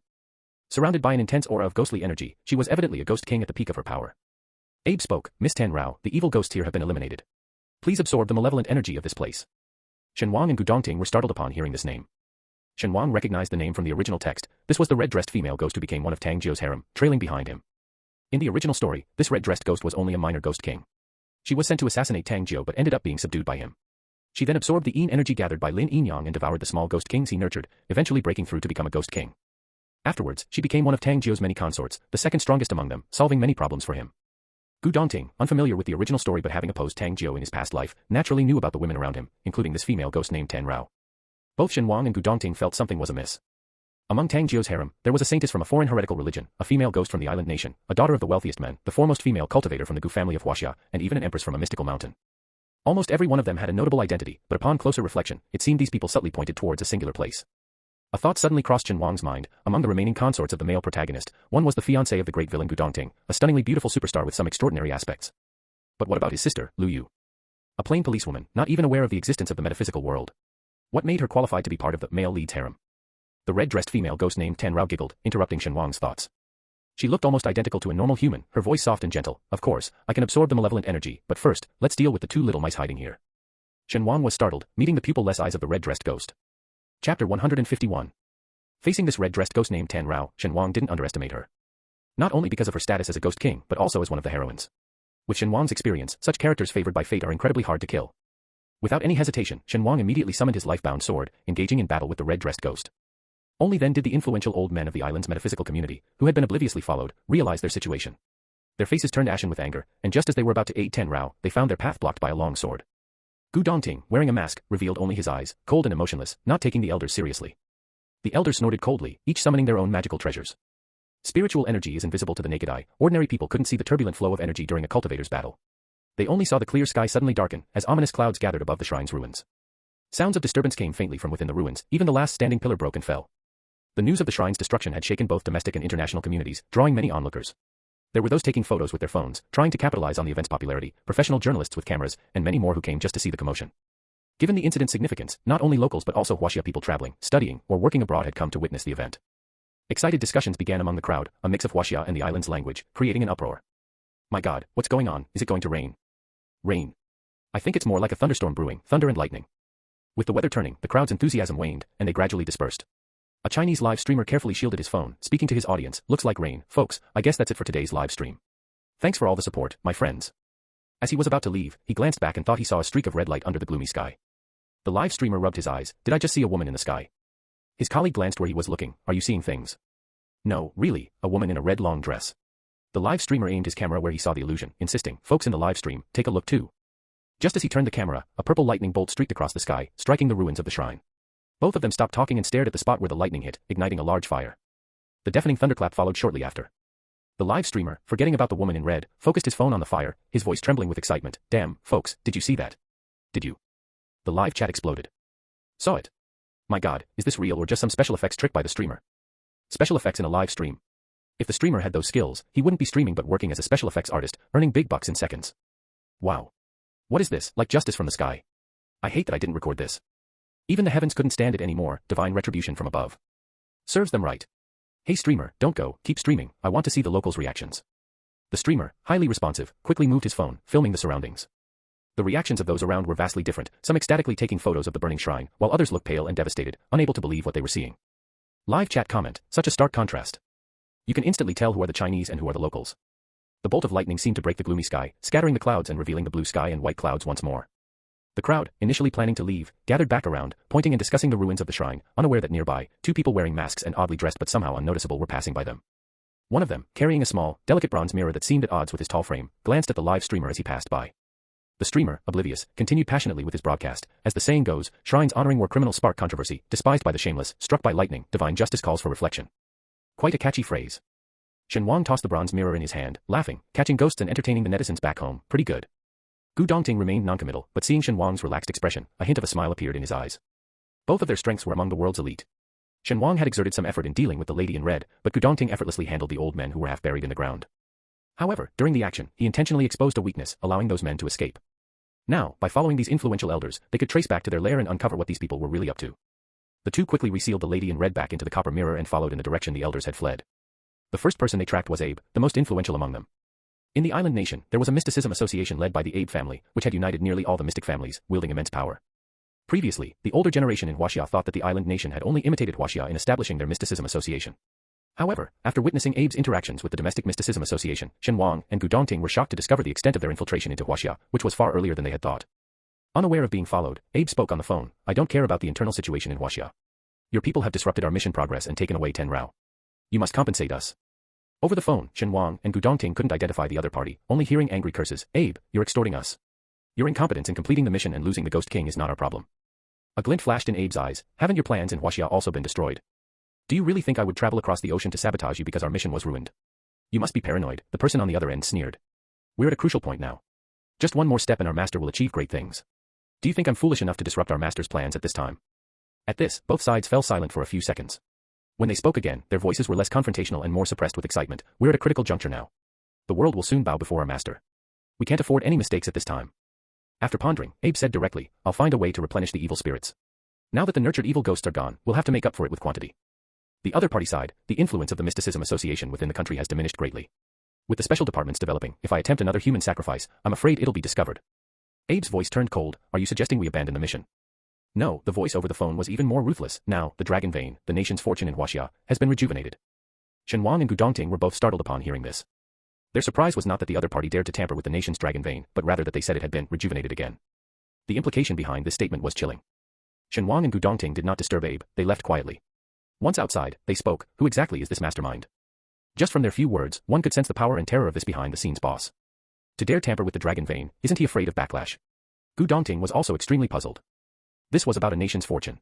Compared to it, the so-called children of fortune were mere flickers in the dark, incomparable in scale. To steal the fortune of a child of fortune required extensive planning, or else one would be struck down by the heavens. To plot against a nation's fortune. Even Shen Wang, who had been to the realm of cultivation, had rarely heard of such madness. With heavy hearts, Shen Wang and Gu Dongting continued their investigation, identifying problematic forces within the country. Just as they were about to uncover the mastermind, they received news from home. Seeing the message, Shen Wang and Gu Dongting exchanged glances, a sudden chill rising in their hearts. The three great immortal mountains have broken their seals and emerged, return immediately. The breaking of the seals of the three great immortal mountains. In the original plot, this was an event that happened much later, but now it had occurred so prematurely. Considering everything they had recently uncovered, neither of them believed this was a coincidence. On Gu Dongting's phone, apart from this message, there were several frantic warnings. Gu Shixiang. Don't come back. They want to kill you. Those people are crazy, insisting you're a born demon and pressuring the Mysticism Association and the special departments to deal with you. Gu Shixiang, run. Xiao Ting, don't come back. The last message was sent by Gu Dongting's mother. Gu Dongting clenched his phone tightly, causing the sturdy device to crack, his eyes tinged with a hint of red. With the strength of the three great immortal mountains far surpassing the mystic world, if they wanted to do something, almost no one in the mystic world could stop them, not even the once great Gu family. Shen Wang also received many whistleblowing texts, with Shiyan's messages being the longest. Shen Wang, about the death of that immortal mountain elder, they've somehow traced it back to you. Now, those people are issuing a warrant for you, be extremely careful. They insist Gu Shixiang is a born demon and want to eliminate the danger early. They've mobilized all their power to trace Gu Shixiang's whereabouts. The Mysticism Association has begun to aid the tyrant, so be cautious. These people are lawless, they've even investigated your siblings, and Gu Shixiang's family is under pressure too. But the special departments are resisting and are now taking care of your siblings, so don't worry. Don't come back. They are very strong. Damn it, those damn dogs of Tangjiu.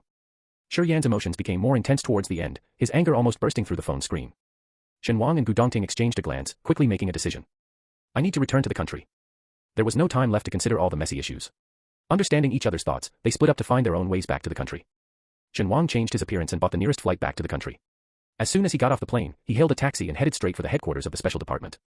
Along the way, the driver chatted as usual, mentioning the theft in a foreign museum and then the lightning strike at a shrine in the island country. The traffic on the roads moved slowly, seemingly no different from before. Yet, Shen Wang could feel that the skies over the capital were shrouded in an invisible aura, weighing heavily on everyone's heads, unseen and intangible, yet omnipresent. The driver continued to chatter, young men, are you here for a visit?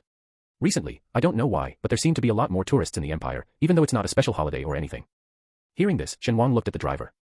The driver smiled and said, the country is getting better and better, and more people are coming out to travel. That's good, it means everyone's life is improving, much better than before. He babbled on aimlessly, seemingly unconcerned with Shen Wang's response, as if he just enjoyed talking and was content with it.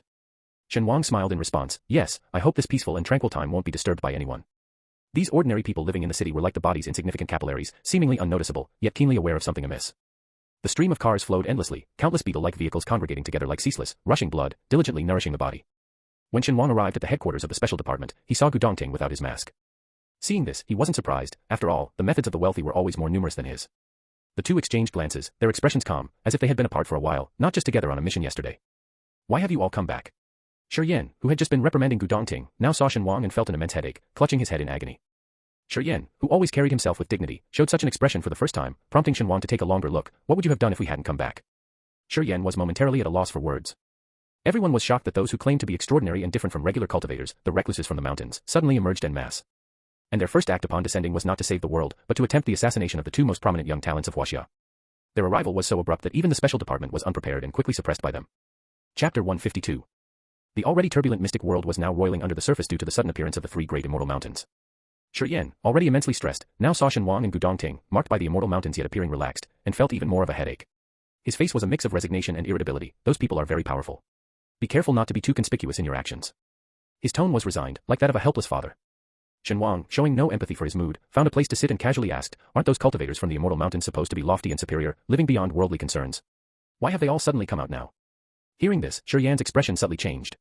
He hesitated for a few seconds before slowly saying, you might not believe it, but they came out because of one person. Shen Wang and Gu Dongting exchanged a glance, speaking in unison, Tang Jiu. Exactly, Shiyan wasn't surprised at their guess. He sighed deeply. Somehow, Tang Jiu learned an impressive array technique and inadvertently broke the seal of the three great immortal mountains, allowing the cultivators to leave and return to the secular world. Through recent interactions, the mythical immortal mountains, once only part of legends, had started to reveal their mysterious veil. About 500 years ago, a faction skilled in divination foresaw that the world would soon run out of spiritual energy, leading cultivators to a dead end and severing their lineage. At that time, the spiritual energy was already much weaker compared to earlier eras, and cultivators couldn't even bear to think how terrifying the real age of decline would be. To resist the age of decline, almost all prestigious sects united, pooling the entire mystic world's strength and using various methods to confine the spiritual energy to 3 small islands overseas. This was the origin of the 3 great immortal mountains. After several centuries, most of the original founders of the immortal mountains had passed away, leaving their descendants to continue cultivation there. The formations of the immortal mountains trapped both the spiritual energy and the cultivators, preventing them from leaving. Shiyan said this with an unchanged tone, but his eyes revealed a complex mix of emotions. Shen Wang sneered and bluntly said, so much for recluses and lofty figures, nothing but selfish fools trapped in their own prison. The spiritual energy of heaven and earth is closely linked to all living beings. These people seized so much of it, the damage they caused to the world at that time must have been immense. If the dissipation of spiritual energy is inevitable, their actions undoubtedly hasten the process. Gu Dongting's eyes turned slightly cold. 500 years ago, it was still the Ming dynasty. In the late Ming dynasty, natural disasters and human calamities were frequent, and the people could hardly survive. Shi Yan didn't voice agreement, but he completely concurred in his heart. These self-proclaimed recluses from the immortal mountains, in my eyes, are just like the mysticism association of old. In the country's darkest hour, they chose to flee, and now that things have settled, they reappear. Truly contemptible. The three great immortal mountains are 3 islands. Initially, there were many sects, but now only 3 remain, each occupying one mountain. Shi Yan continued, Peng Lai, skilled in alchemy, Fang Wei, experts in divination, and Ing Zhou, masters of array formations. They were originally trapped by the formation and couldn't leave, but somehow Tang Jiu disrupted the formation and released them all. The first thing they did after coming out was to attempt to kill Gu Dongting, and the second was to issue a warrant for Shen Wang, dead or alive. Hearing this, Shen Wang's eyes flickered slightly. Oblivious, Shi Yan continued ranting, their alchemy skills have completely overshadowed the Bai family, infuriating them to no end. Bai Fuchen's typically lazy demeanor was even provoked into seclusion for cultivation. Not to mention divination and array formations, in the mystic world, they reign supreme. Now that I'm a minor head of the special department, I have to maintain my image in front of subordinates and colleagues. But in front of Shen Wang and Gu Dongting, I just can't help but reveal my true self. The arrival of the 3 great immortal mountains bodes ill, and there's likely a hidden secret behind their actions. After pondering for a while, Shen Wang stopped Shi Yan's continuous ranting and shared with him the information he and Gu Dongting had gathered abroad. Shi Yan's eyes widened in shock when he heard about the connection between the foreign blood clans and the domestic cultivators. His anger flared upon learning that the island country had planted many spies within their borders. Damn it. Shi Yan cursed loudly, no wonder there are so many cockroaches at home, it's all the island country's doing. Recalling something, he added, we tightened our investigation domestically because of the ancient battlefield, and following various leads, we found it connected to Baiyun Temple. Hearing about Baiyun Temple, Shen Wang also became contemplative. The mysticism association in the island country has intricate ties with the one here, and Baiyun Temple is deeply connected with our mysticism association. Thinking of the mysticism association, Shi Yan's frown deepened. As one of the top 2 organizations in the domestic mystic world, the mysticism association is linked with all sects here. If they are indeed compromised, then there might be no secrets left in Huaxia's mystic world. Realizing the gravity of the situation, Shi Yan didn't dare delay and hurriedly left to report to his superiors, leaving Shen Wang and Gu Dongting in the office. Shen Wang and Gu Dongting were left facing each other in the office. Shen Wang turned to look at Gu Dongting, his eyes narrowing slightly. With his mask removed, Gu Dongting's face, as exquisite as carved jade, was fully exposed, his eyes like cold pools, radiating a chilling aura that kept people at bay, only to be admired from afar. The only break in his aloof demeanor was the faint crimson birthmark under his eye, adding a touch of enigmatic allure to his otherwise indifferent expression. Gu Dongting's long eyelashes fluttered, and he seemed to come to life like a jade sculpture, his eyes flowing with emotion. When his gaze landed on Shen Wang, the icy waters in his eyes suddenly warmed into a spring. Shen Wang quietly watched Gu Dongting, his face expressionless. Unaware, Gu Dongting's lips curved into a subtle smile, greeting him, Shen Wang, long time no see. Seeing this, Shen Wang almost laughed out loud. Despite being partners in crime just yesterday, today Gu Dongting acted as if nothing had happened. If Shen Wang hadn't already confirmed he and Xiao Heigo were the same person, he would have been fooled by Gu Dongting's act. Not awarding him the best actor would truly be a waste of talent. Having left the island country, Shen Wang felt much more relaxed, but the suppressed anger of being fooled surged up. Just as he was about to confront Gu Dongting, the office door was violently pushed open. Someone blurted out, Minister Shi, Tang Jiu and his people have gone to the Gu residence. Hearing this, both Shen Wang and Gu Dongting's eyes sharpened as they looked at the newcomer. What did you say? The men, recognizing Shen Wang and Gu Dongting, paused, then instinctively answered, Tang Jiu led those from the immortal mountain to the Gu residence, to force them to hand over Brother Gu. Gu Dongting's face changed, and he vanished from the spot in an instant. The person who came to warn them realized, slapping his forehead, they just want to force Brother Gu to show up, and now he's rushing over. By the time he finished speaking, Shen Wang had also disappeared. Oh no, Brother Gu and Brother Shen have gone to confront those from the immortal mountain. On his way back to the Gu residence, Gu Dongting's mind was flooded with images the tragic deaths of his family in his past life, then their lively and healthy faces in daily life. He also recalled the assassination attempts he had survived, the fire that destroyed the Gu family, Tang Jiu's smug smile, and the indifferent look in Gu Manting's eyes as she stood beside Tang Jiu. Countless memories intertwined, Gu Dongting's breathing became rapid, his eyes no longer cold and calm, only a seemingly calm madness remained. The red mole under his eye, now more vivid than ever, was as bright as a drop of blood on white jade. Having been reborn, Gu Dongting's greatest obsession was to ensure the safety of his family. But just a moment of inattention had allowed Tang Jiu, whom he'd underestimated, to emerge suddenly, just like in his previous life, intending to destroy the Gu family and harm his loved ones. It's my fault. Gu Dongting's eyes reddened as his aura surged. I should have eliminated Tang Jiu completely, a simple truth I overlooked. Thoughts flashed through Gu Dongting's mind, his murderous intent almost tangible. This time, he would not let Tang Jiu harm his family. Nor would he allow Tang Jiu to leave alive. No matter the cost. Shen Wang followed Gu Dongting from a distance, sensing the ominous aura ahead, his brow furrowed slightly. Has he lost his mind? Shen Wang suddenly remembered that the red mole under Gu Dongting's eye was actually a demon-inducing Gu. This thing could stir up the darkness in a person's heart, causing a cultivator to lose their mind and enter a state of frenzy, but it was ineffective against those with pure thoughts and no darkness in their hearts. Previously, Shen Wang hadn't paid much attention to the demon-inducing Gu, as Gu Dongting was as clear and straightforward as the wind after a storm. But now, realizing that Gu Dongting and Little Black Brother were the same person, Shen Wang couldn't help but worry, hastening his pace. Soon, the two arrived at the Gu family home, one after the other. Shen Wang had visited the Gu family once before when Gu Dongting was injured and had met several of his relatives. Now, returning, he saw that many people had gathered in front of the Gu family house. Gu Dongting's parents also appeared haggard, a stark contrast to when Shen Wang had seen them before. Even Shen Wang, an outsider, felt a twinge of pity, let alone Gu Dongting, their own son. Half an hour earlier, the Gu family had been surrounded. In unspoken agreement, the elders kept the younger members inside while they confronted the immortals at the door. Faced with the aggressive immortals, Gu's sister-in-law was filled with anger but helpless, trying to reason with them. Everyone knows the good Gu Dongting has done for the mystical world. We don't need gratitude, but his contributions are undeniable. You can't harm him based on some baseless prophecy. Gu's elder brother spoke firmly. If he truly were evil, I would deal with him myself, but I won't accept you harming him over a groundless prophecy. Grandfather Gu stood at the forefront, silent but resolute, his stance clear. Tang Jiu sneered, a born demon won't show signs until it's too late. When he turns, it will bring a bloodbath. Can your family bear that responsibility? Grandfather Gu merely glanced at him.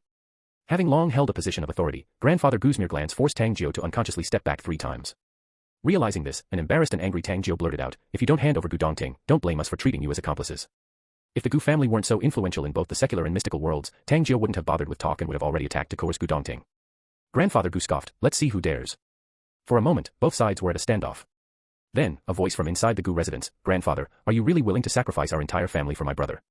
Grandfather Gu, unflinching before enemies, visibly winced at the voice, his once clear and wise eyes suddenly dimming. Gu Dongting slowly emerged from inside, stepping past her family members to Tang Jiu's side. Her parents followed closely, joining her by Tang Jiu, forming a confrontational front against their own family. The Gu family was taken aback, with Gu's father asking in a daze, third brother, what are you doing over there? Gu's father, usually decisive and commanding in business, was showing this kind of expression for the first time. Guda was the same, his usually calm and composed eyes now filled with disbelief. In the Gu family, Gu-san was the most mediocre one, but nobody ever rushed him or expected him to be a certain way, they just wanted him to live happily. Guda protected him, ensuring his safety, and Gu heir provided him with money, making his life worry-free. In everyone's eyes, the 3 Gu brothers were the epitome of fraternal harmony. No one could have imagined that Gu-san would betray the Gu family at such a critical moment. Gu Dongting spoke slowly, big brother's life is important, but so are the lives of the rest of us. Grandfather, my younger brother and I are also your grandchildren, you can't sacrifice us for the sake of one grandchild. Gu-san feigned a sigh and shook his head, second brother, don't blame me for being heartless. How can Gu Dongting's life compare to that of the entire Gu family? I'm doing this for everyone's good. Just by handing over Gu Dongting, we can trade his life for the safety of the entire Gu family. Isn't that a worthwhile deal? Second brother, you and your wife are still young, you can have more children. Gu-san's words infuriated everyone in the Gu family, changing their expressions dramatically. She then looked around, her gaze sweeping over the familiar faces. Besides Gu Dongting's family, there were the Wei family who had close ties with the Gu family, members of the Metaphysical Society, people from Baiyun Taoist Temple, and various other families and sects. Almost every one of these people had once received kindness from the Gu family, and their younger generations had been taken care of by Gu Dongting. But now, it seemed they had all forgotten those favors, standing righteously against the Gu family, pressuring them to hand over Gu Dongting. Those caught in her gaze averted their eyes, whether out of guilt or shame. Lady Gu's sneer changed everyone's expressions. Seeing the Gu family's unrepentant stance, Tang Jiu no longer wasted words and turned to a tall woman in traditional Hanfu beside him, Master Yun, your thoughts. Master Yun raised her eyes, glanced at the Gu family, and spoke calmly, proceed. As she commanded, the eager crowd's eyes shone brightly, each brandishing their weapons. Compared to the numerous and mighty opposition, the Gu family, few in number, seemed weak, but they didn't retreat an inch.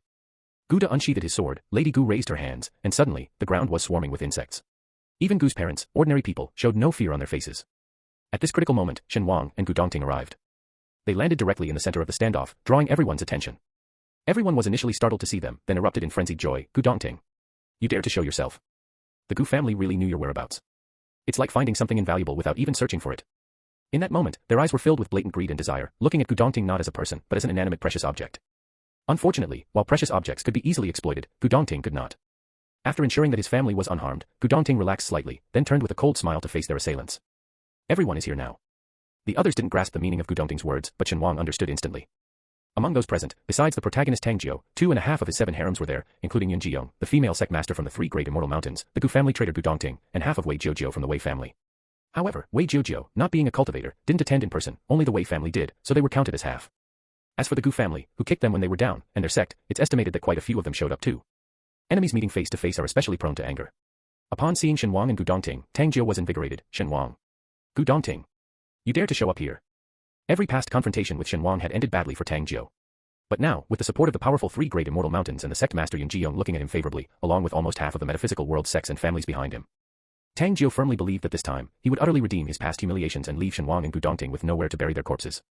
Upon hearing the name Shen Wang, Yun Jiyong's cold, impassive gaze flickered slightly. Gu Hengzi's strength within the immortal mountain was not insignificant, otherwise, he wouldn't have held the position of an elder, nor would it have been his turn to leave the mountain for missions. Such an elder, however, had his soul lamp extinguished not long after he left the mountain.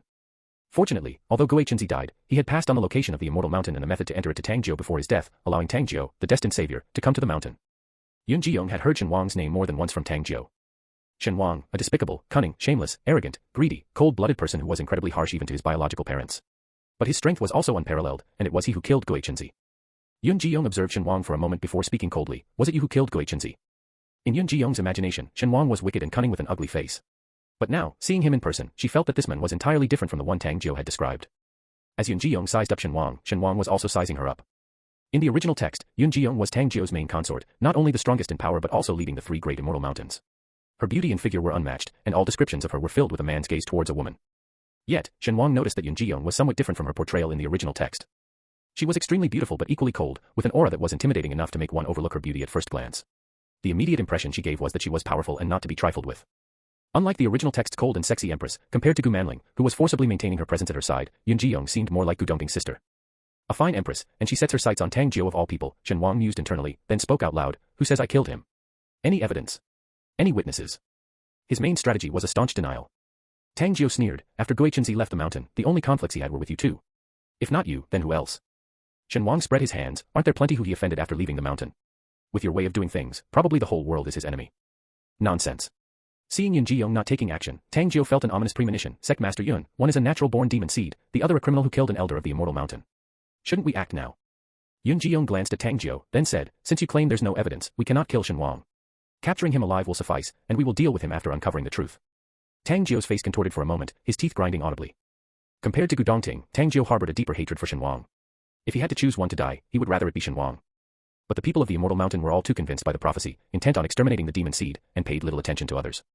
Tang Jiu knew that although Yun Jiyong treated him somewhat differently, it was only because of his identity as the savior in the prophecy. With his current power, he had no right to speak to Yun Jiyong as an equal. Swallowing his rage, Tang Jiu said fiercely, we can overlook Shen Wang for now, but Gu Dongting must be executed immediately. Yun Jiyong did not object to this statement. She looked at Shen Wang. We aim to kill the natural-born demon seed. If you surrender, we can spare your life. Shen Wang raised an eyebrow. Am I supposed to be grateful to you for that? Seeing his reaction, Yun Jiyong spoke no more, and waved her hand. Execute the demon seed. The people behind her shouted in unison, to uphold the righteousness of the human world, it is our undeniable duty. As the enemies made their move, Gu Dongting also drew his sword, his eyes filled with killing intent, and his first strike aimed at Tang Jiu, who was hiding behind Yun Jiyong. Yun Jiyong's brows furrowed slightly, and she quickly formed a hand seal. An invisible wall of energy appeared out of nowhere, blocking Gu Dongting's attack. This attack was just a probe. Gu Dongting, with a sharp gaze, attacked again, striking the same spot on the energy wall with 4 consecutive sword slashes. The wall rippled before shattering completely and disappearing. After a round of mutual probing, the murderous intent in Gu Dongting's eyes intensified, and Yun Jiyong became more serious. Seeing Yun Jiyong unable to subdue Gu Dongting immediately, others thought to step in to help, but a talisman flew towards them, forcing them to retreat several steps. With a talisman between his fingers, Shen Wang spoke with a sly smile. It doesn't seem quite fair for so many of you to gang up on just one Gu Dongting, does it? We still have you to deal with, Tang Jiu said viciously. Kill him. Taking advantage of Yun Jiyong being preoccupied, the plan was to kill Shen Wang on the spot and later claim he died in the chaos of battle. Having made up his mind, Tang Jiu no longer hesitated. Eliminate him and Gu Dongting, and the elixirs and formations produced by the immortal mountain will be sold to everyone at a low price, along with a chance for a prophecy. Blinded by self-interest, almost everyone's eyes turned red, even forgetting Shen Wang's strength. The Gu family members without spiritual power were protected at the back, with only the Gu parents and grandfather Gu fighting. Although their strength was not insignificant in the metaphysical world, they struggled to hold their own against numerous opponents. Especially a few despicable characters who targeted the unprotected commoners behind them, greatly hindering their combat effectiveness. One of them finally broke through the defense line and reached Gu's mother. He was overjoyed. Capturing Gu's mother would allow him to threaten Gu Dongting and Shen Wang. Such a feat would surely earn him the favor of the immortal mountain, and perhaps even a reward. Just as he was about to smile, a bolt of lightning erupted from the seemingly frail Gu's mother, striking the attacker black and emitting a wisp of smoke before he slowly fell to the ground. Gu's mother looked down at the man, then at the talisman in her hand, and calmly said to her husband, Dear, this talisman is quite powerful. Gu's father nodded calmly. Shen Wang's talismanic skills are indeed strong. A fierce battle raged at the entrance of the Gu family estate. Just when it seemed to reach a stalemate, several vague figures appeared in the distance, rapidly increasing in number at the end of the road. They ran swiftly, shouting as they approached. Brother Gu. Don't worry. We've come to help you. Damn it, how dare they attack Brother Gu's family? Such dishonor is shameful in our metaphysical community. To hell with the immortal mountain, I've had enough of it. Among these people were Bo Yu and Wu Shu from the Metaphysical Association. There were also Lu Tingchun and Feng Ju from the Special Department. There were also Bai Qingxing, Chou Yin, Dao Chunyan, Pang He, Xia Yi, and others from various sects. Even those with lesser strength, like the chubby kid and Luo Tian, rushed over. Shen Wang even spotted Liang Ryue in the crowd, who was supposed to be one of Tang Jiu's harems. Besides them, there were people Shen Wang recognized but couldn't recall their names, and many others he didn't know at all. It seemed like everyone who had ever received favors from Shen Wang and Gu Dongting had come. Their forceful entry into the battlefield drastically changed the situation. The few from the Gu family were squeezed out of the battlefield, their faces finally breaking into the first smiles of the day, their eyes brimming with tears. During a lull in his battle with Yun Jiyong, Gu Dongting looked down from the air at the familiar faces shouting Brother Gu behind him. He watched those who were not skilled in combat, who would even hide behind him during missions, now fighting valiantly. Gu Dongting thought, they remember. Chapter 154. The combined strength of the three great immortal mountains was superior to the metaphysical world, and after initial chaos, they quickly stabilized and even gained a slight upper hand. Shen Wang, while blocking those trying to aid Yunjiyong, observed the battlefield. Seeing this development, his brows furrowed slightly, and he produced another stack of talismans. Just as he was about to distribute them to those present, a tank appeared in the distance. Shi Yan was standing on top of the tank, holding a megaphone. To those fighting ahead, cease your armed conflict immediately and surrender your weapons, or we will resort to force. Shen Wang. The people who came to help. Everyone looked at each other and simultaneously leaped backward, withdrawing from the battle. Only the people from the Immortal Mountain, not understanding the situation, thought their opponents were fleeing in fear and pursued relentlessly. Seeing this, Shi Yan didn't hesitate to raise his hand, and the long barrel of the tank slowly turned, firing a shell with a thunderous boom. After the loud explosion, all sides in the battle ceased fighting, including Gu Dongting and Yunjiyong. The group from the Immortal Mountain turned pale, staring at Shi Yan in shock. What is this thing? It possesses such immense power. Someone gritted their teeth and said, although this device is powerful, it requires human operation and isn't very fast. If we can capture the master of this artifact. Before he could finish, several more tanks and military trucks slowly rolled out behind Shi Yan. The tanks aimed their barrels at them, while well-equipped soldiers disembarked from the trucks, each holding a rifle, all pointed at the people from the Immortal Mountain. For a moment, the scene was dead silent. Yunjiyong tilted her head slightly, looking at the unfamiliar devices with a sense of intuition. These things were very powerful. Beside her, Tang Jiu's face was extremely grim. He bit his lip and whispered a few words to Yunjiyong. After listening, Yunjiyong's eyes also showed surprise. Have mortals developed to such an extent? The three great immortal mountains, isolated for hundreds of years, sent someone out every few years to explore the secular world, but the people from the mountains, arrogant by nature, rarely seriously understood the development of the secular world. Let alone keeping up with the arms advancements, which even most ordinary people were unaware of. In the crowd, Boyu chuckled softly. Sect Master Yun, under a barrage of gunfire, perhaps you could escape or even counterattack before we fire, but what about your people? And these weapons weren't even the latest or most powerful weapons of mass destruction. In fact, in this era of declining mystical arts, an individual cultivator's power could hardly contend with a nation, but as an ancient country, this nation allowed the existence of cultivators. As long as the cultivators abided by the law, the state wouldn't act against them, and even showed tolerance towards them. This balance was disrupted by the sudden emergence of the three great immortal mountains, who, under the guise of prophecy, attacked innocent people and disregarded the nation's authority. Yunjiyong's eyes shifted several times. Do you know that once a natural-born demon seed falls into demonhood, it will lead to the dissipation of the world's spiritual energy and create countless killings? It would be no less than hell on earth. The savior may save the world, but a natural-born demon seed is a destroyer of worlds. By the time it happens, it might be too late. Even so, you intend to stop me. For the typically indifferent Yunjiyong, this was a rare attempt at earnest persuasion. Yet, faced with Yunjiyong's goodwill, Shi Yan scoffed, if you're willing to kill based on an unverified prophecy, what will you do if you predict another natural-born demon seed in the future? What if someone uses the label of a demon seed to eliminate their opponents? Yunjiyong showed a trace of anger. This is a prophecy from our immortal mountain, it cannot be wrong. Who knows, Shi Yan replied indifferently, punishing someone before they've committed a crime is a trampling of our nation's laws. The atmosphere grew tense as neither side gave in, with everyone tightly gripping their weapons and watching each other without blinking.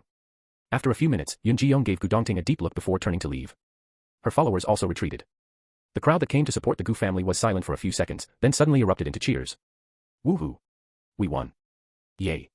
We drove away those idiots with their heads in the clouds. If only we could drive them back to their crappy islands. Hearing the noise behind her, Yunjiyong's eyes turned cold. These mortals, truly detestable, someone gritted their teeth. If it wasn't for saving the world, why would we subject ourselves to such humiliation? Tang Jiu's expression was grim. With the state stepping in, it might not be so easy to kill Gu Dongting anymore. Yunjiyong glanced back. She saw Shen Wang and Gu Dongting surrounded by a crowd, looking quite influential. She withdrew her gaze. We'll find another opportunity. These weapons are powerful, but not invincible. Besides, Gu Dongting can't always live under their protection. There will be times when he has to leave. Hearing this, everyone, still harboring resentment, responded, yes, Sect Master. The Gu family, having narrowly escaped disaster, felt both relief and fear. Clasping the hands of their loved ones, their eyes shimmering with tears, they thanked everyone. Thank you all for your powerful assistance. The earnestness of the Gu family made those who came to help feel bashful. It's nothing, it's nothing. Elder Gu established the special department, and the head of the Gu family has helped the metaphysical community a lot, not to mention Gu Dongting. We're merely returning the favor. The Gu family's kindness to the metaphysical community is as heavy as a mountain. It's only right for us to come and help. The good deeds of the Gu family bore fruit when they needed it most. Shi Yan also said, those people from the Immortal Mountain act without any consideration, which has long dissatisfied the higher-ups. We've seen Gu Dongting's conduct over the years, he couldn't possibly be a demon seed.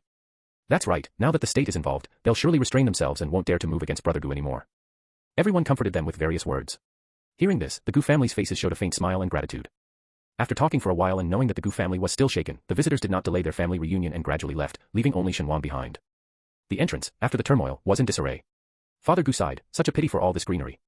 After the situation stabilized, Gu Dongting returned to Shen Wang's side. The red in his eyes faded considerably, and the murderous aura and malevolence around him gradually dissipated. Shen Wang let out a slight sigh of relief but remained somewhat worried.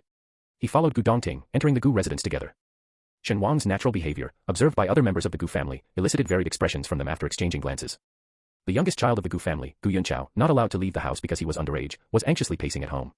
Seeing everyone return safe and sound, he was overjoyed. Dad, Mom, Grandpa. You're all okay. Big brother, you're back too. After the initial joy, he suddenly became alarmed. What about my second sister and third uncle and aunt? Why haven't they come back? Hearing the names of the Gu Dongting family, the faces of the Gu family members changed again. For the Gu family, the betrayal of Gu San's family was more hurtful than the assault by the people from the Immortal Mountain. After a few seconds of silence, Elder Gu spoke. From now on, the Gu Shanshui family will have no relation with our Gu family.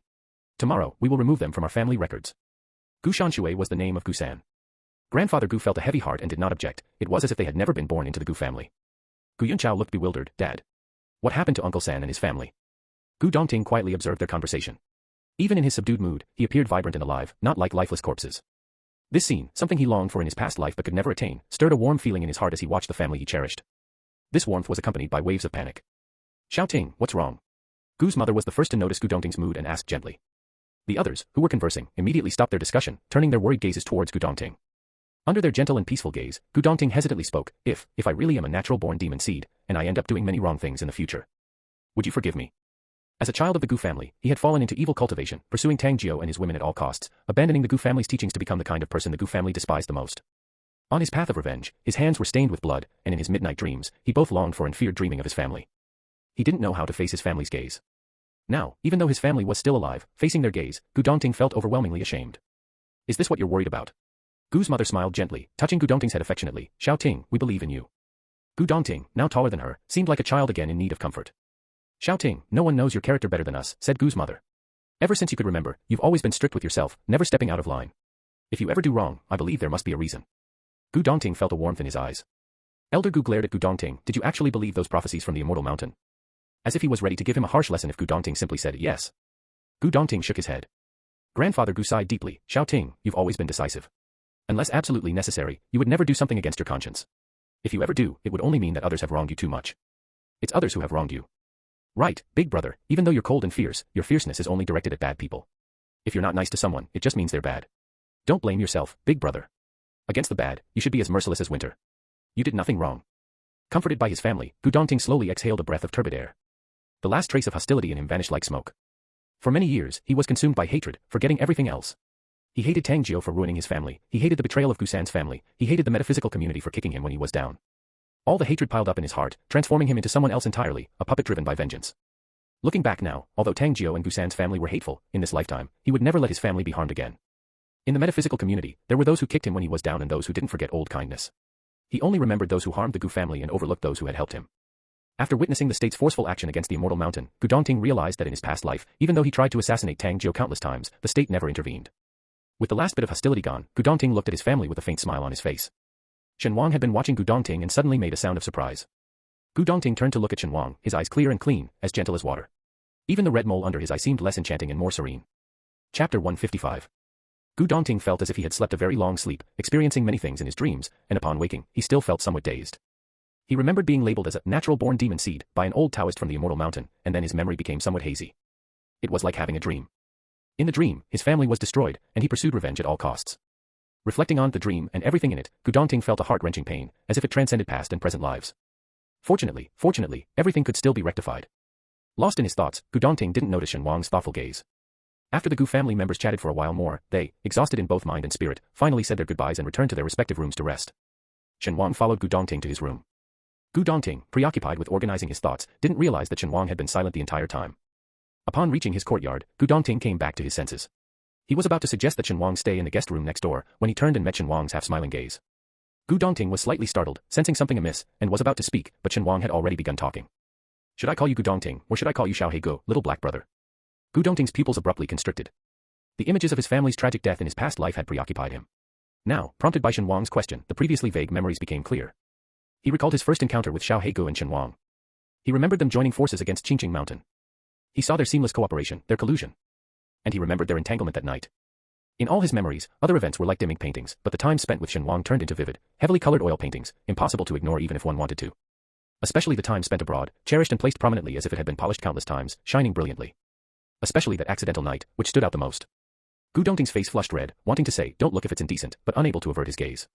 Shen Wang hadn't expected that just a single sentence would send a blush flying across Gu Dongting's face, and it seemed to deepen as time passed.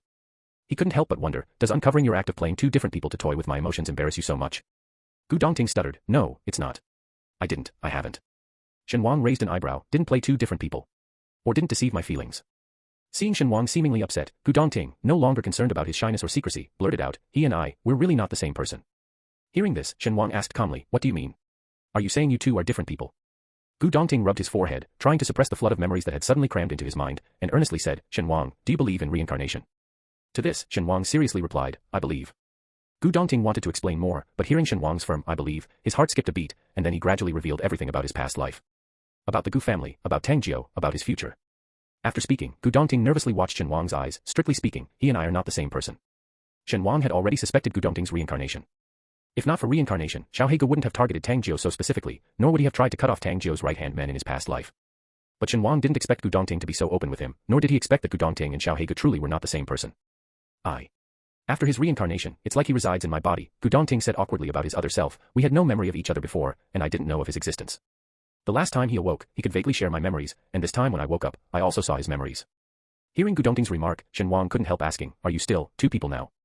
Gu Dongting nodded. I can feel him still inside me, he hasn't disappeared. They exchanged glances, both recalling the awkward memories of that night, and simultaneously shifted their gazes away. Silence. An awkward, palpable silence. Shen Wang initially thought Gu Dongting was playing games by switching identities, feeling somewhat angry and ready to confront him. But he hadn't expected the truth to be so startling.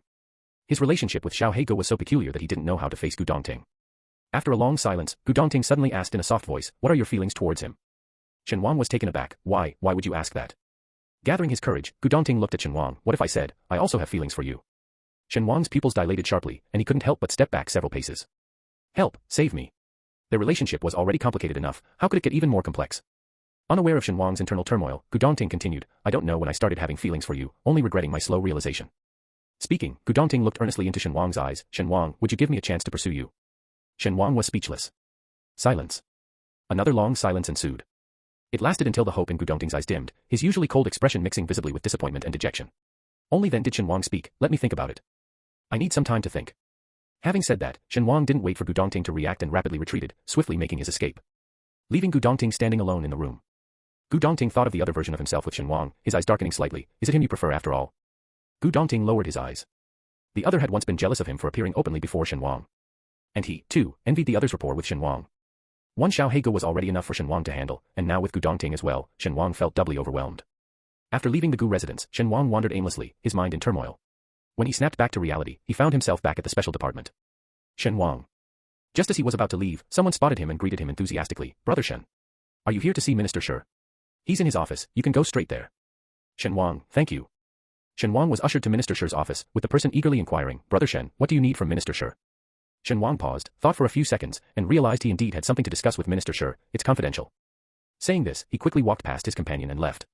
The special department member left behind muttered to himself while watching Shen Wang's retreating figure, as expected of Brother Shen, it must be a top-secret mission he can't share with me.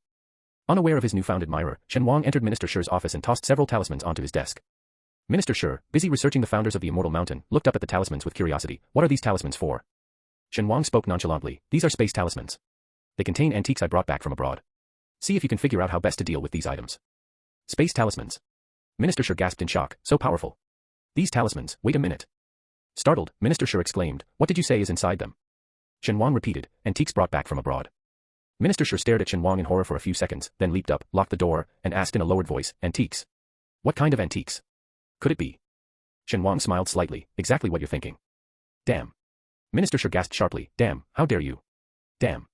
Brother Shen, you're incredible. Uttering 3 damns in a row, Minister Shi carefully held the space talismans, too preoccupied to continue speaking with Shen Wang and awkwardly left the office.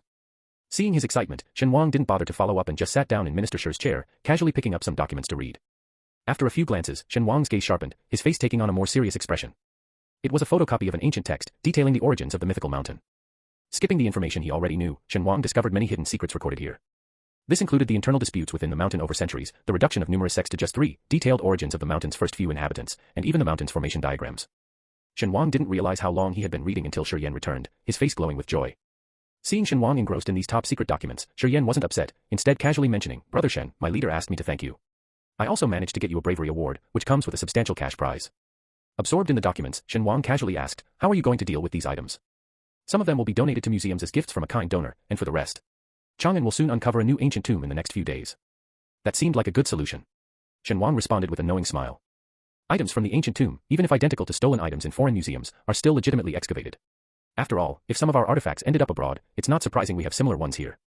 After his excitement subsided, Shi, seeing Shen Wang engrossed in the documents, took the initiative to ask, "Brother Shen, what are you reading?" "Information about the founders of the mythical mountain."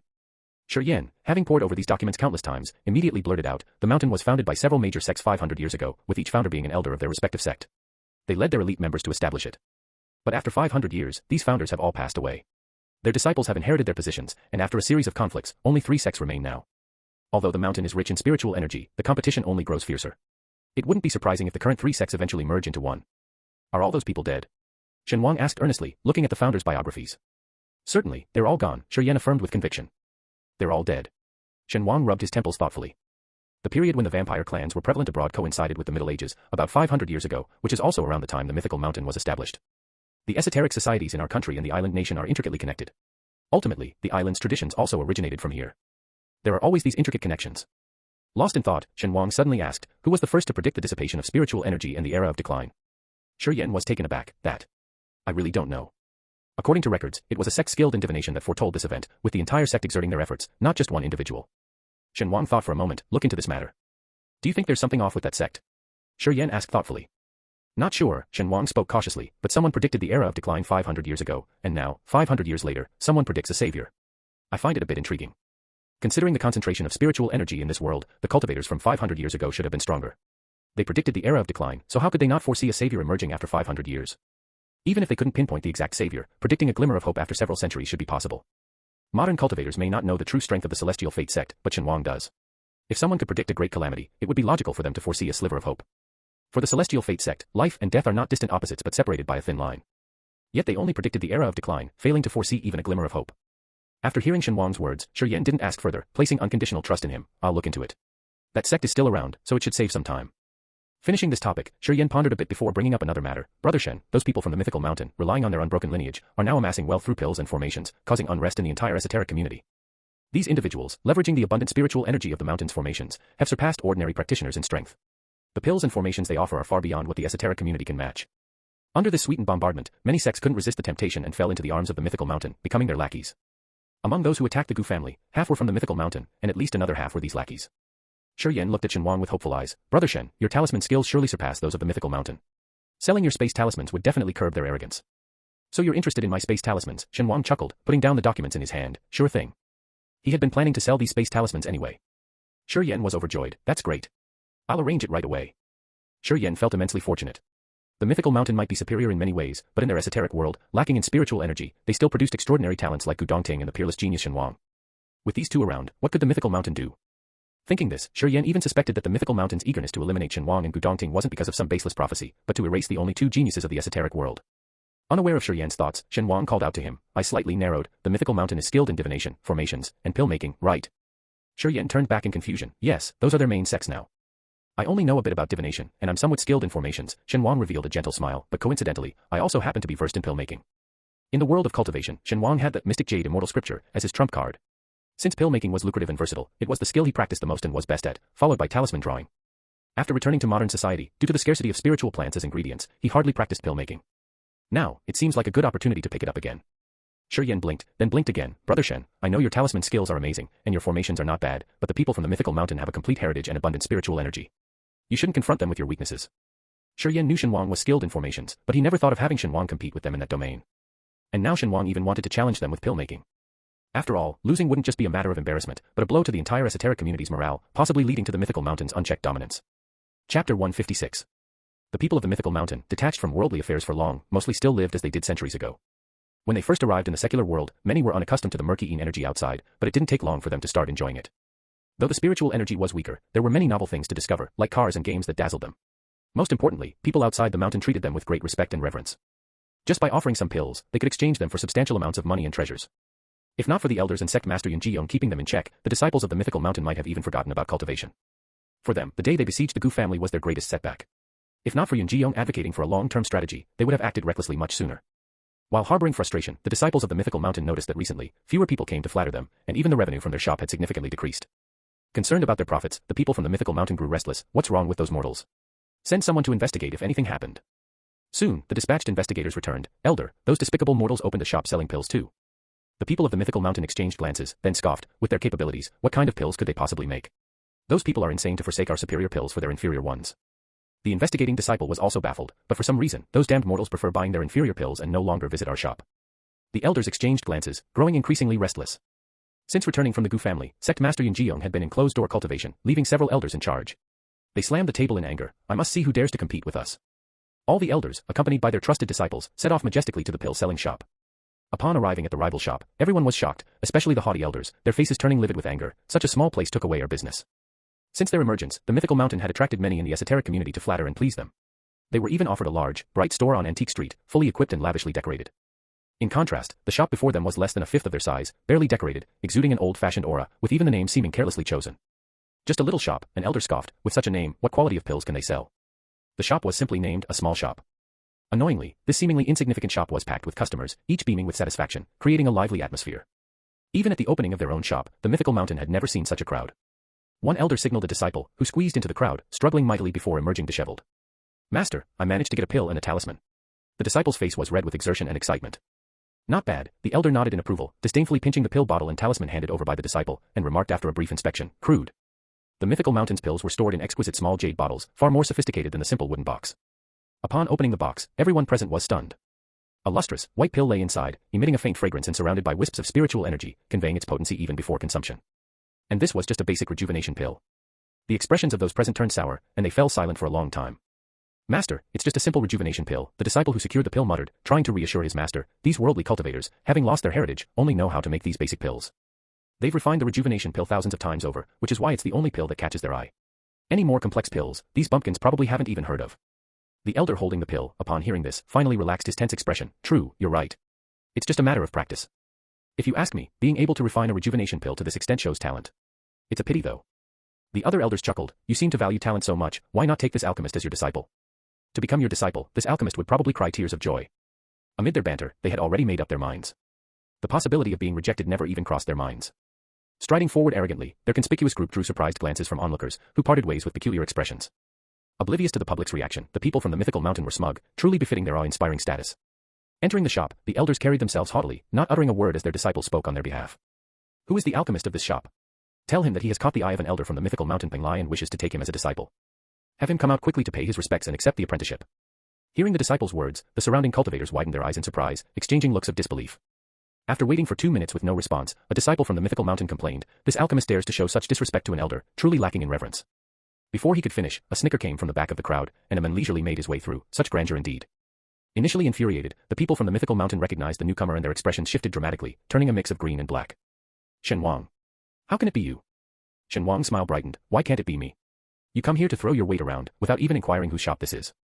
The elder who had spoken of taking a disciple flushed red with anger, glaring fiercely at his disciple responsible for gathering information. The onlookers cast amused glances. The people from the mythical mountain, unaccustomed to such humiliation since their emergence, took note of the faces around them before leaving with a flick of their sleeves. Behind them, scattered laughter began, soon erupting into a roar of amusement. The faces of the mythical mountain group darkened further, their eyes filled with undisguised malice. Shen Wang felt their murderous intent but remained indifferent. Being lifelong enemies, adding a bit more enmity seemed even more thrilling. Shen Bro is awesome. Putting those arrogant folks in their place.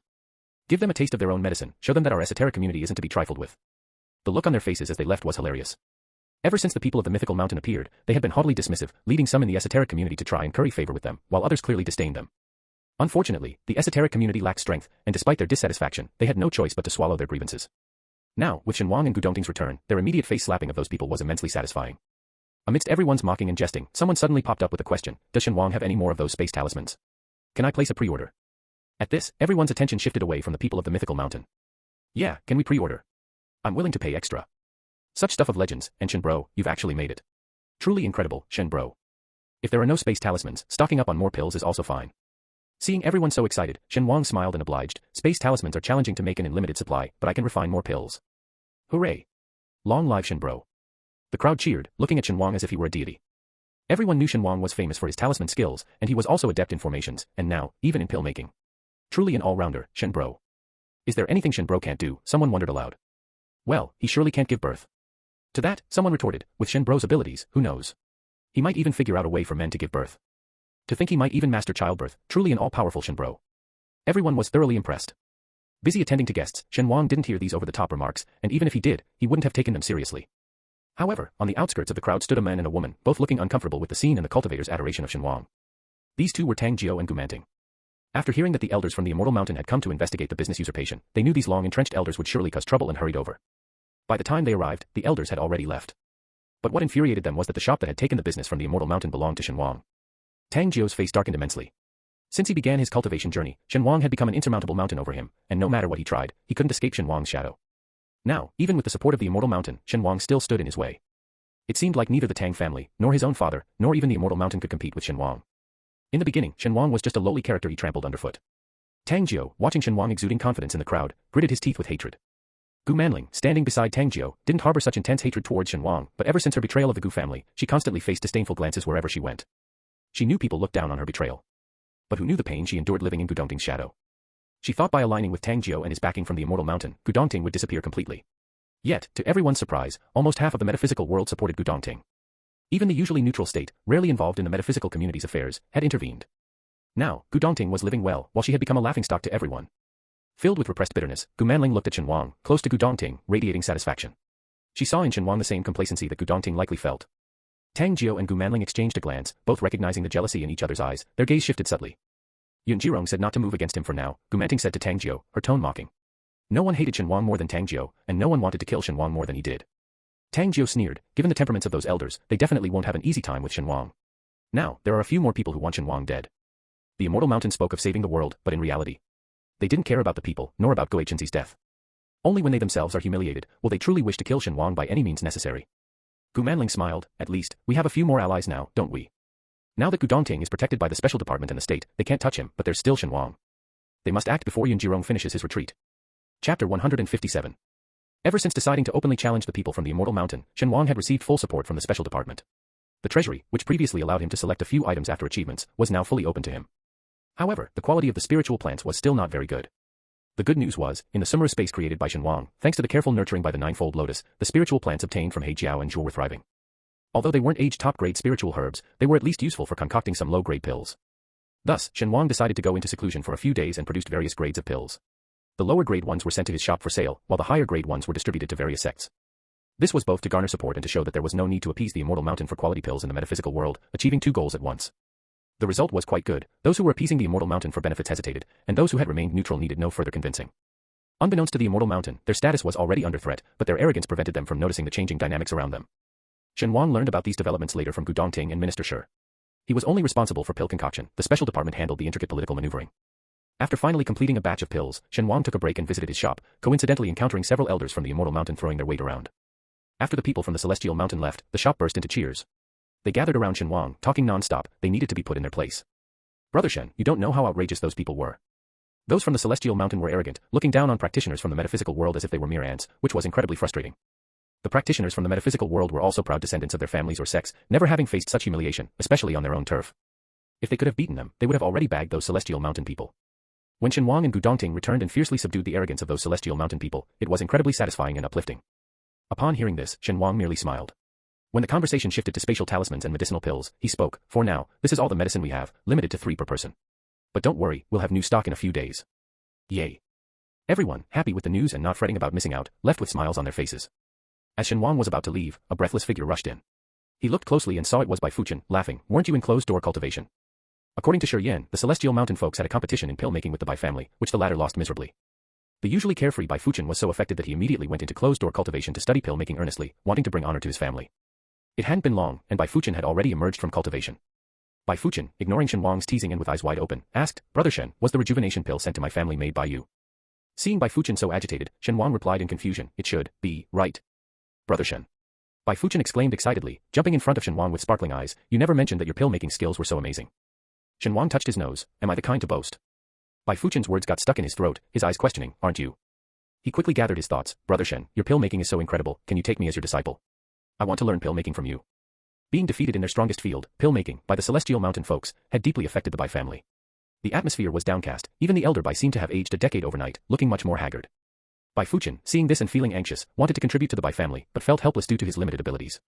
After the special department delivered the rejuvenation pill crafted by Shen Wang to the Bai family, the atmosphere there changed dramatically. Even Bai Fuchen, with his level of skill, could tell the quality of the rejuvenation pill was excellent, let alone Elder Bai. Knowing it was made by Shen Wang, Elder Bai, instead of being sad, laughed. Good. Good. Good. He exclaimed thrice in delight, laughing, truly, a young hero emerges. Elder Bai was happier about the metaphysical world having such promising youth than being upset about losing to a younger person, relieved they wouldn't be completely overshadowed by the celestial mountain. Upon learning this, Bai Fuchen got an idea and promptly ended his half-hearted seclusion, seeking information about Shen Wang. Shen Wang had been in seclusion for pill-making until today. Bai Fuchen rushed over as soon as he heard of Shen Wang's appearance. Hearing Bai Fuchen's words, Shen Wang was both surprised and amused. You, with a family lineage in cultivation, seeking me as a master. Aren't you afraid your grandfather will break your legs? My grandfather wouldn't do that, he likes you a lot, Bai Fuchen said, puffing out his chest and looking eagerly at Shen Wang, pleading, Brother Shen, please accept me. I promise to be your most obedient and diligent disciple. Shen Wang, caught off guard by this request, was at a loss for words. No, I don't take disciples, but if you have questions about pill-making, feel free to ask. Seeing Shen Wang's firm stance, Bai Fuchen nodded in disappointment. All right. Thank you, Brother Shen. Shen Wang touched his nose, pulling out a small box from his space and tossing it to Bai Fuchen. This is a medicine for treating an ugly, cursed face. Apply it morning and night. Within a month, your face will be restored. Bai Fuchen's eyes brightened, nearly moved to tears. Brother Shen, you're too good to me, finding time to make this medicine while dealing with those from the celestial mountain. I don't know how to repay you. Shen Wang shuddered and quickly stepped back. Stop it. Don't make me throw you out. I'll go through fire and water for any of your needs. Bai Fuchen said, then blinked in confusion. Brother Shen. Shen Wang, all right, that's enough. Go find your beloved and share the good news. It was all Xiao He and Gu Dongting's fault for making him paranoid. Hearing repay you, he subconsciously thought the next words would be an offer of his body, scaring him out of his wits. Bai Fuchen, unaware of Shen Wang's turmoil and how close he was to being thrown out, held the medicine gratefully. Brother Shen, I'm not joking. If there's anything you need, anything the Bai family can do, we're at your service. Shen Wang didn't think he'd ever need Bai Fuchen's help. Weary, he waved his hand. All right, I got it. I'm closing the shop now. Bai Fuchen left with 1,000 thanks, and Shen Wang watched his retreating figure, shaking his head with a smile. Planning to return and concoct more pills, Shen Wang suddenly sensed something, a strong surge of negative energy fleeting by, rushing towards the outskirts of the city, clearly an evil ghost. With many ordinary people in the city, even a slight touch from this evil ghost could bring bad luck or serious illness, and if it intended harm, it could hurt countless. Frowning, Shen Wang quickly sent a message to Shi Yan and followed the ghost. The ghost soon reached the outskirts, a large undeveloped wasteland, deserted and overrun with wild grass. It vanished without a trace. Shen Wang raised an eyebrow, looking around and suddenly let out a cold laugh. Come out. As he spoke, his spiritual energy surged, kicking up dust and revealing the concealed traces of a formation, with several figures emerging in the distance. Shen Wang chuckled upon seeing them. Well, familiar faces. Tang Jiu, Gu Dongting, and the celestial mountain elders he had just met. Tang Jiu glared at Shen Wang, his lifelong enemy, his expression twisted with excitement. Shen Wang, you didn't expect this. Today is the day you die. Tang Jiu, using all his knowledge, had created a formation that drained spiritual energy. Once Shen Wang stepped in, no matter how powerful, his energy would be completely siphoned. With the celestial mountain elders there, dealing with Shen Wang seemed more than manageable. Unless something unexpected happened, Shen Wang would meet his end here. Shen Wang looked down at the formation, then at Tang Jiu, and back at the formation, clicking his tongue lightly. Where did you learn this formation? Trying to buy time. Tang Jiu laughed. Don't struggle, no matter how much you delay, it's futile. This is a formation from the celestial mountain. A product of the celestial mountain. Shen Wang nodded, confirming his suspicions. This familiar energy-draining formation had appeared in mountain villages, ancient battlefields, overseas, and on islands. Although it had taken different forms each time, disguised with various runes. The superficial runes can be removed, but the core essence has never changed. And now, this formation has appeared in Tang Jiu's hands. While Shen Wang was still pondering, Tang Jiu, unable to wait any longer, said to the others, Elders, I'll control the formation, this man is yours to handle. As Tang Jiu moved, the formations began to light up gradually, the runes flowing slowly as if alive, moving towards Shen Wang. The elders also summoned their own magical treasures, launching an attack on Shen Wang. But in the next second, Tang Jiu was shaken to the core, suddenly spewing a mouthful of fresh blood, his face incredulous as he stared at Shen Wang, eyes blood red. How is this possible? Shen Wang, standing on the still runes, showed a pitiful smile. Sorry, but I not only know how to draw talismans, I also have some knowledge in alchemy and formations. I know a bit about them too. Hearing this, Tang Jiu couldn't restrain the fresh blood in his chest, which sprayed out like a scattered flower. Shen Wang disdainfully said, Don't splash your blood on me, it's dirty. Chapter 158. Tang Jiu lay motionless on the ground, and the elders of Xianshan looked on in astonishment, truly noticing Shen Wang for the first time. How do you know so many spells? Blurted out an elder from Penglai who had tried to take Shen Wang as a disciple. Otherwise, not only would their lives be in danger, but the entire Xianshan might fall to his overwhelming power. With their minds made up, the elders' aura surged, ready to strike with full force, and even their comrade Gu Dongting felt the immense pressure. Gu Dongting was not alarmed but delighted. Now, Shen Wang would surely die. However, Shen Wang, surrounded by the elders, remained calm. Squinting, he assessed them, already strategizing, 5 people, 3 at high-level foundation building, 2 at the initial stage of Bigu. In the world of mysticism, foundation building was a formidable level, with the highest being high-level foundation building, and among the elders of Xianshan, there were 2 experts of the biggest stage. No wonder the mystic world was so suppressed. Shen Wang, currently at mid-level foundation building, was technically outmatched by them, akin to using a sledgehammer to crack a nut. But unfortunately, Shen Wang pulled out a stack of talismans, and the formation symbols under his feet began to flow anew, even more agile than when Tang Jiu had used them. Unfortunately, their lack of real combat experience, coupled with facing Shen Wang, a master of defeating stronger opponents, was their downfall. In the cultivation world, Shen Wang could hold his own against the unadulterated mighty, so what of these experts now? Before the elders could react, they were engulfed by the expanding formation, falling into the illusionary array prepared by Shen Wang, followed by a barrage of exploding talismans, catching them off guard. The elders soon realized that they had been forcibly separated from their companions, cursing in frustration, "Damn that Shen Wang. If I catch you, I'll flay and disembowel you." Trapped in the formation, the elders cursed while fending off strange beasts that emerged from nowhere and dodging exploding talismans, thrown into utter chaos. As their anger peaked, Shen Wang suddenly appeared with a long sword, causing the elders to shift from fury to joy. "You dare to show yourself." Blinded by rage, they hurled their magical treasures at Shen Wang viciously, which would have been lethal had it truly been him. Outside the formation, Shen Wang stood at a distance, unharmed and composed, deftly manipulating the glittering formation runes like puppet strings. The elders, like puppets, were indistinguishably engaged with the Shen Wang in the illusion, only to realize they were actually attacking their companions. Tang Jiu, who had regained consciousness, watched Shen Wang masterfully control the formation, his eyes nearly popping out in shock. "You. This is my formation, how can you use it?" "No, what have you done to the elders? Why are they fighting each other? What sorcery is this?" Shen Wang turned to Tang Jiu with a smile. "Didn't your teacher tell you not to use formations in front of someone with superior skills? Because they might take it from you." Shen Wang spoke calmly, but Tang Jiu was rattled. "How is that possible? How can a formation be taken away?" Understanding dawned on Shen Wang, realizing that the person who taught Tang Jiu wasn't very impressive either.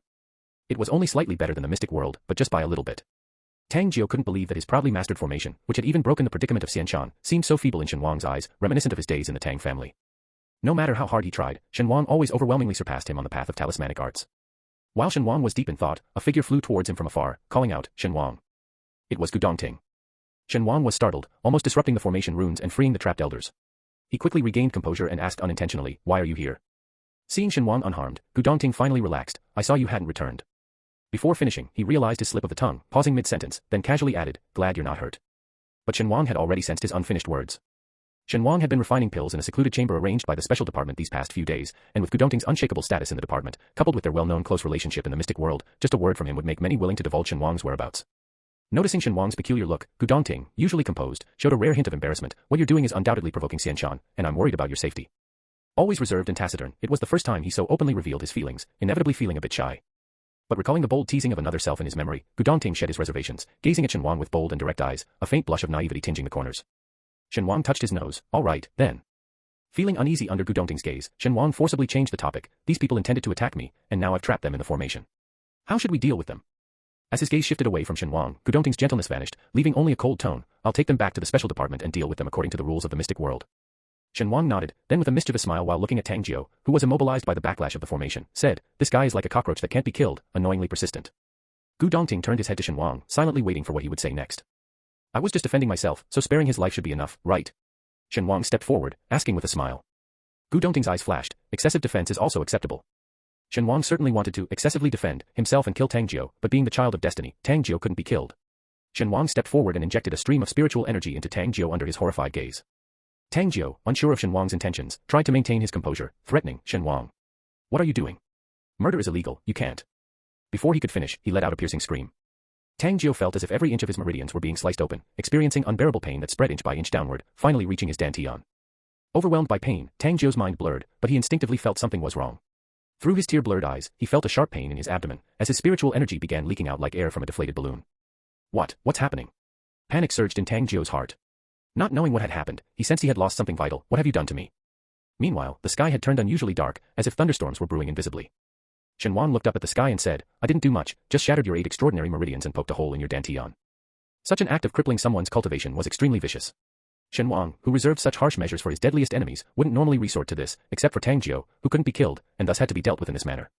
Tang Jiu's pupils constricted, momentarily forgetting the intense pain as he clutched his abdomen where his spiritual energy was leaking, his face deathly pale. "Impossible. Impossible. I am the savior, the prophesied hero, I can't become a cripple." No matter how tightly he tried to cover his abdomen, strands of spiritual energy still seeped through his fingers. Tang Jiu's mind was in turmoil, his spiritual energy running wild within him, causing him to cough up blood in agony and scream incessantly. Shen Wang looked down at the writhing Tang Jiu with a casual apology. "This is my first time crippling someone's cultivation. I might have been a bit heavy-handed, it might hurt a bit, sorry about that." In such a situation, his light apology seemed particularly infuriating. Shen Wang thought of his own ending in the original story, where he was painfully drained of every drop of blood and died. His body was taken to the Tang family's ancestral home, enclosed in a 1,000-year-old locust wood coffin, with 18 soul-sealing nails hammered into his body, his brow, chest, limbs, hands, and feet, cruelly trapping his soul within. Amidst the excruciating pain of his soul being torn apart, Tang Jiu stood outside the coffin, lightly apologizing. "Sorry, Shen Wang, I accidentally took over your identity. Since you're already dead, I'll just use your body to repay my parents' kindness." But now, Tang Jiu was still alive. Shen Wang thought indifferently. At that moment, a thunderbolt finally struck from the sky. Gu Dongting, startled, swiftly tackled Shen Wang to the ground, shielding him behind himself. The next second, the thunderbolt struck right beside them. Shen Wang immediately threw out 5 life-bound swords. The colorful 5-element sword appeared dim under the thunderbolt's glare. He pushed Gu Dongting away and quickly retreated several steps. The thunderbolt followed his movements, striking down with 9 consecutive bolts. Gu Dongting was frantic, his eyes almost bursting with desperation. Shen Wang, however, burst into laughter. He looked up at the sky and shouted, "You're protecting this too?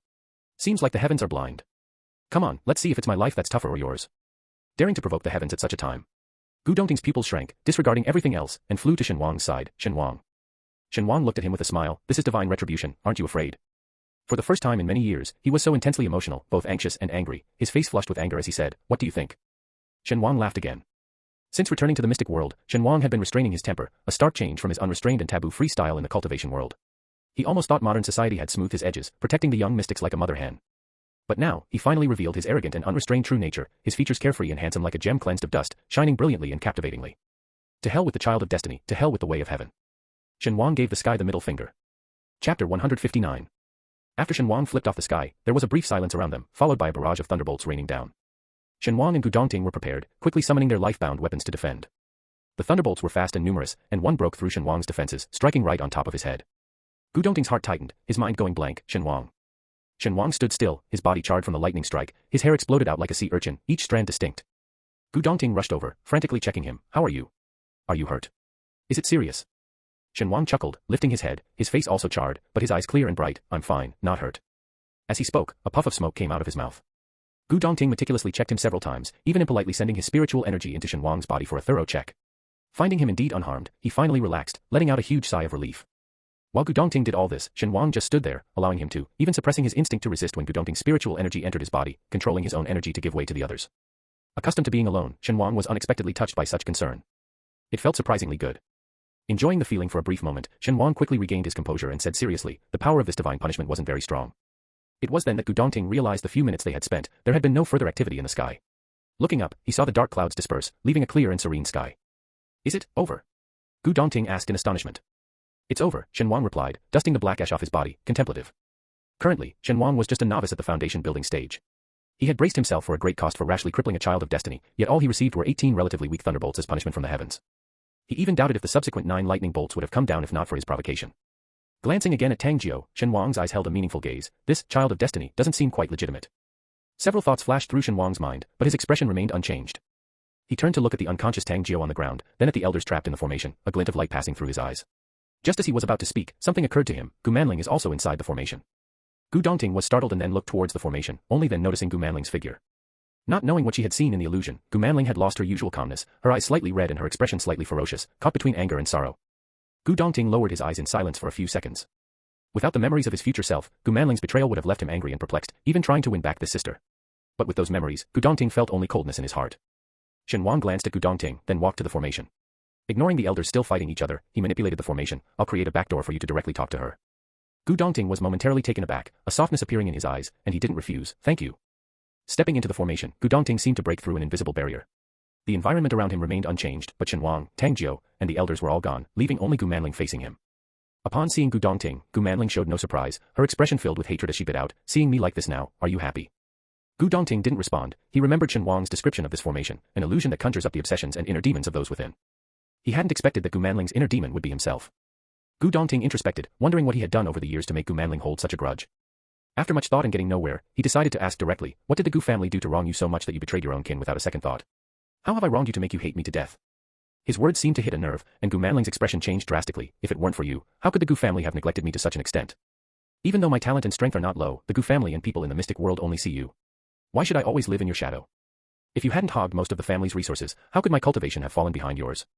As Gu Manling spoke, the surrounding environment gradually changed, turning into the scene of the Gu family's ancestral home, revealing her deepest desires. In the illusion, without Gu Dongting, she was the leader of the younger generation in the Gu family, receiving the family's full support, praised by everyone for her exceptional talent and achievements at a young age. In the mystic world, she was the revered senior sister, admired wherever she went. Watching the Gu Manling in the illusion, surrounded by people in white, lofty, and aloof, Gu Dongting scoffed, and the illusions disappeared like ripples in water. "So it's jealousy," Gu Dongting said indifferently. Gu Manling was jealous of Gu Dongting. Gu-san was jealous of his own biological brother. Blinded by jealousy, their family conspired with outsiders, seeking the downfall of the entire Gu family, satisfied only when the objects of their envy, Gu Dongting and his 2 brothers, were completely gone. Gu Dongting lost any desire to delve deeper. He didn't care to understand the psychological changes of Gu-san and the others, nor did he have the leisure to guide them back to righteousness. He drew his sword. Gu Manling, in the name of the Gu family, I declare you expelled. The techniques you've learned from the Gu family heritage must be nullified. Gu Manling, still immersed in her thoughts, jolted at these words. No. You can't do this. Who do you think you are, representing grandfather or uncle? They adore me the most. If they find out you've hurt me, they won't let you off. At this moment, it's known that they favor you the most. Gu Dongting spoke coldly. Seeing that threats were ineffective, Gu Manling, with tears in her eyes, began to plead bitterly, trying to evoke the sibling bond in Gu Dongting's heart. Big brother, I was wrong. I'm your sister. You can't be so cruel to me. As a member of the Shen men, cultivation represents everything. Losing her cultivation, she would become the ordinary person she most despised, which was intolerable for the prideful Gu Manling. Unfortunately, Gu Dongting was much stronger than her. In a one-on-one battle, she had no capacity to retaliate and could only watch helplessly as Gu Dongting advanced towards her. Considering you were once my sister, I won't make it too painful for you, Gu Dongting said softly, looking straight into Gu Manling's eyes. The next second, Gu Manling felt a sharp pain in her abdomen. Shocked, she looked down, screaming as she felt her dantian shatter, and fell to the ground. She clutched her stomach, terrified. No, it can't be, it's impossible. Pain and despair filled her heart, bringing her to tears. She hated Gu Dongting's ruthlessness and heartlessness, yet couldn't help regretting her actions, driven by jealousy, which led her to this point. But no matter how much she raged and regretted, it was all in vain. Shen Wang didn't have to wait long before he saw Gu Dongting emerge from the formation. Gu Dongting said indifferently, I've crippled her cultivation. Shen Wang glanced back at Gu Manling, who lay on the ground, and remarked, good. The two exchanged a look, tacitly moving past the subject. Shen Wang then looked towards the elders, who were fiercely battling the Shen Wang in the illusion, oblivious to any anomaly. Touching his chin, Shen Wang gestured to Gu Dongting, what do you think would happen if we let them go back? Gu Dongting tilted his head slightly, focusing intently on Shen Wang's profile. Do as you wish, I'll handle the special department. What a great brother. Shen Wang was about to pat Gu Dongting on the shoulder in thanks, but he paused as he raised his hand. It seemed, they weren't exactly great brothers. Shen Wang coughed twice, thanks. Gu Dongting observed Shen Wang's awkward expression, a faint smile appearing in his eyes. As the elders in the formation fought, they suddenly noticed a blur before their eyes, and that Shen Wang in front of them transformed into one of their comrades, startling them into halting their attack. What's going on? How could it be you? Where's that kid Shen Wang? The group exchanged bewildered looks, eyeing each other in their own numerous wounds, frustrated. That bastard, what the hell did he do? Did he use some kind of illusion to escape? The surroundings were eerily quiet, with no sign of Shen Wang. Just then, one of the elders spotted Tang Jiao and Gu Manling lying motionless on the ground. Tang Jiao. What happened to him? The elders, forgetting their search for Shen Wang, all gathered around Tang Jiao, inspecting him anxiously. Discovering his shattered meridians and damaged dantian, they were dumbfounded. How could this happen? They exchanged glances, a chill running down their spines. Tang Jiao was the prophesied savior, and now, due to their negligence, this savior's cultivation was completely destroyed. Now that the celestial mountain's formation was broken and the spiritual energy dissipated, if something happened to Tang Jiao, preventing the restoration of the spiritual energy, they would be condemned to a mundane life, reduced to mere mortals. The elders dared not imagine what consequences they would face for bringing back Tang Jiao in such a state. Quick, take him back to the celestial mountain. See if he can be cured, one elder exclaimed in fear and panic. Without further hesitation, they hurriedly carried Tang Jiao away, and on their way out, they also took Gu Manling with them. Watching their retreating figures, Shen Wang and Gu Dongting emerged from their hiding place, exchanging a smile before leaving the area and heading towards the special department. Back at the special department, Shen Wang was about to tell Shi Yan about what they had done, only to see Shi Yan with a serious expression, pulling both him and Gu Dongting into the office and locking the door behind them. Shen Wang. After ensuring the door was locked, Shi Yan took out something, inhaling deeply. Based on what you said last time, I've discovered something. Shen Wang raised an eyebrow, also lowering his voice. What is it? Shi Yan opened the document in his hand and slowly said, we've been investigating domestic espionage and traced it to the Xuanxue Association and Baiyun Temple, but we couldn't pinpoint the specific individuals involved. After you mentioned a connection between the Domestic Xuanxue Association and the Island Nations Association, we followed this lead and found that the founder of the Domestic Association had interactions with people from the Island Nation in his early years.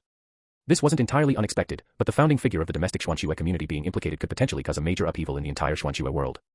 Shi Yan continued, based on this, we also found out that Xianshan sends out an envoy every few years. Some come to the mainland, others go abroad, and the number is far greater than we anticipated. The most important thing is, the co-founder of Xianshan, who prophesied the end of the Dharma age, is still alive. As these words fell, Shen Wang and Gu Dongting both turned to look at Shi Yan. The establishment of Xianshan was an event from 500 years ago. Chapter 160. In a world like the cultivation realm, filled with spiritual energy, living for 500 years might not be unusual. But in this Dharma-ending world, being 500 years old is akin to being an ancient monster. Is there any other news? Shen Wang asked slowly, frowning. Shi Yan shook his head, that's all we know for now. Shen Wang pondered for a few seconds, this person is not simple. Dig as deep as possible. He had an intuition that this mysterious elder might be related to the series of events he had encountered. And the connection was likely profound. I've already arranged for it. Shi Yan also felt that the elder targeting Shen Wang and Gu Dongting was suspicious and had already sent someone to investigate. We need your help. Shi Yan earnestly looked at Shen Wang and Gu Dongting, pleading. Shen Wang had no reason to refuse and agreed immediately, as did Gu Dongting. The next day, Shen Wang and Gu Dongting led their teams to commence the arrest operation. Shen Wang was in charge of apprehending the founder of the Metaphysical Association, Ji Wuheng. As the founder of the metaphysical realm, Ji Wuheng's prestige was unmatched, even surpassing Gu Zangku, Gu Dongting's grandfather, who also established a special department. Like the elder Gu, Ji Wuheng gradually faded from public view with age, becoming a living, iconic figure. I always thought he was an unambitious and free-spirited leader, but to think. Shi Yan felt a complex mix of emotions. Every young practitioner in the metaphysical realm once admired Gu Dongting, who, unknown to them, was in collusion with a foreign island nation. Hearing Shi Yan's words, another member of the special department couldn't help but spit out in disdain. This man has lived through war, how could he collude with that island nation? The nation's deep-seated disdain for the island nation ran deep, especially considering Gu Dongting's age and his experience with that war. His collusion with the island nation was particularly contemptible. As they spoke, they had already arrived at Gu Dongting's secluded residence. This was a pastoral farm near the imperial capital, with neatly tended vegetable fields and chickens and ducks scurrying about, presenting a tranquil and serene scene. Shen Wang glanced only once before diverting his gaze. He stepped forward and pushed open the courtyard door. Is Chairman Ji here? The people behind him held their breath, involuntarily gripping their weapons tighter. A few seconds passed before a slow response came from inside the room. Who is it? Gu Dongting then emerged. This was Shen Wang's first encounter with Gu Dongting. Contrary to the expected image of a sage-like figure, Gu Dongting looked ordinary, with dark and lean features. Rather than a mysterious and profound practitioner, his first impression was more akin to a farmer toiling in the fields, except for his eyes, which betrayed a sharpness incongruent with his simple appearance. Upon seeing Shen Wang, Gu Dongting narrowed his eyes. Shen Wang. When he saw the members of the special department behind Shen Wang, he instantly understood his predicament. At this moment, Gu Dongting surprisingly began to smile. I had no idea that I, an old man, would warrant such a grand operation. You're no ordinary old man. Shen Wang also smiled slightly. You're a cunning old man. Of course, we need to be cautious in dealing with you. Gu Dongting snorted coldly, the pretense of calm and smiles vanishing completely, leaving only a cold aura. A bunch of green kids think they can catch me. Having founded the Metaphysical Association and subdued various discordant sect leaders and elders, Gu Dongting's strength was undoubtedly formidable, his cultivation profound and inscrutable after decades of refinement. Now, he no longer concealed his cultivation. His aura transformed repeatedly, eventually breaking through the foundation building stage to reach the initial phase of the biggest stage. What was more shocking was that the spiritual energy of this leading figure in the metaphysical world contained an abundance of yin and evil energy. You've fallen into demonhood. Shi Yan exclaimed in shock, eyes wide. No one had expected that Gu Dongting, seemingly reclusive, had actually succumbed to the demonic path. Gu Dongting burst into laughter, with crimson nails floating around him, fallen into demonhood. In this era, with the decline of spiritual energy and the rise of yin energy, there's no such thing as falling into demonhood. Evil energy is the true path. Before he could finish, those crimson nails tore through the air, fiercely targeting everyone. Shen Wang narrowed his eyes slightly, his fingers twitching subtly. Pale yellow talismanic symbols met the nails mid-air, sparking a blinding white light, holding the nails at bay. Shi Yan couldn't help but worry for Shen Wang. Gu Dongting had reached the biggest stage and wielded such sinister nails as weapons, it was uncertain if Shen Wang could cope. Shen Wang observed the nails, such red soul-calming nails. I wonder how many souls they have consumed. Shen Wang remembered being pinned down by soul-calming nails in the original text, trapped in the Tang family's old house, unable to transcend. He wondered if there was any connection between those nails and these red ones. Gu Dongting's attack was merciless, intending to kill everyone present before escaping, but unexpectedly someone blocked it. His gaze darkened, somewhat capable, but it's a pity. Shen Wang, not even looking up, I know you're jealous because I'm young and talented. Shi Yan, it's this critical moment, stop joking, brother Shen. Enraged, Gu Dongting intensified his assault with the crimson nails, each strike viciously aimed at Shen Wang's vital points. Outclassing Shen Wang by a whole realm, Gu Dongting's full force attack overpowered Shen Wang's talismans, causing them to spontaneously combust into ashes in the air. Shen Wang grunted, stepping back 3 paces. Shi Yan panicked, brother Shen, are you alright? Shen Wang was the pillar of the group, the strongest leader among them. If he couldn't withstand, it was likely that everyone present would perish. I'm fine, Shen Wang said without looking back, his eyes more serious, formed the array. As Gu Dongting prepared to wipe everyone out, he saw the members of the special department suddenly start moving. When they stopped, they had formed an enigmatic and profound formation. Gu Dongting suddenly remembered, Shen Wang was not only skilled in talismanic arts but also in formation techniques. Faint white lights emanated from the members of the special department, connecting with each other through barely visible white lines, all converging towards Shen Wang. Shen Wang felt the spiritual energy coursing into his body, progressing from the mid-stage to the late stage of foundation building, and then into the biggest stage. Watching Shen Wang's cultivation catch up to his own, Gu Dongting felt a foreboding sense of doom. He glared fiercely at Shen Wang, redirecting the crimson nails towards the ordinary members of the special department. Gu Dongting realized that Shen Wang wouldn't be easily killed, it was better to first eliminate those setting up the formation. Clearly, they were the ones providing Shen Wang with the spiritual energy for his sudden breakthrough. But before he could get close to those arranging the formation, a beam of white light flashed, and with several clinking sounds, the nails hit an invisible wall of energy and fell from mid-air. Shen Wang gripped his sword. If it's a formation, it would naturally have some defensive measures, right, Chairman Ji? When there was a major gap in their realms, Shen Wang could still spar evenly with Gu Dongting, let alone now that his cultivation had risen. Soon, Gu Dongting lost his composure and could only defend himself in disarray. Shen Wang. The heavens extinguish practitioners and mete out punishment. It's the celestial will to eradicate all cultivators, unless one embraces evil and steps onto a different path. Otherwise, you two won't meet a good end. The world is indifferent, no matter how talented, you're merely an ant in its eyes. These words baffled everyone from the special department. Shen Wang's gaze shifted slightly, a thought flashing through his mind. Thinking Shen Wang was hesitating, Gu Dongting continued his persuasive tone, there's no inherent good or evil in this world, it's all just human bias. Before he could finish, a sharp sword light slashed across his neck. Gu Dongting's body, still in a defensive posture, stood with eyes wide open in disbelief. The next second, blood spurted out, and his lean body collapsed to the ground. As the formation vanished, the surge of spiritual energy inside Shen Wang ebbed away like a tide, leaving him momentarily weak and dizzy. Yet, he maintained his composure, feigning nonchalance, I'm fine. After learning about the existence of the biggest stage, Shen Wang began devising methods to counter these advanced practitioners. Thanks to Tang Jiao and his peculiar formation, Shen Wang had devised a way to temporarily boost cultivation, channeling the spiritual power from those in the formation to the one anchoring it. However, due to the original formation's malevolent nature, prolonged use would drain everyone's spiritual energy within it. Thus, the effect could only last for 15 minutes and carried certain side effects. Therefore, Shen Wang wasted no time in dealing decisively with Ji Wuang. As Shen Wang coped with the aftermath of the sudden rise and loss of cultivation, Shi Yan led others to inspect Ji Wuang's rooms. Shen Wang's gaze, meanwhile, drifted towards the crimson soul calming nails on the ground. Someone quickly noticed his interest and obligingly gathered them. Brother Shen, here you go. Shen Wang paused for a moment, then gladly accepted this trophy of war. Unnoticed by others, in Ji Wuang's wide-open eyes, Shen Wang's face was firmly imprinted. A faint, nearly imperceptible trace of yin energy flashed by, and the image in Ji Wuang's eyes gradually faded away.